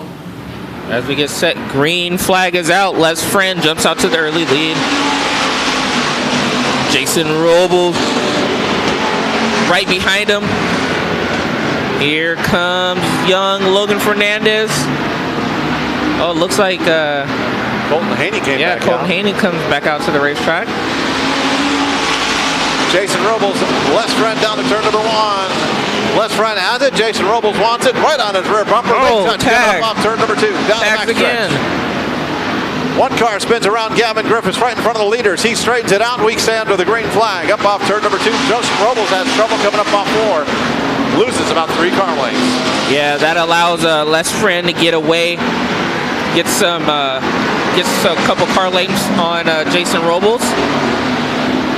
Here comes Logan Fernandez. He wants to put an attack on Aiden Ponciano. Here comes Timothy Cruz from dead last. Now he is up into the 5th place position as yellow flag is out. Turn number 4, I think I heard Bob say.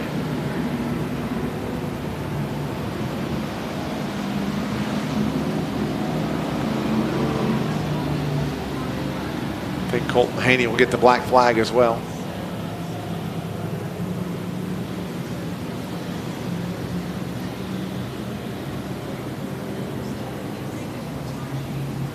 So Jason could get on his rear bumper, but he couldn't make a move to get around him. Catching him is one thing, passing him is another.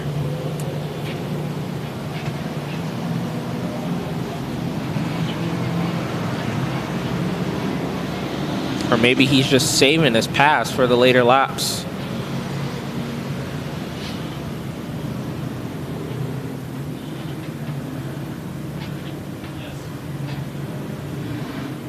17:04 on the stopwatch last time by. 79.225 miles an hour for Les Friend.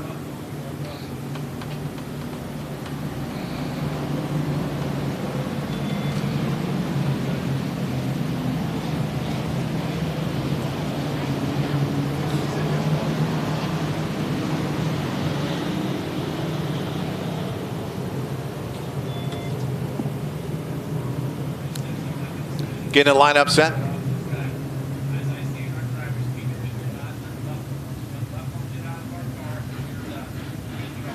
Working on getting Colton Haney off the racetrack. He is done for unbuckling while on the racetrack. That is pulled at each and every driver's meeting.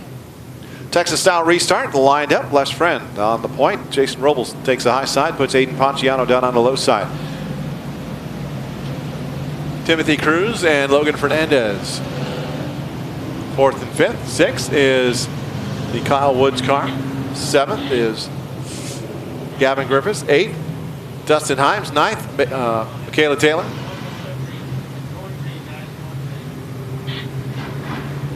10th is Misty Wellborn. 11th is Ben Dobrich. 12th, Larry McKenzie. 13th. All right, as we're going to get set. Sid Finn. Green flag back in the air. Out. Friend Robles. And oh, Aiden Ponciano spins and he gets clipped by Logan Fernandez. And looks like, is he going to... I think we're going to have to bring out the yellow flag, yes. Another car, Logan Fernandez, sitting backwards on turn number 4. Looks like Aiden Ponciano was looping it around and Logan Fernandez ended up just going straight through him almost. Or straight through him, actually. 16.78 second lap, 80.453 miles an hour.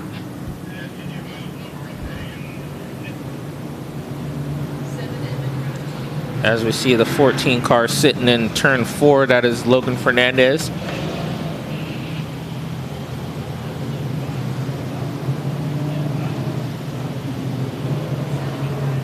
Single file restart from what I'm hearing this time.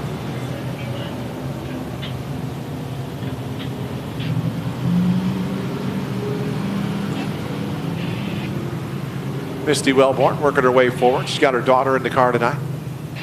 And they are sitting in that 7th place position. 44M in front of 76. 44M on one spot in front of 76.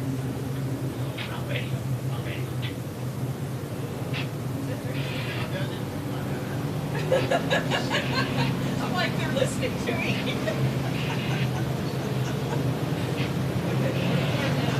76. You wouldn't know these guys have another race to run tomorrow.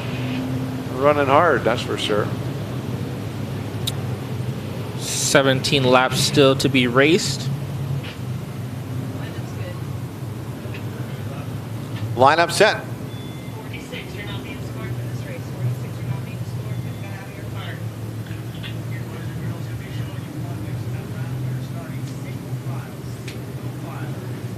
Single file restart. 17 laps remain in this 25 lap main event. Les Friend on the point. Jason Robles second. Timothy Cruz up to the 3rd spot. 4th is Kyle Woods. 5th, Dustin Himes. 6th, Gavin Griffiths. 7th, Misty Wellborn. 8th, Michaela Taylor. 9th, Larry McKenzie. 10th, Ben Dobrich. 11th is Emily Van Hoff. 12th, Sid Finn. 13th is the James Gracely car. 14th, Judy Arth, and 15th. It looks like the Aiden Ponciano 14 car of Logan Fernandez is.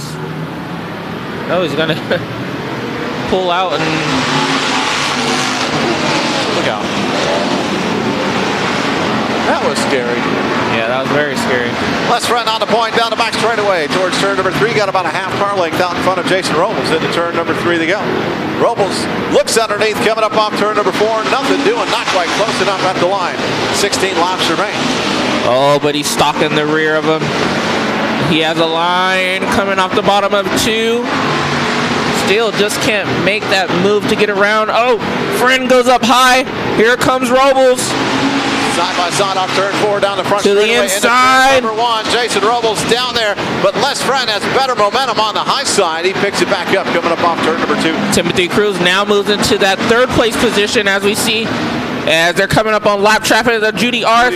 Les Friend is going to make quick work of her, but here comes Jason Robles, still not able to capitalize off the misfortunes a little bit of Les Friend, as now he's in the inside quarter panel of the 42 car.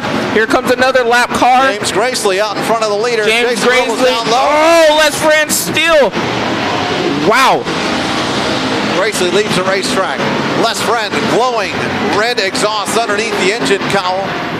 Jason Robles right on his rear bumper coming up with slower traffic. Yep. And they're going to inherit a lot of lap traffic. Let's see how this plays out for Les Friend or Jason Robles. Side by side into turn number 1.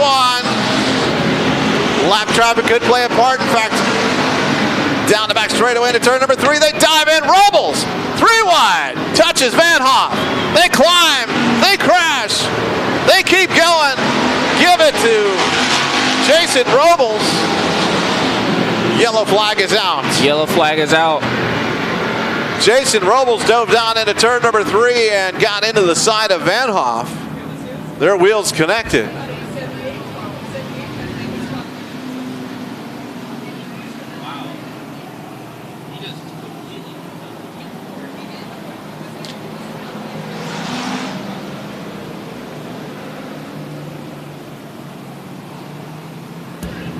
As we see, the 44 of Emily Van Hoff was a lap car.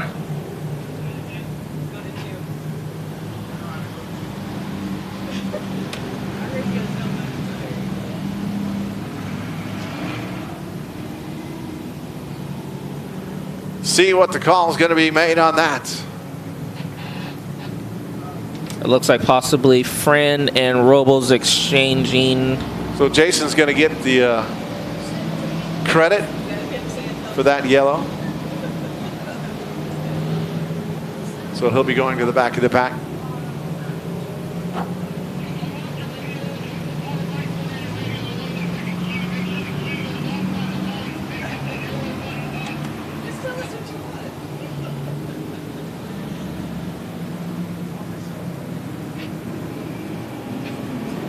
But overall, good racing between the front runners and the 42 of Les Friend and 78 of Jason Robles.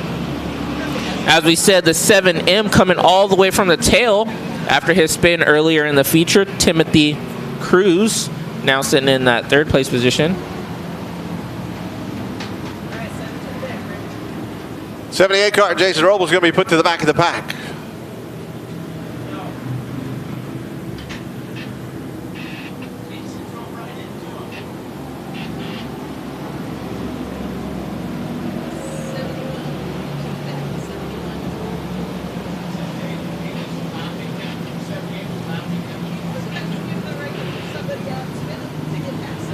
Yes, it was a lap car.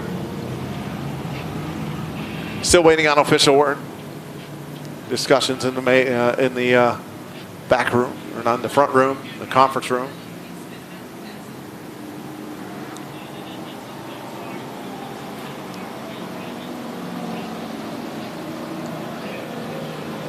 Got some debris in turn number 1. So Les Friend on the point. Second is going to be Timothy Cruz. Third is going to be the 21 car of Ken Woods. Fourth, Justin Himes. Fifth, Larry McKenzie. Sixth, Gavin Griffiths. Seventh is Misty Wellborn. Eighth is Ben Dobrich. Ninth, Sid Finn. 10th, Michaela Taylor. You see the 46 car out there possibly, but that car is not being scored. They were DQ'd after getting out of their car earlier after an incident.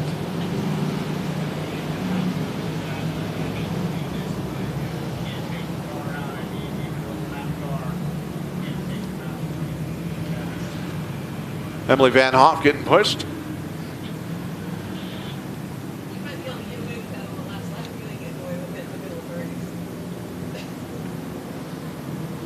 Back to the pits. So now inheriting the second place position is going to be the 7M of Timothy Cruz. That's going to switch the whole field up front. But we've seen Jason Robles come from the rear and make his way up front. So he's got 12 laps to go. Yes, he has 12 laps. Let's see what he can do. The call went against him and sent him to the rear. So 1 to go signal at the line.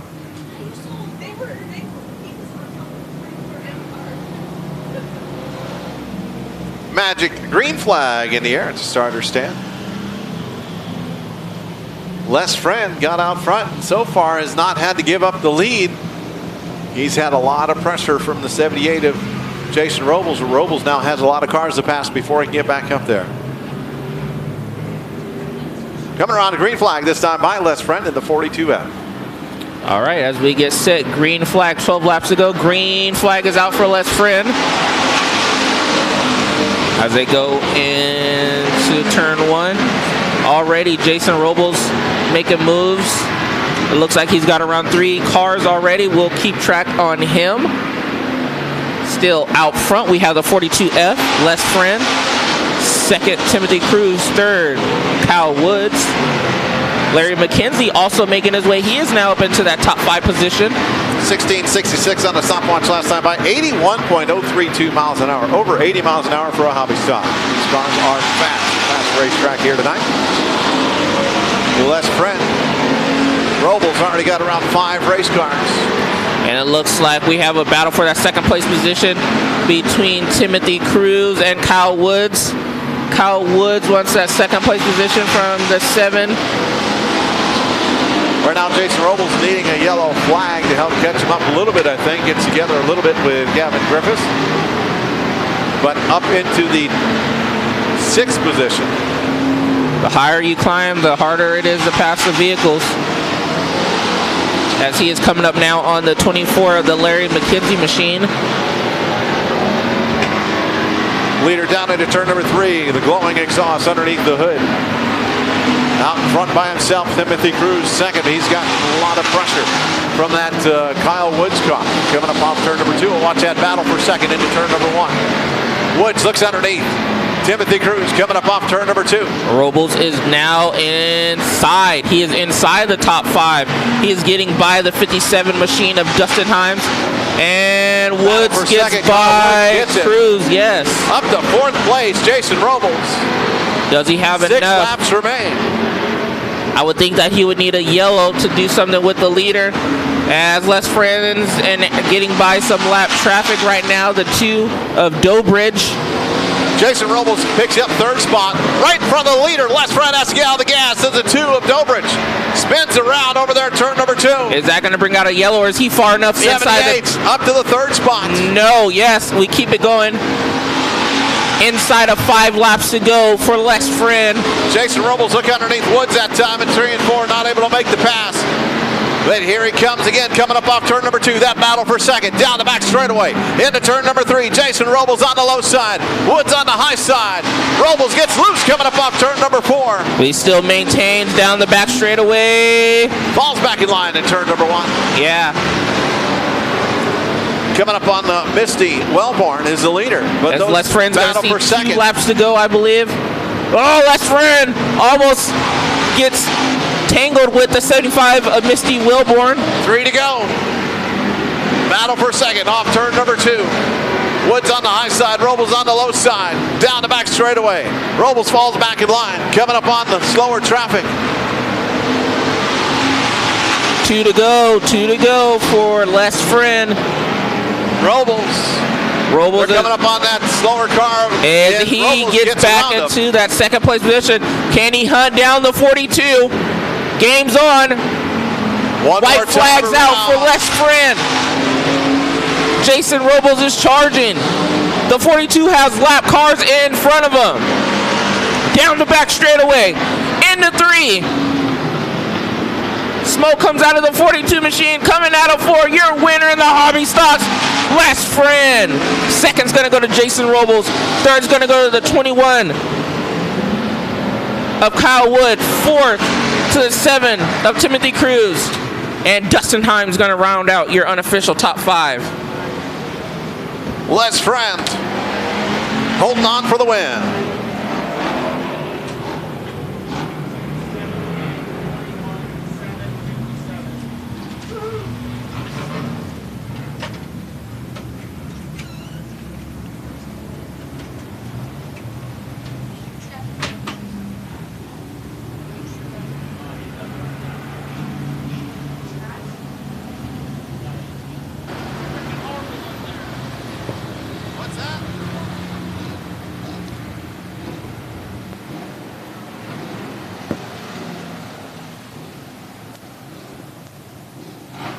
Heading down for victory lane.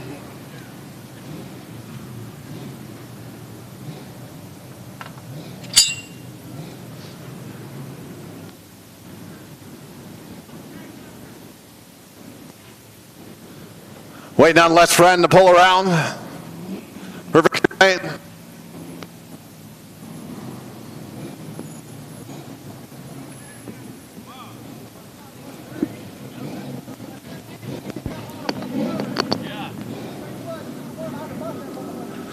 Let's run up into victory lane, getting the helmet off.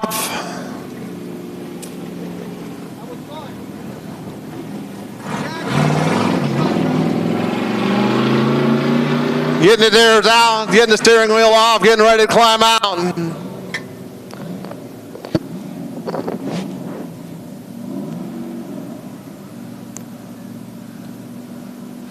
Here he is, ladies and gentlemen, climbing out, Les Friend. Yeah. Woo.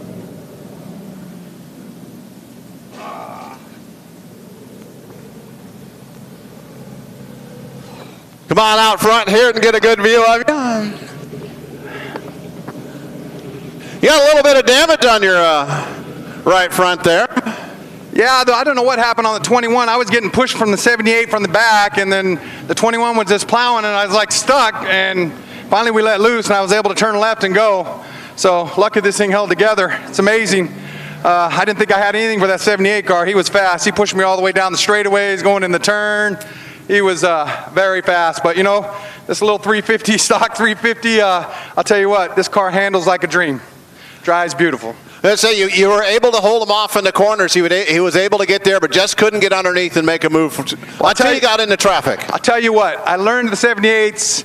Last time I was here when I won the main event, I watched the video afterwards. The guy came all the way from the back on the last lap, and he darn near passed me. So I kind of took his line away. That's why he was doing all the pushing.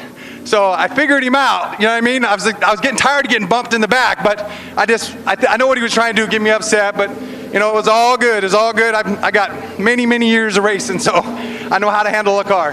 Well, a couple more laps, he would have been on your back door again. After getting penalized up to the back, he was right there. So. I know he was coming from the back. I'd like to have the engine that he has in that car in this car, because no one would touch me then. So you just won $100 extra of your own money. Yeah, imagine that. Imagine that. But I didn't come out here expecting to win. You know what? These guys, they put on a hell of a show. These hobby stocks, you know. And I threw an extra $100 out there. I didn't know I was going to win. You know, I knew I was going to be up top. But you know what? To win my money back, that's great. You know what? I'll give it to tomorrow night's race. All right, Les Friend, thank you very much for that. That's great. A lot of fun out there. Yeah, huh? yeah. I just want to thank all my friends, my family. You know, that makes this possible. I mean, without my crew coming out here tonight and helping me, I mean, they're definitely going to have to get up early and do some work for tomorrow to get ready for tomorrow night. But I'm also going to be driving a sport mod too, so I'm going to do double duty tomorrow. Double duty tomorrow night. Yes, all right. sir. So yes, sir. what'd you learn tonight that you can put to tomorrow night? Anything? I'll tell you what, Chad and him with this track is phenomenal, dude. I ran Vegas a couple weeks ago. And, you know, that was a tough track. This track, I mean, this is hooked up. You can run the bottom, I can run the top. I mean, they've done amazing, amazing things with this track. I look forward to running here this next coming up year for points, you know. If not one car, both of them, you know what I mean? So I'm excited. They did a hell of a job. Unofficially, I clocked you at over 81.5 miles an hour average around this racetrack in a hobby stock. I don't know what an average hobby stock runs around here, but the car drives like a dream. I mean, I couldn't do anything to upset it. I was a little nervous when I looked out the windshield and I seen that fender popping up, and that red flag come out. I'm like, oh crap. Bob Oliver builds a hell of a carburetor too. I got a new carburetor come Tuesday. Ordered one last week. He said, I'll get it to you so you have it here to race this week. So he put a new carburetor on there. I'll tell you what, Bob Oliver, you build a hell of a carburetor. Last friend, winner of tonight's Jay's Mobile Welding Hobby Stocks. Congratulations. Thank you, sir. Thanks, everybody. That's about 8 miles an hour faster than what was fast last year. I don't know what it can't be legal.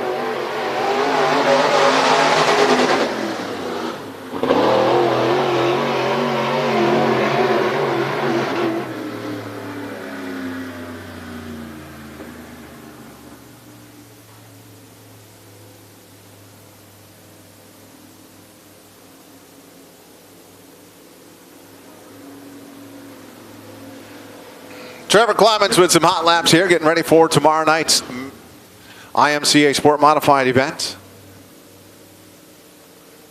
All right, we're going wingless sprint car driving now.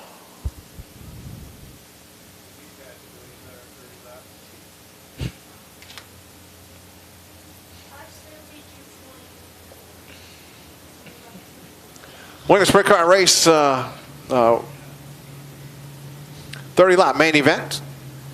Starting lineup looks like this. Cameron Martin out of Discovery Bay on the point outside the front row. Boy Muniz out of Waini, Hawaii, outside row number 1. And in your second row, the 14, that is going to be driven by Sean Jones out of San Jose, California. And to his outside is the 1 of Nathan Shank out of Santa Rosa, California. And your fifth starting spot, it's the 21 car, Roy Fisher out of Antioch, California. To his outside, it's Josh Young. And the 7 EJ, he's out of Marysville, California. And in the 3T, out of Loomis, California, that is Max Adams. And to his outside is going to be the 3R of Bob Davis out of Petaluma, California. Battle of the 33s continues in row number 5 on the inside, the 33 of Dylan Bloomfield out of Oakley, California. To his outside, the 2020 champion, the 33 DJ of DJ Johnson out of Stockton, California. And in your sixth row, that is going to be the 3F of Matt Streeter out of Thornton, California. And to his outside is going to be the 2 of Stormin Norman Jones out of Petaluma, California. Antioch's Troy Ferry in the 48 car starts inside row 7. To his outside, the 60 car of Scott Clough out of Placerville, California. And in your eighth row, that is going to be the 28 of Ricky Brophy out of Antioch, California. And to his outside is going to be the 92A of Jeff Scotto out of Brentwood, California. And at the back of the pack in the final starting position, in the 17th and final starting spot, it's a 50 car out of Santa Rosa, California, Tony Bernard. See if Jeff Scotto makes it out. I know he had troubles earlier. It looks like he is right there in the front straightaway, doesn't it? So whatever the problems were, able to get it fixed and get out here for the main event. All right, so I think I picked first this time, right? No. Yep. Yeah. Yep, you do. Because you got to go with Robles. Or how did our picks do last race? I went with Kyle Wood. He finished second. Second. Third. No, yeah. Third. Mike finished second. So yeah. So come from the trunk. I'm gonna have to.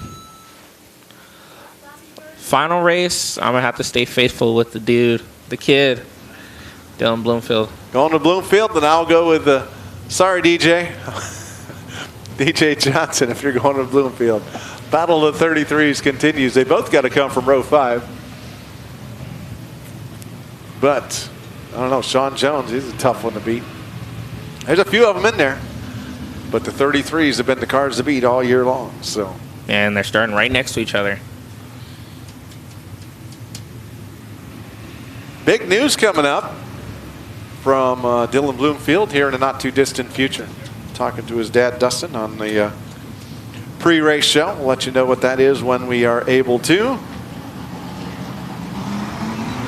Good to see the Jeff Scotto car rolling after problems earlier and not able to make hot laps or heat race for that 92A. So he'll probably have to start in tail. Starting out back in the 16th starting spot.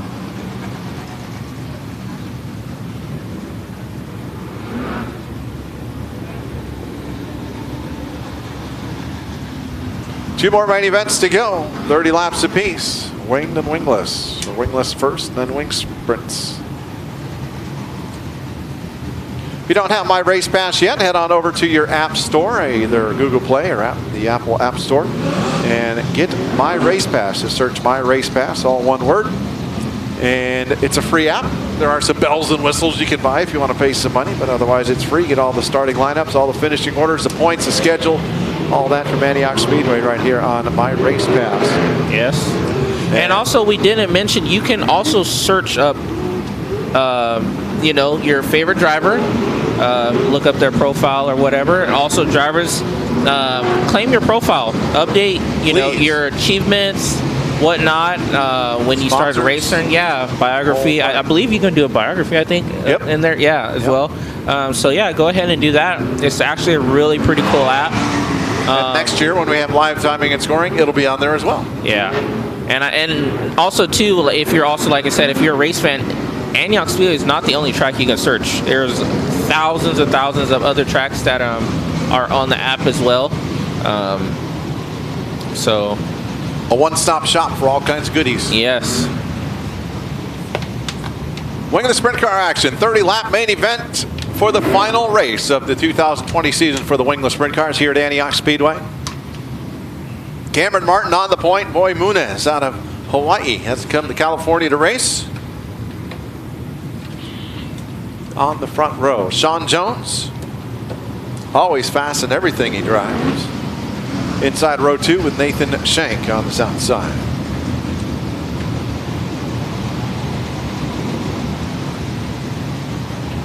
$17 cars in this main event for the 360 Wingless sprint cars, the spec sprints. Coming up.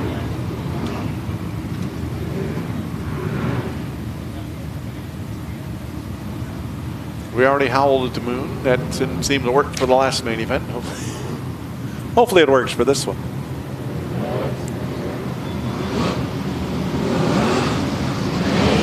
Crossing them up. Give him the one to go next time by.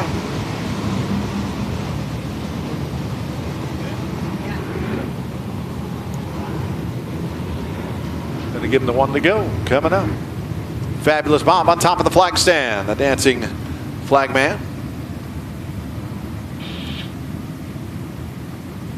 Bet he has some cool stories to tell of all the years he's been doing that job.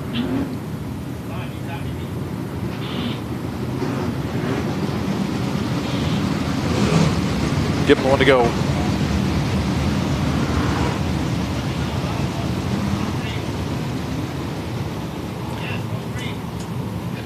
Hey, Bob, I don't think your radio's working. Yes, we're good.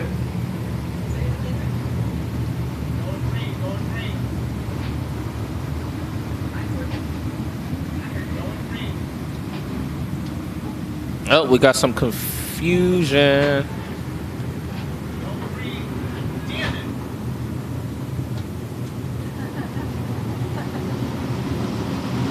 Little radio problem.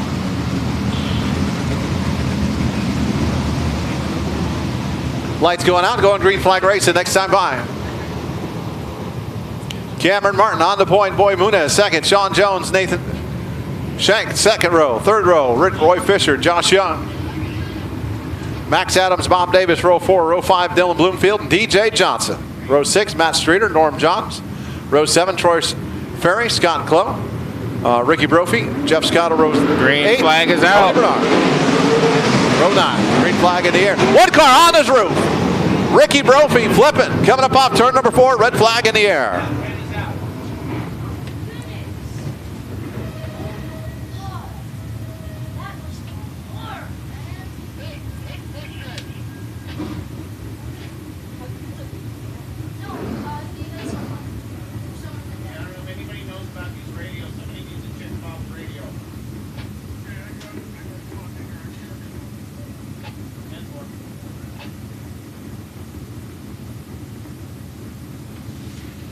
As we see in the 28 of Ricky Brophy get upside down on the front straightaway. As they're seeing if everything is okay.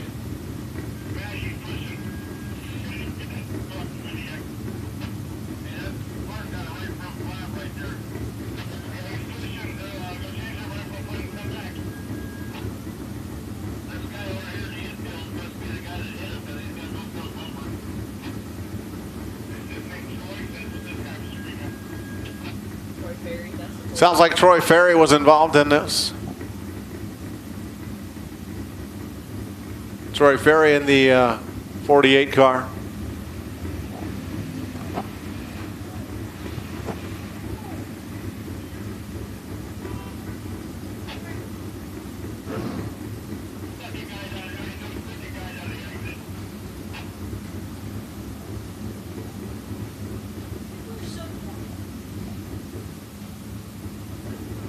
Get Ricky Brophy pushed back. He's going to change the right front on that race car. Right front flat. All right, so this will be a restart. The yellow and red flag will be displayed.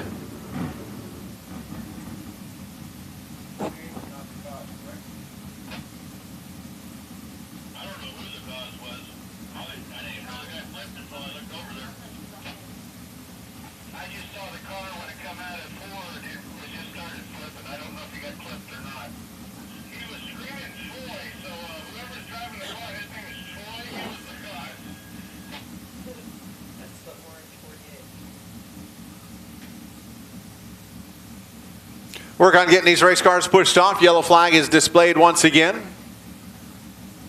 Get them lined back up, and we'll go back to green, or go to green flag racing. Just because he said Troy. I think we need more than that. We're making a call because he said Troy.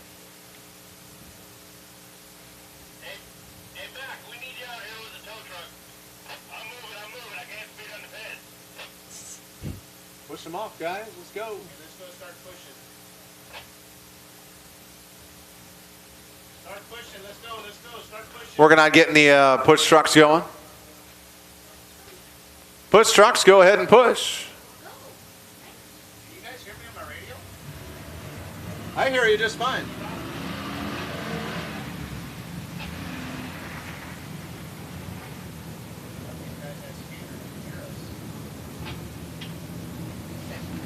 Get these cars lined back up.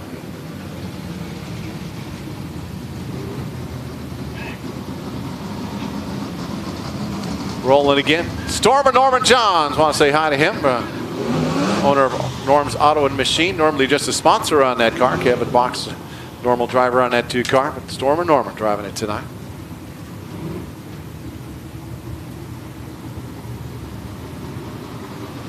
Looks like the 60 car of Scott Clough is getting put on the hook.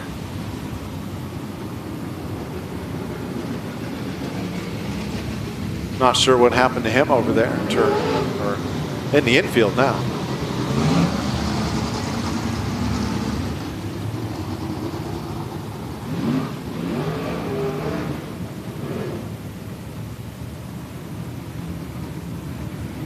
IMCA Modifieds, IMCA Sport Modifieds, Jay's Mobile Welding, and the Mini Stocks all racing tomorrow night here at Antioch Speedway.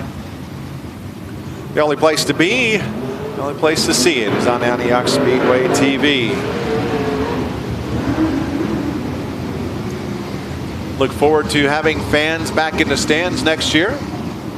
It's been a weird year, Joe. Oh, yeah, it has.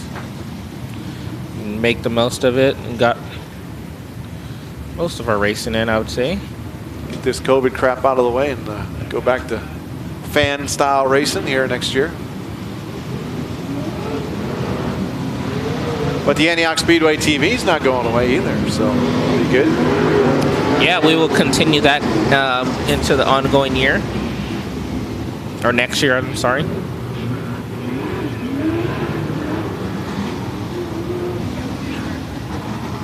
A supplement to the racing action. You come out, you can tune in as well. We're going to have a, we almost have our equipment built. There's a lot of equipment being built for replays and stuff. Can't wait. It'll be a lot of fun.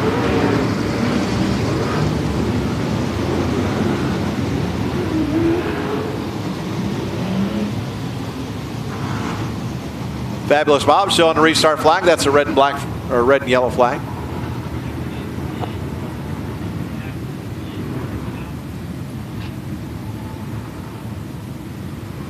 Waiting here if Ricky Brophy's coming back out.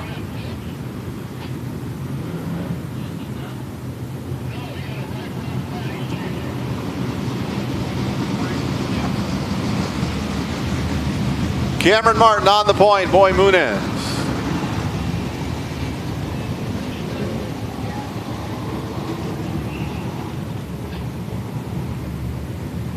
Hearing now, Ricky Brophy was just going to change the tire. It sounds like I'm hearing over the radio now that his chassis is broken. Oh, wow. 60's done. Scott Clough car.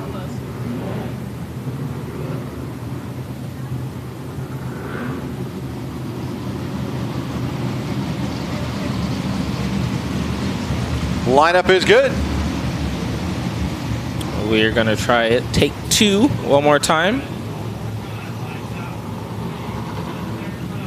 Cameron Martin. Boy Munez, I'm sorry.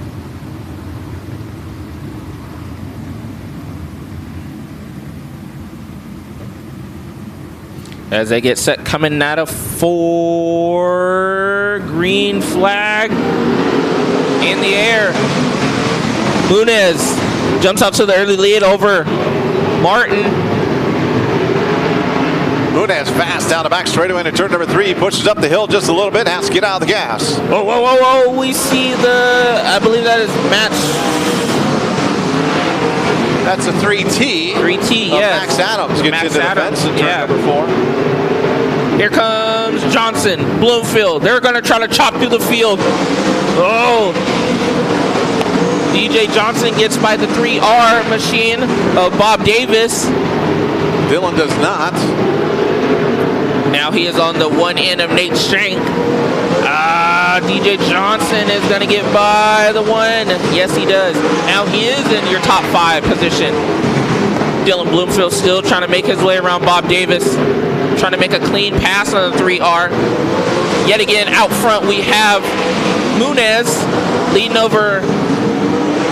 Last lap of 13.83 on the stopwatch, 97.614 miles an hour for Munez is leading over the 14 machine of Sean Jones. What car sitting backwards? It's a 3R, I believe. Bob Davis, yes.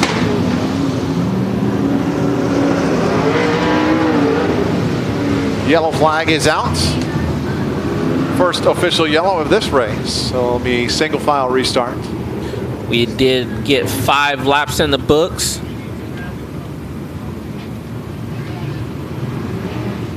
Still 25 laps to go.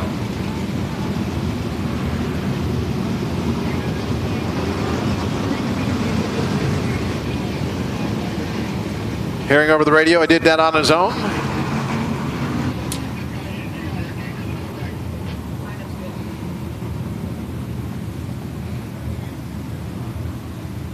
Lineup is set. Front flat tire sounds like over the radio. So field looks like this, a 22 car. Boy Munez on the points. Second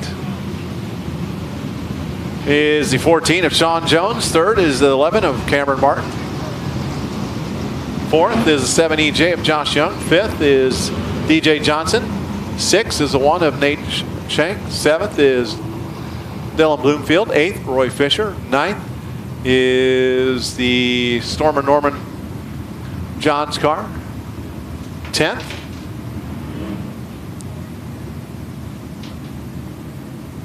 is the 50 of Tony Bernard. 11th is the 3 at the 3F or the 3T.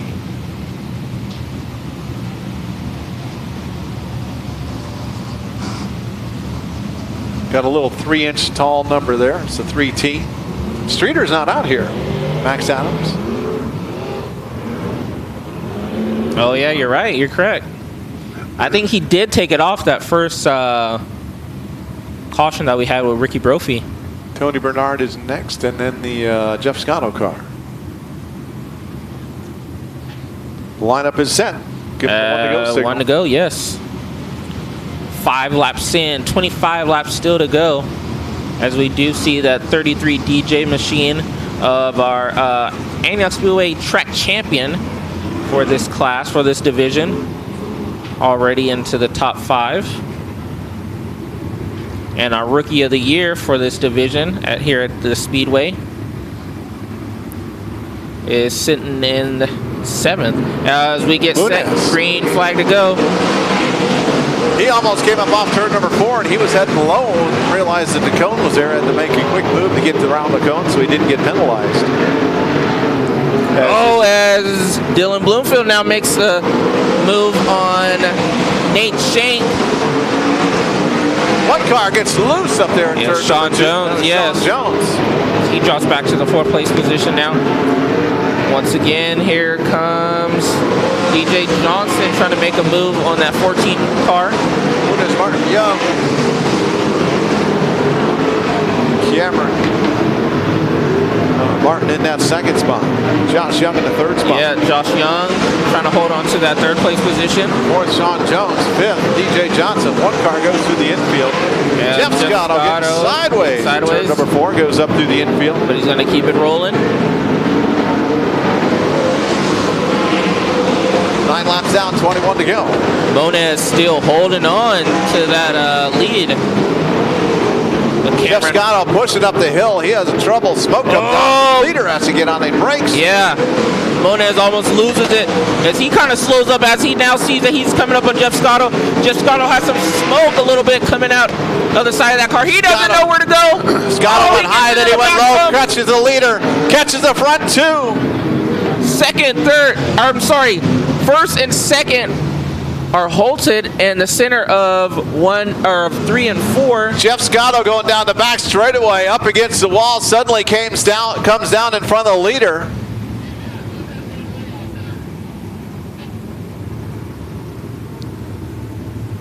Munez had nowhere to go, runs up over the back of Jeff Scotto.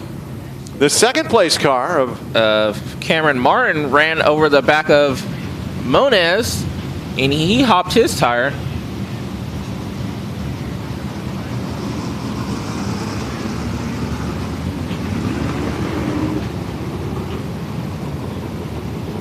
So with that, inheriting the lead is going to be the 7 EJ of Josh Young.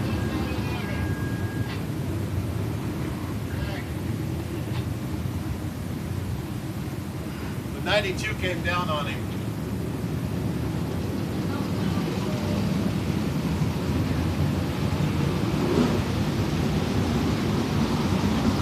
getting the lineup set. Look at that. The 33s up to 3rd and 4th, respectively. 33 DJ, followed by the 33. DJ Johnson, Dylan Bloomfield.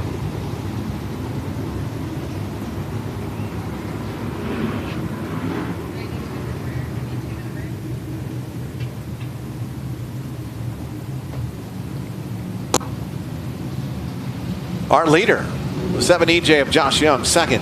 Sean Jones, 3rd. DJ Johnson, 4th. Dylan Bloomfield, 5th. Nate Shank, 6th. Is Roy Fisher. I'm sorry.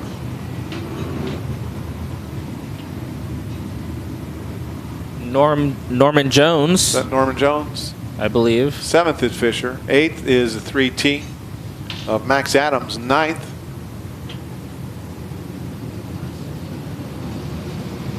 Tony Bernard. It's going to be Tony Bernard. 10th is Jeff Scotto. Then Troy Ferry. Bob Davis. And the 22 of Boy Munez.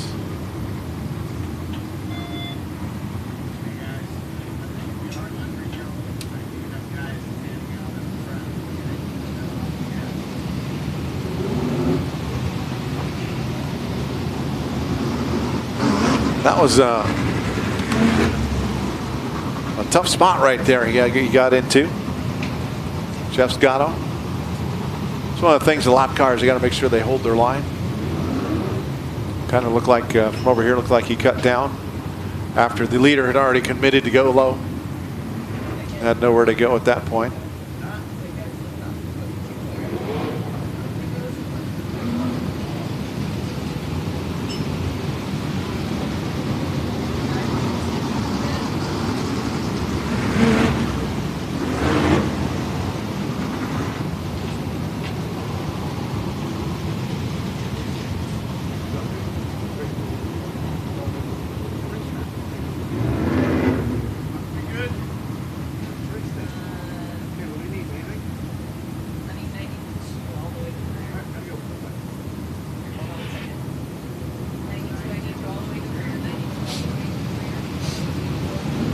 '92 Jeff Scotto does have to go to the rear of the field. After that, we do have our starting lineup set. Josh Young, Sean Jones, DJ Johnson, Dylan Bloomfield, Nate Shank,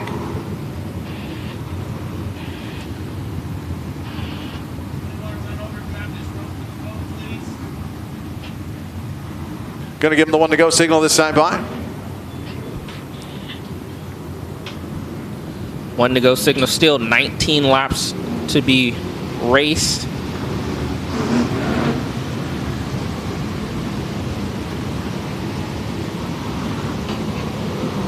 Can Josh Young be the underdog and pull off the win tonight? 21 to go, I just heard. Or I'm sorry, yeah, 21 to go, yeah.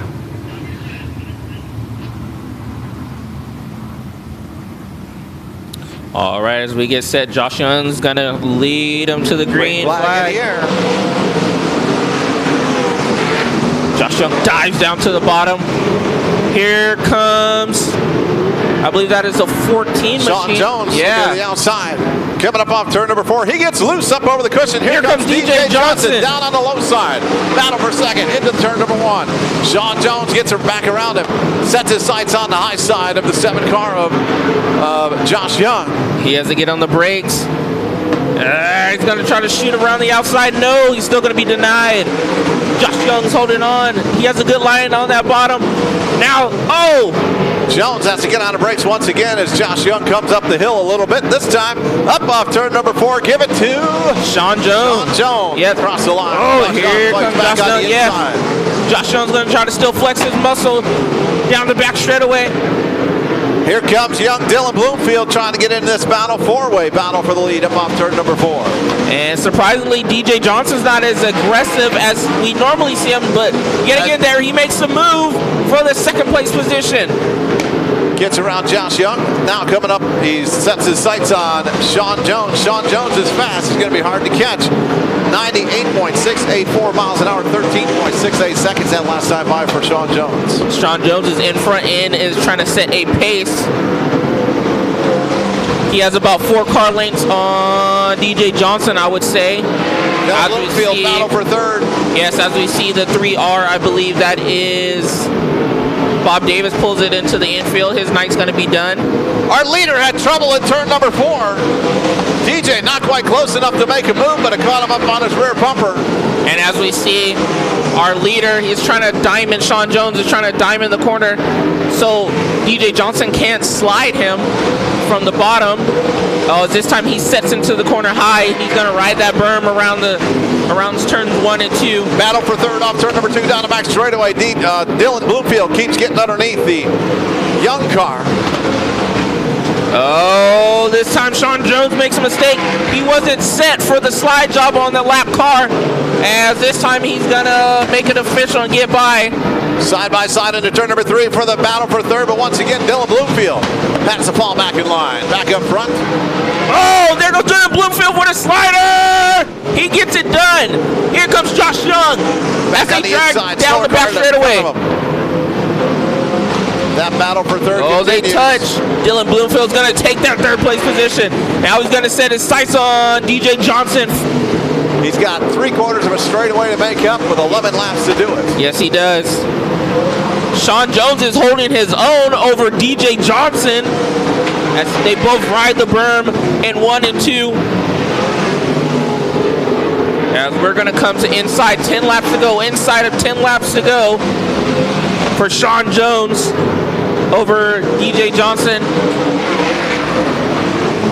13.79 that last time by, 97.8. As now lap traffic is really going to affect Jones. As DJ Johnson gets closer, as now he can't get by the 50 of the Tony Bernard machine. Down the back straightaway into turn number 3. Sean Jones dives low underneath Tony Bernard, but there's another car right in front of him. Oh, and he makes the pass. Fisher. Now DJ Johnson's got to work his way around Tony Bernard, but Jones has got to get around Roy Fisher. Coming up off turn number 2. Down the back stretch into turn number 3. They clear each other. Coming up, now they got a battle side by side in front of them as 2 of the cars, Munez and I believe that's Shank, side by side right in front of the leader into turn number 3. And they are racing for a position. Let's not forget. Oh, Munez! He hops it. He keeps it going. He keeps it going. Sean Jones got lucky, and now all he has to do is get by Nate Shank. Got some clear. One car on his roof at turn number 2. That is Max Adams. Or I'm sorry, that is Matt Adams. Or Max Adams in the 3T machine. Car, Max Adams. As he is up and out of his car.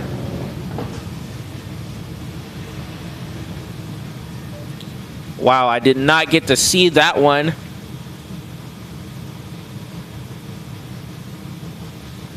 As we are officially red flag on the racetrack.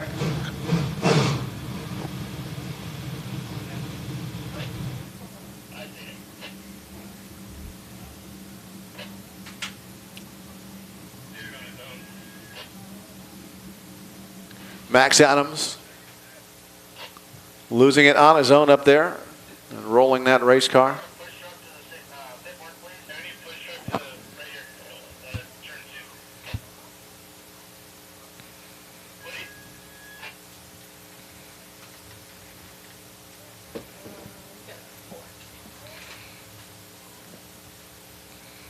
Driver out of the car.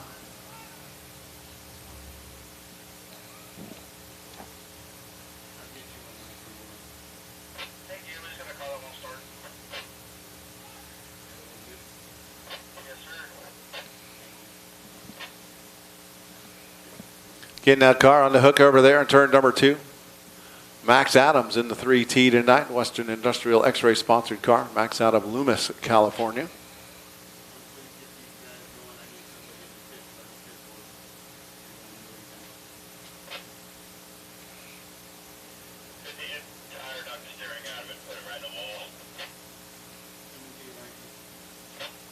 Here he hit the tire, knocked the steering out of it, and put him in the walls. What happened there?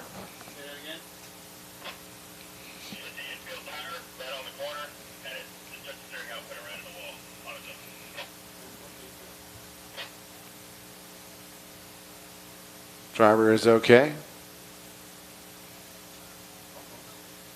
4 laps remain. Up on the scoreboard, Sean Jones on the point, the 33s. Second and third looking up there, DJ Johnson and Bloomfield. 7 EJ of Josh Young out of Marysville in that 4 spot. 5th is going to be Storm and Norman Johns. Winner of heat race number 1 out of Petaluma.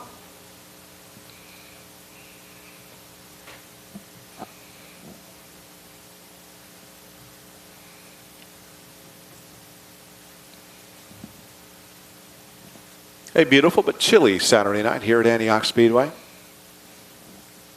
Thanks for tuning in to Antioch Speedway TV. Keep an eye on our Facebook page at Antioch Speedway by Promotions. Also AntiochSpeedway.tv on Facebook. And then there's Antioch Speedway Announcer on Facebook and YouTube. Website is www.antiochspeedway.com. AntiochSpeedway.com is the website. Keep an eye on it over the off season for news, notes, and happenings and goings-ons and stuff.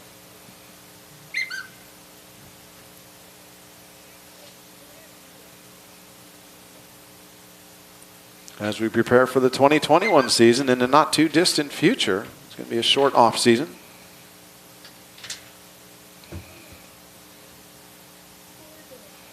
Tomorrow night, IMCA Modifieds, IMCA Sport Modifieds, Jay's Mobile Welding Hobby Stocks, and the Mini Stocks, all in action, live and direct from Antioch Speedway.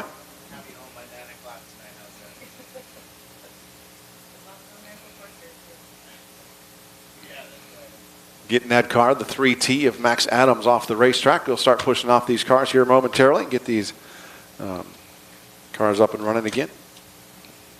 Finish the last few laps of this 30-lap main event for the Wingless Sprint cars here tonight. Can DJ Johnson get around Sean Jones?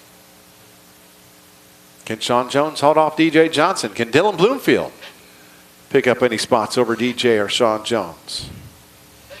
The 33s are running second and third. Who's going to finish higher for the last Wingless Sprint car race of the 2020 season?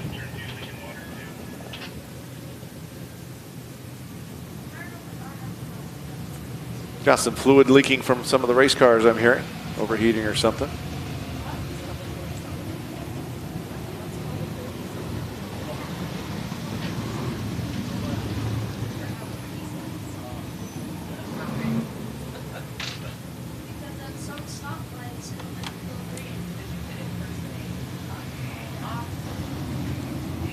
Getting these cars rolled off again. Sean Jones on the point.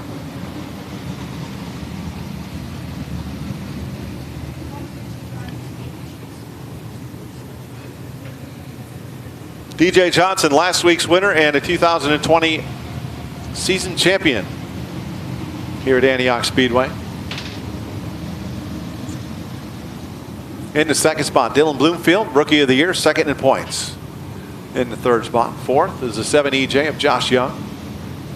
Fifth is Storm and Norman Johns, winner of heat race number 1 in that 2 car.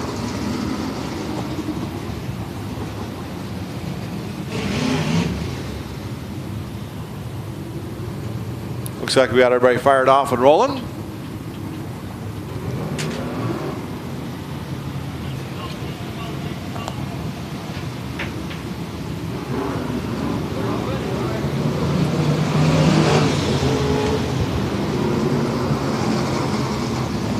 Get them lined up. Get the orange cone out on the front straightaway.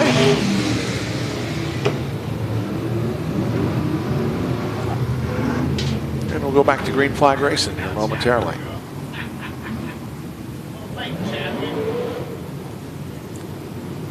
Orange cone, if you're not familiar, that is a do not pass. Do not pull out the pass signal for sprint cars. Can't pull out the pass. Can't go hit the cone or go below the cone. If you happen to hit the cone or go below the cone, you will be penalized 2 positions at the next flag. Sean Jones looking to hold off DJ Johnson, Dylan Bloomfield, Josh Young, and Nate Schenk. As we get set, lineup is good. Storm and Norman Johns. They're going to be they're going to be seeing the 1 to go signal from Fabulous Bob. As we get set 4 laps to go.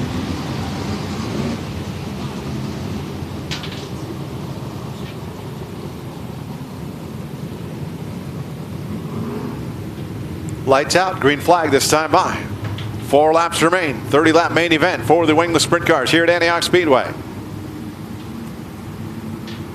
Who's going to hold on the win? We're about to find out. Green flag back in the air. Green flag in the air. Sean Jones goes into turn 1. Gets a great run. Yeah. Gets a little breathing room down the back straightaway into turn number 3. DJ Johnson hops up to the high side. Here comes Dylan Bloomfield down on the low side. That low side does not pay off for Dylan, though, that time on the north end of the racetrack. DJ up off turn number 2 in that second spot. Sean Jones just puts a gap on DJ Johnson. 2 to go for Sean Jones. Jones running that cushion, right up on the cushion at both ends of the racetrack. DJ Johnson, Dylan Bloomfield, Josh Young, and Stormer Norman John, your top 5. White flag in the air. Out. White flag is out for Sean Jones. One more circuit around the racetrack, and he's going to pick up the main event win here tonight. Coming into 3. Going now to 4. Your main event winner is going to be Sean Jones. 2nd is going to go to DJ Johnson. 3rd to Dylan Bloomfield. 4th to Josh Young. And 5th to Norman Johns. Last lap of 13.96, 96.705 miles an hour.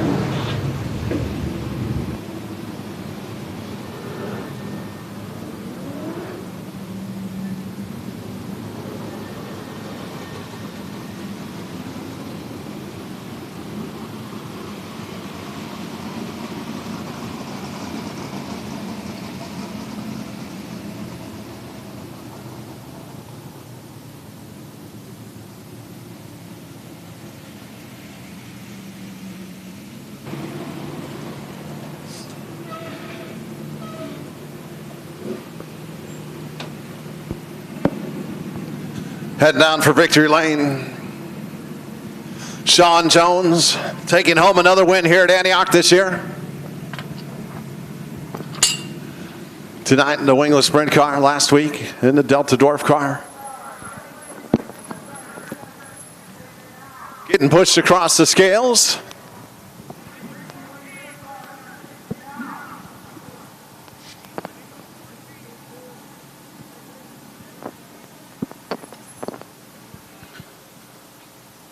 Working on getting Sean Jones around.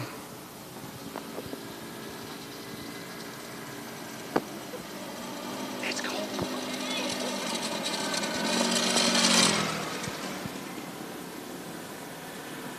Katrina Niss and Sarah Pointer down here taking photographs, freezing.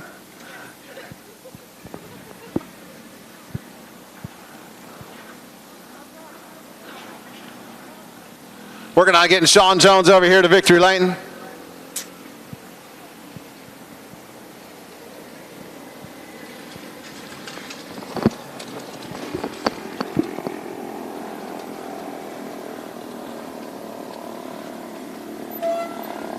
Sean pulling into victory lane, going to climb out of his race car.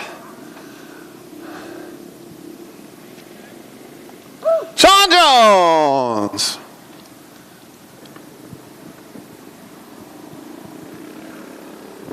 Come on out front here so they can see in front of the race car here. Hey, I saw you out here last week, but different race car. Congratulations. Thank you. Yeah, this is the second time I drove this thing, and the thing is just fast. We're having a little bit of a motor issue with low-end RPM, so sometimes it would kind of die on me if I had to get on the brakes hard, but once I was out front, I can keep it kind of lit up there and just kind of pray that DJ didn't find something better than I did.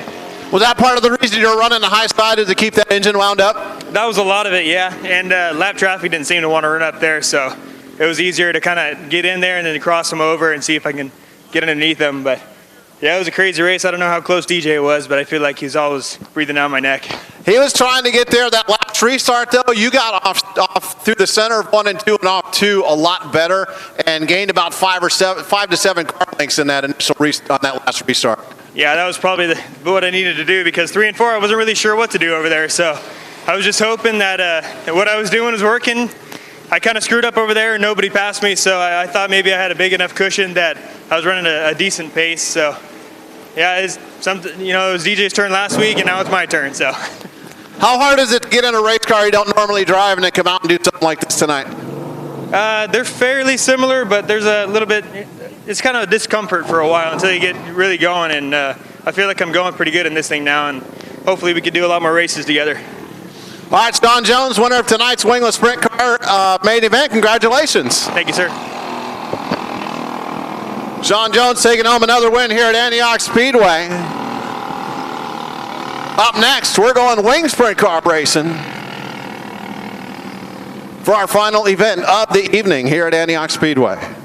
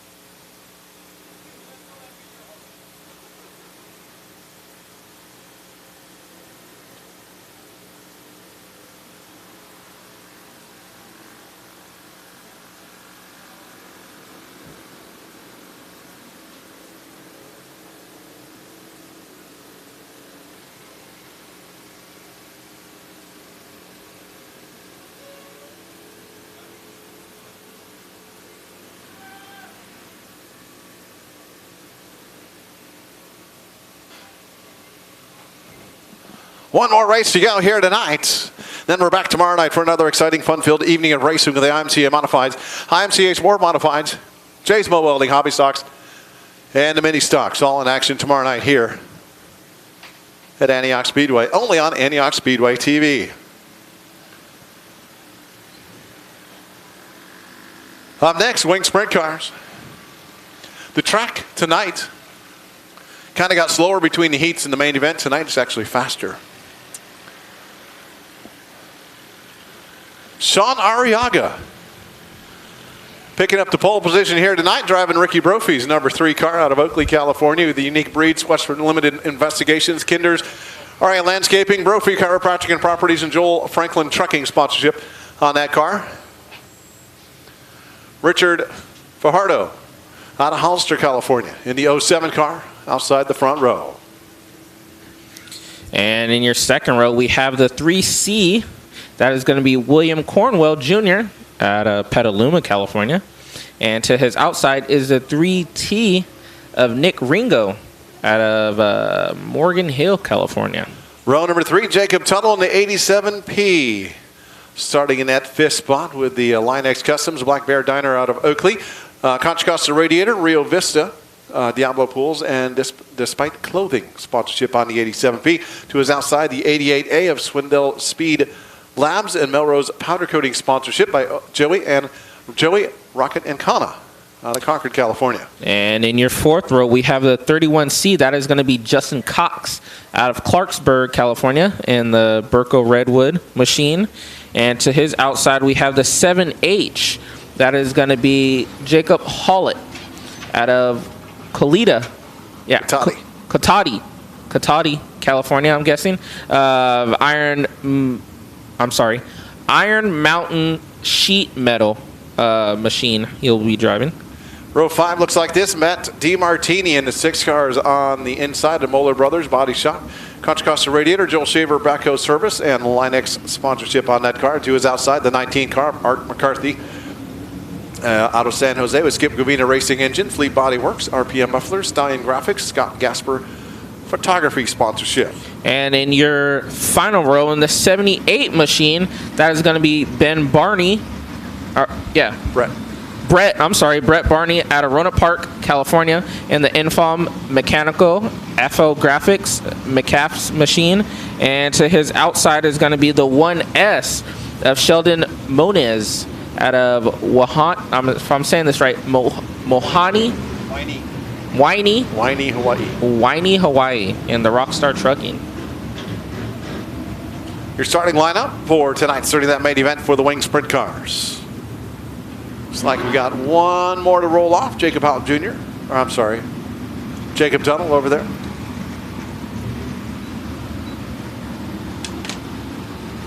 So who's your pick?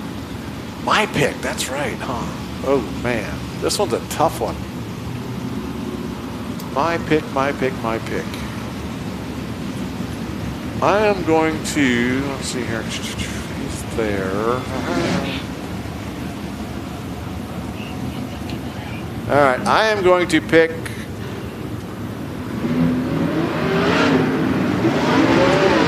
I'm going to do it to him again.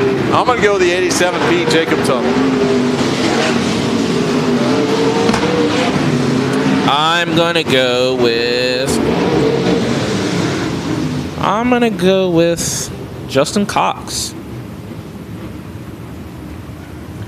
Starting kind of mid-pack, but the 31C. Yeah.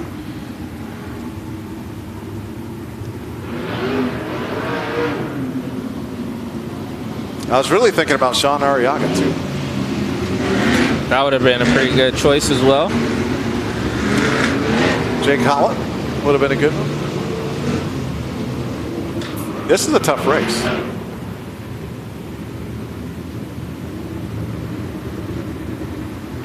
And it is a 30-lap feature for these guys.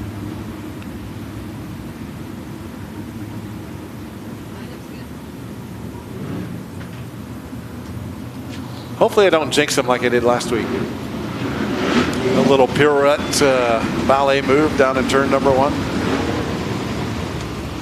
He is right ahead of the 31C, so hopefully that does not happen.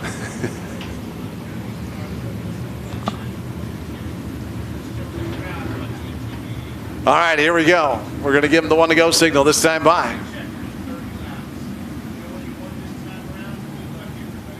30 laps of Wing Sprint Car action coming up live and direct from Antioch Speedway here on Antioch Speedway TV. Thank you for tuning in for another exciting, fun-filled evening of racing live and direct from Antioch.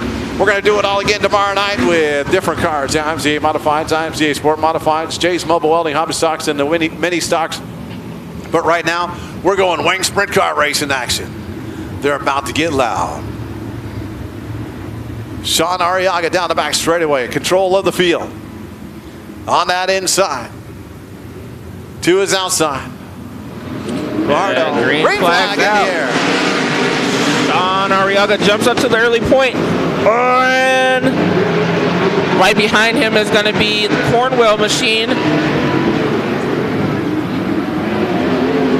One car getting sideways coming up off turn number 4. That looks like the 3C of William Cornwell. Oh yeah, that's Jr. William Cornwell.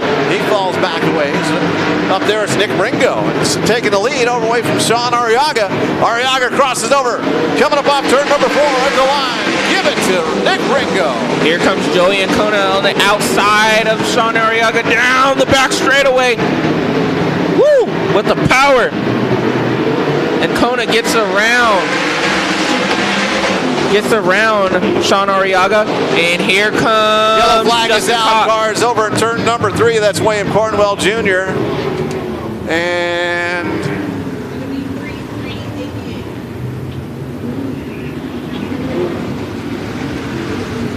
I believe that is the Matt DiMartini car as well.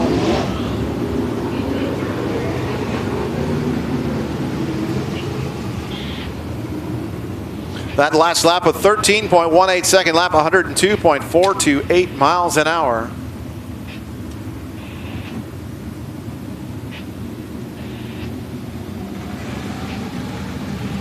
Got DiMartini pushed off and rolling again. Have not heard what happened down there. Yeah, didn't get to see what had happened. As we know, previous lap that William Cornwell was sideways a little bit, coming off of 4. The 6-car Matt DiMartini had a problem, and the 3C of William Cornwell had nowhere to go, is what I'm hearing over the radio.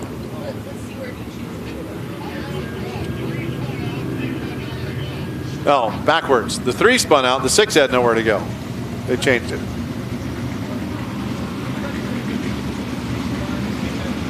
3C of William Cornwell Jr. spun. Matt DiMartini had nowhere to go. They both are rolling again.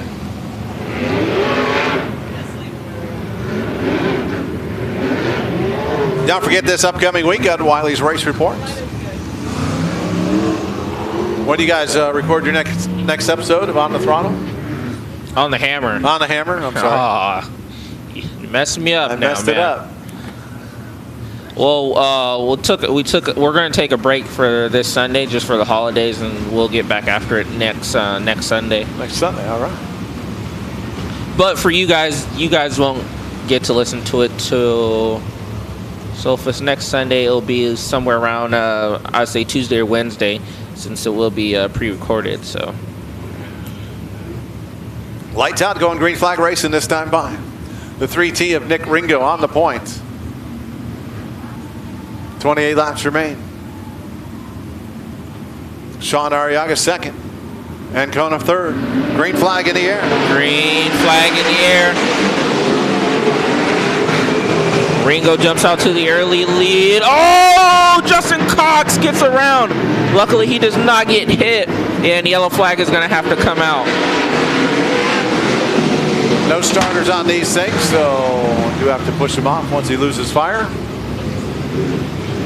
Spun all by himself up there, Justin Cox, winner of heat race number 2 out of Clarksburg, California.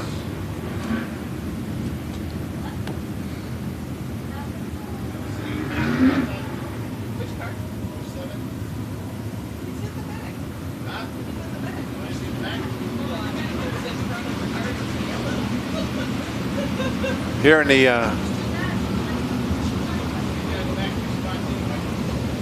Oh, 7's going to have to back up a couple spots. He went down below the cone.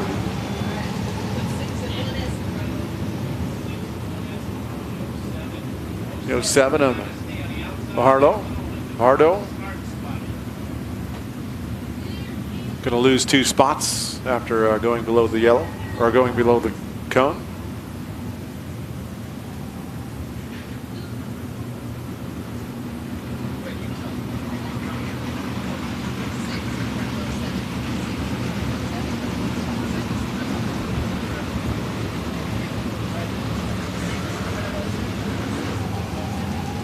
Getting that car pushed off over that 31C of Justin Cox after spinning all on his own.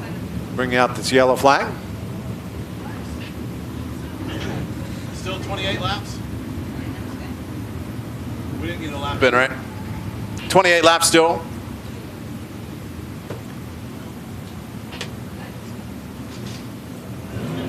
Lineup is set. Going to give him the 1 to go signal right now. Our running order: Nick Ringo, Sean Arriaga, Joey Ancona, Jacob Tuttle, then Jake Holland. In the 5th, 6 is Art McCarthy. The 78 of Brent Barney. The 6, that is Matt DiMartini. It looks like Sheldon Munez as we get set to go. Green flag is out. Oh, somebody took out the cone that time. Nick Ringo still your leader, as it looks like cones is centered out into the middle of the racetrack. Oh, Jacob Tuttle, he gets sideways. He loses a bunch of spots. Up off turn number 4, our leader, Nick Ringo. Looks like Joey Ancona is catching your leader of Ringo.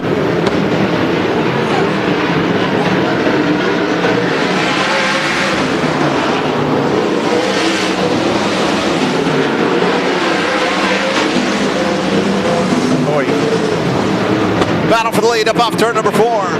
Ringo's got it, and Ancona wants it. Sean Arriaga in the 3rd spot. Art McCarthy 4th. 5th is Holland. 6th, Matt DiMartini. 7th is Justin Cox. 8th is the Barney car. 9th is Tuttle. 10th, Munez. 11th, Cornwell. And 12th. Oh, Justin Cox makes it into the wall. Cornwell on his roof. Red. over easy, just kind of sideswiped the wall and just laid it over nice and easy. Last lap, a 13:08 on the stopwatch, 103.211 miles an hour.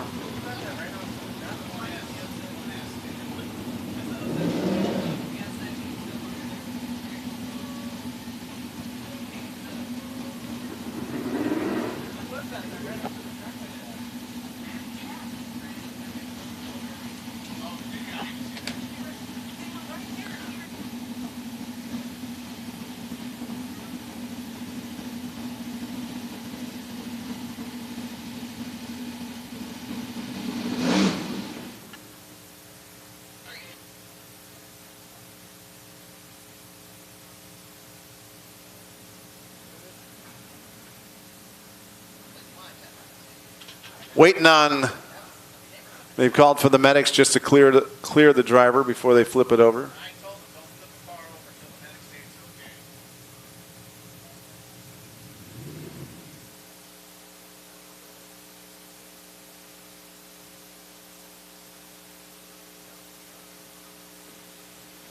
Safety protocol, make sure he's okay before they flip it over in case there's any injuries. William Cornwell Jr., one flipping over up there.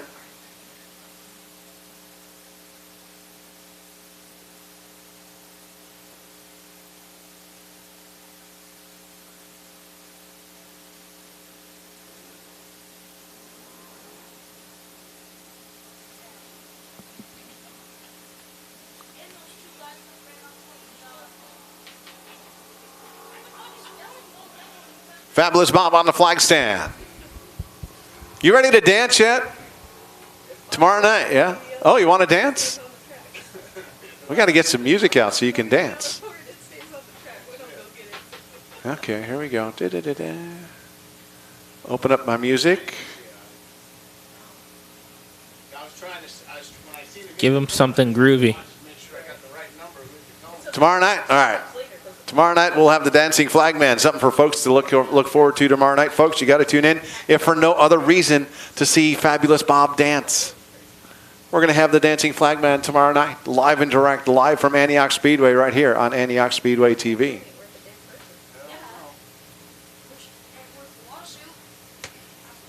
I think we've only had you dance like once this year.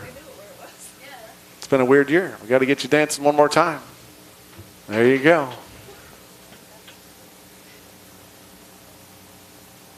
7 laps in, 23 to go. Looking at the scoreboard.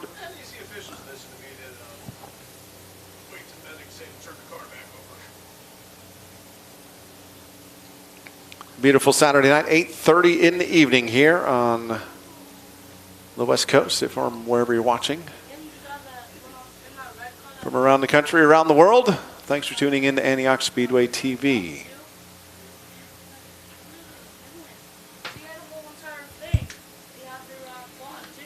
Roll that car over nice and easy with the tow truck. That was nice.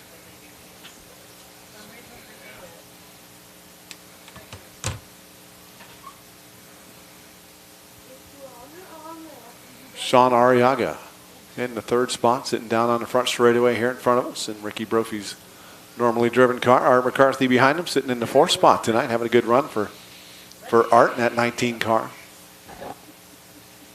88A. Joey Rocket Ancona out of Concord over there in turn number 2. Joey Ancona, our leader on the back straightaway over there somewhere, the 3T. Nick Ringo out of Morgan Hill, California.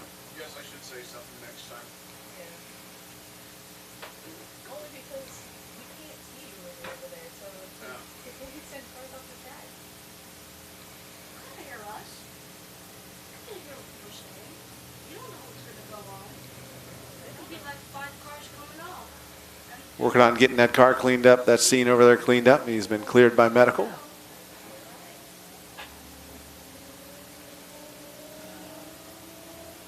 We're going to have to howl again tomorrow night because it's going to be even more of a full moon. The howling officials now. So William Cornwell Jr. out of Petaluma, California. That car back on its wheels.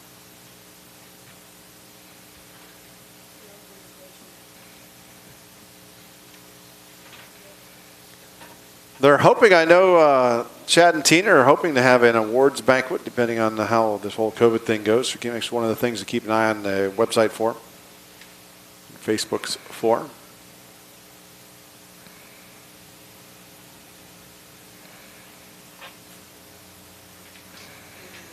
May even be televised. That'd be spectacular. That'd be pretty spectacular. I know the IMCA does their awards banquet and it's televised, so. Working on that. All subject to COVID stuff, right? All the COVID crap going on.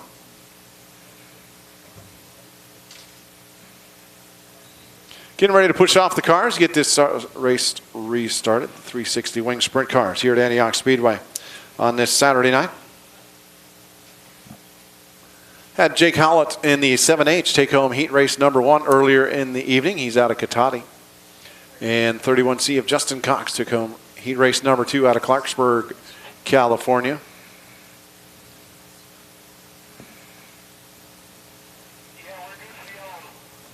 Yellow flag coming back out. Start pushing off the cars.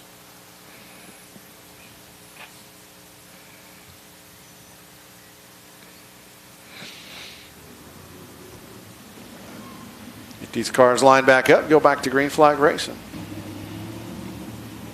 As there's still 7 laps in the books, 23 laps to still be raced.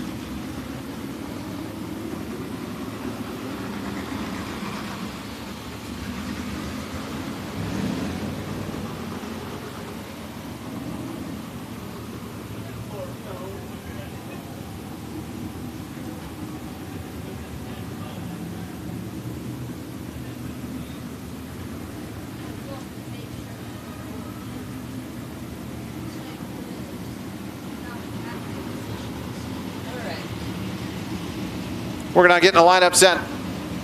Getting ready for more green flag action for the Wings 360 sprint cars here at Antioch Speedway.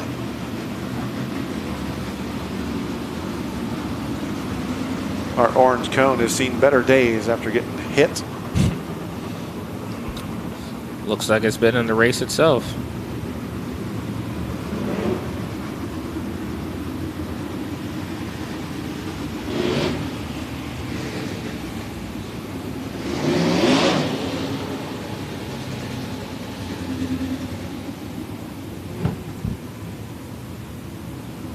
I think that was William Cornwell who flipped over there that also hit the cone.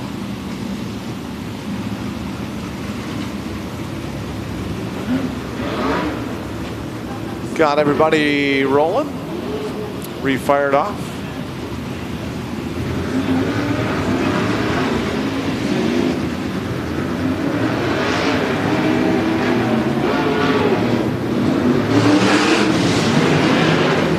.211 miles an hour the last green flag lap. 13.08 seconds for our leader, Nick Ringo.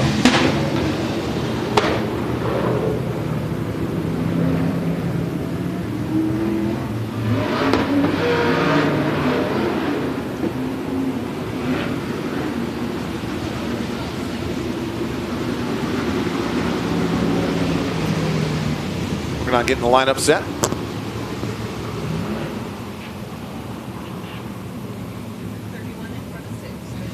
Still out to the lead. It is that 3T machine of Nick Ringo. Behind him is 88A of Joey Ancona. And Sean Arriaga in the 3rd place position. 19 of Art McCarthy. I believe that is the 7H. Jake Hallett? Jake Hallett, yes. The 31C of Justin Cox. The 6 machine of Matt DiMartini. The 78 machine of Brent Barney. 87P of Jacob Tuttle. And We have the 1Fs of Sheldon Moniz as we get set. Green flag is out. As everybody makes it past the cone this time. Mr. Cone is safe this time. Oh, and Kona makes it in the move in the inside. We might have a new leader across the line. No, we didn't. Oh, and he gets cut off. And Ringo made a good run for him. Ringo closes the door, coming up off turn number 4.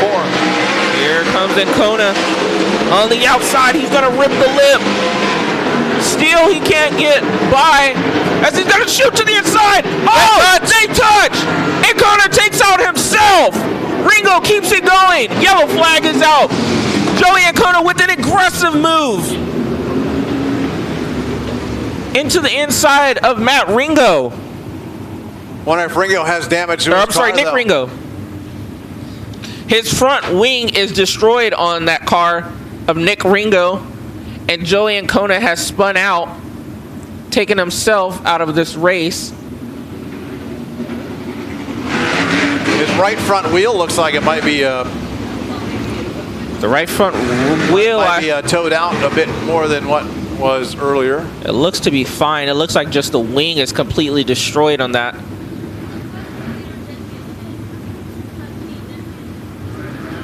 Oh. And Kona comes down to turn number 3, gets to the inside, and they collect.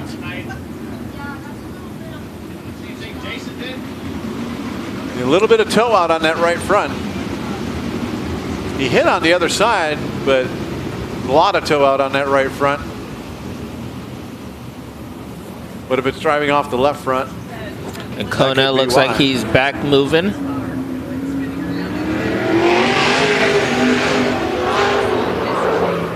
Kona's car seems to be fine.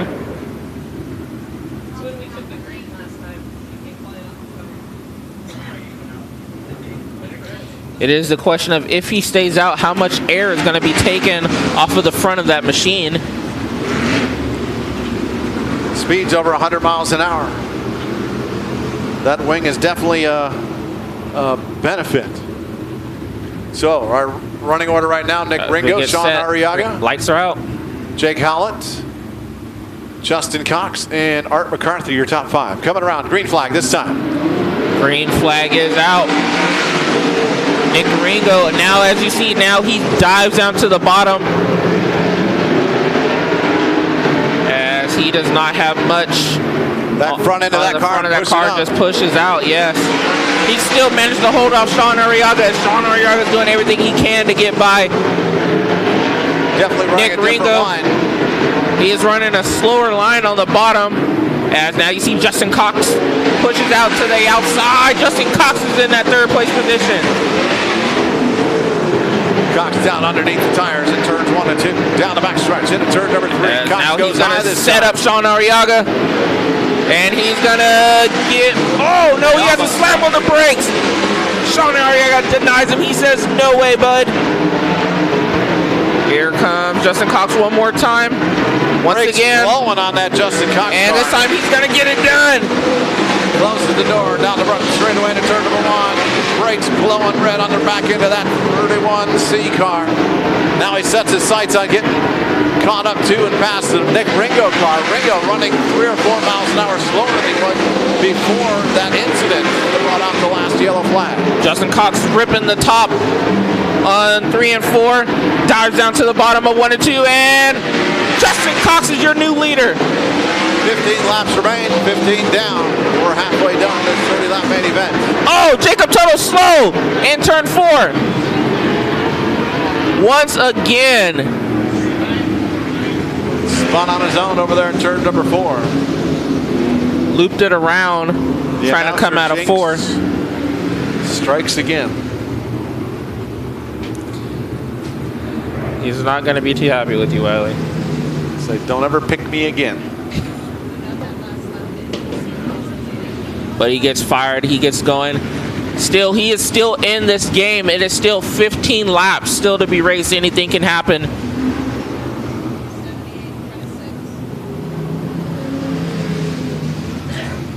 We're now lineup is set down to 10 car field as of right now.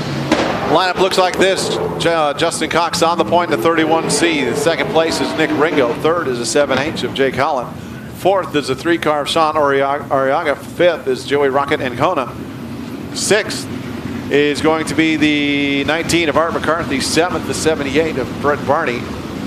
Eighth is the 6 of Matt DiMartini. Ninth is going to be the Jacob Tuttle. 10th will be the 07 of Richard Fujaro. All right, lights are out. 15 laps to go. Justin Cox, your new leader. Richard Fajardo. Fajardo. Is it Fajardo? I'm trying to say his name. Green flag back out. Justin Cox down to turn number 1, working that low line. Coming up off turn number 2, down the back stretch. Look at Julian Kona. He is making moves. As now he is now in the 4th place position. Justin Cox trying to run away and hide from the rest of the field.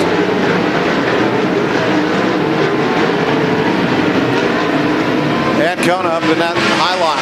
Yeah, he moves into the 3rd place position now. As he's trying to get around the 3T of Nick Ringo, as he's going to slide to the inside. Not quite able to do it. Not quite able to, yeah. Ringo. Oh, and Kona throws it upstairs. Up over the cushion, loses 3 or 4 car lengths that time. Your best battle on racetrack between these two. They got together earlier in the main event. Can Kona get around Ringo? He just can't seem to get the line to get past Ringo, as Ringo is now blocking upstairs. 1291 on the stopwatch, 104.5. And Kona jumps the cushion again in 1 and 2.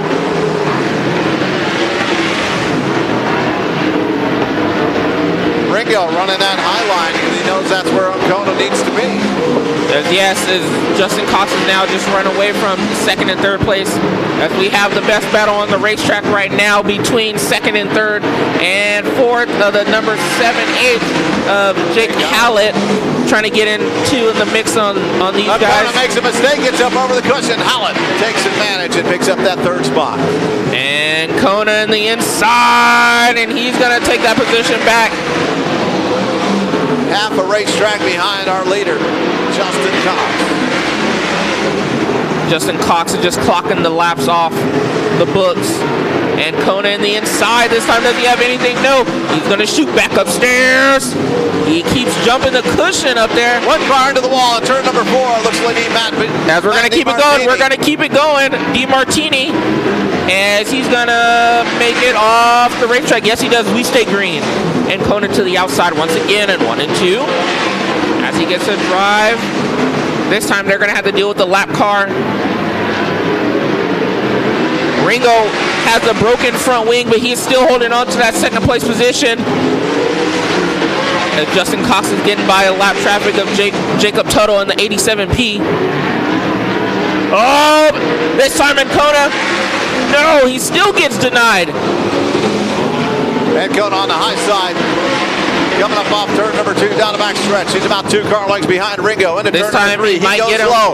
Going side by side up off turn number 4. 2 laps ago. White flag coming out this time by. Up off turn number 4. Brakes still glowing red on that 31C. Takes the white flag. 1 more time around for Justin Cox. 1 more time around for Justin Cox. Here's the battle. Ringo and Kona. Can he get him? As he gets it, he gets a move down through 1 and 2. Down the back straight. Justin Cox is your winner.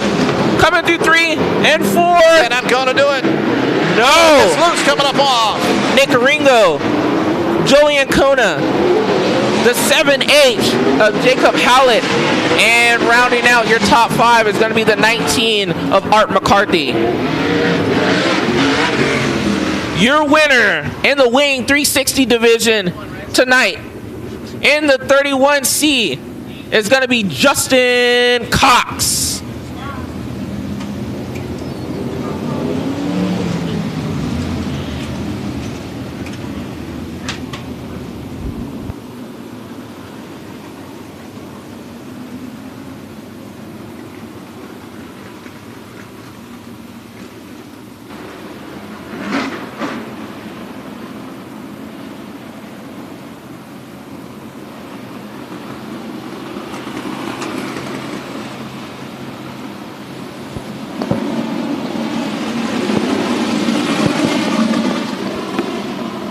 Heading down for victory lane.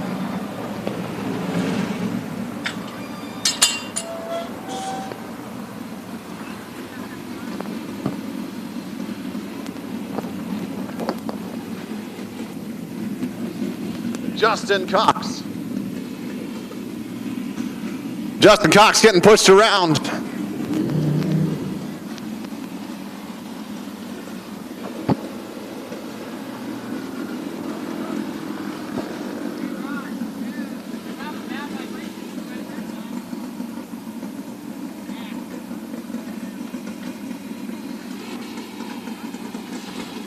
Justin Cox climbing out of the race car.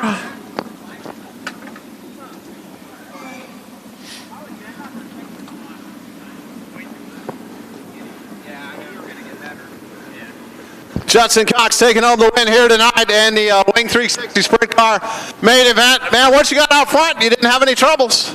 Yeah, made a oopsie there on lap 4, and there's not a lot of cars, so you got to be patient and get back up there. And it's nice to get back to Antioch. It's been a while, and I love to see the changes with the new promoter. It's awesome here.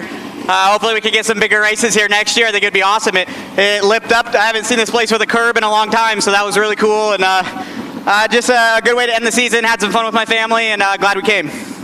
How was it? You were running most of the night on the 3 and 4 turns, up on the cushion, a little lower on the other end of the racetrack.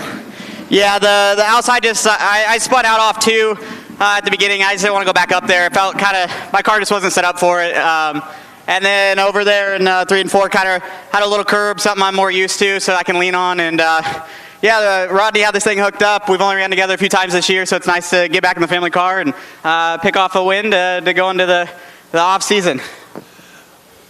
Any troubles tonight getting around anybody else once you got through that spin? Joey would have been tough. He really wants to win. He's just young, and I think he just pulled the trigger a little too early and made a mistake. That's just a part of it. So other than that, I'm not going to say it was easy. No sprint car race is easy. So I think we just had a really good car, and I feel like I'm a pretty solid driver, so it just all worked out perfectly. All right, congratulations, Justin Cox taking home the win tonight. Thank you. Justin Cox winning the Wing 360 Sprint Car main event here tonight. That's going to do it for tonight's racing action.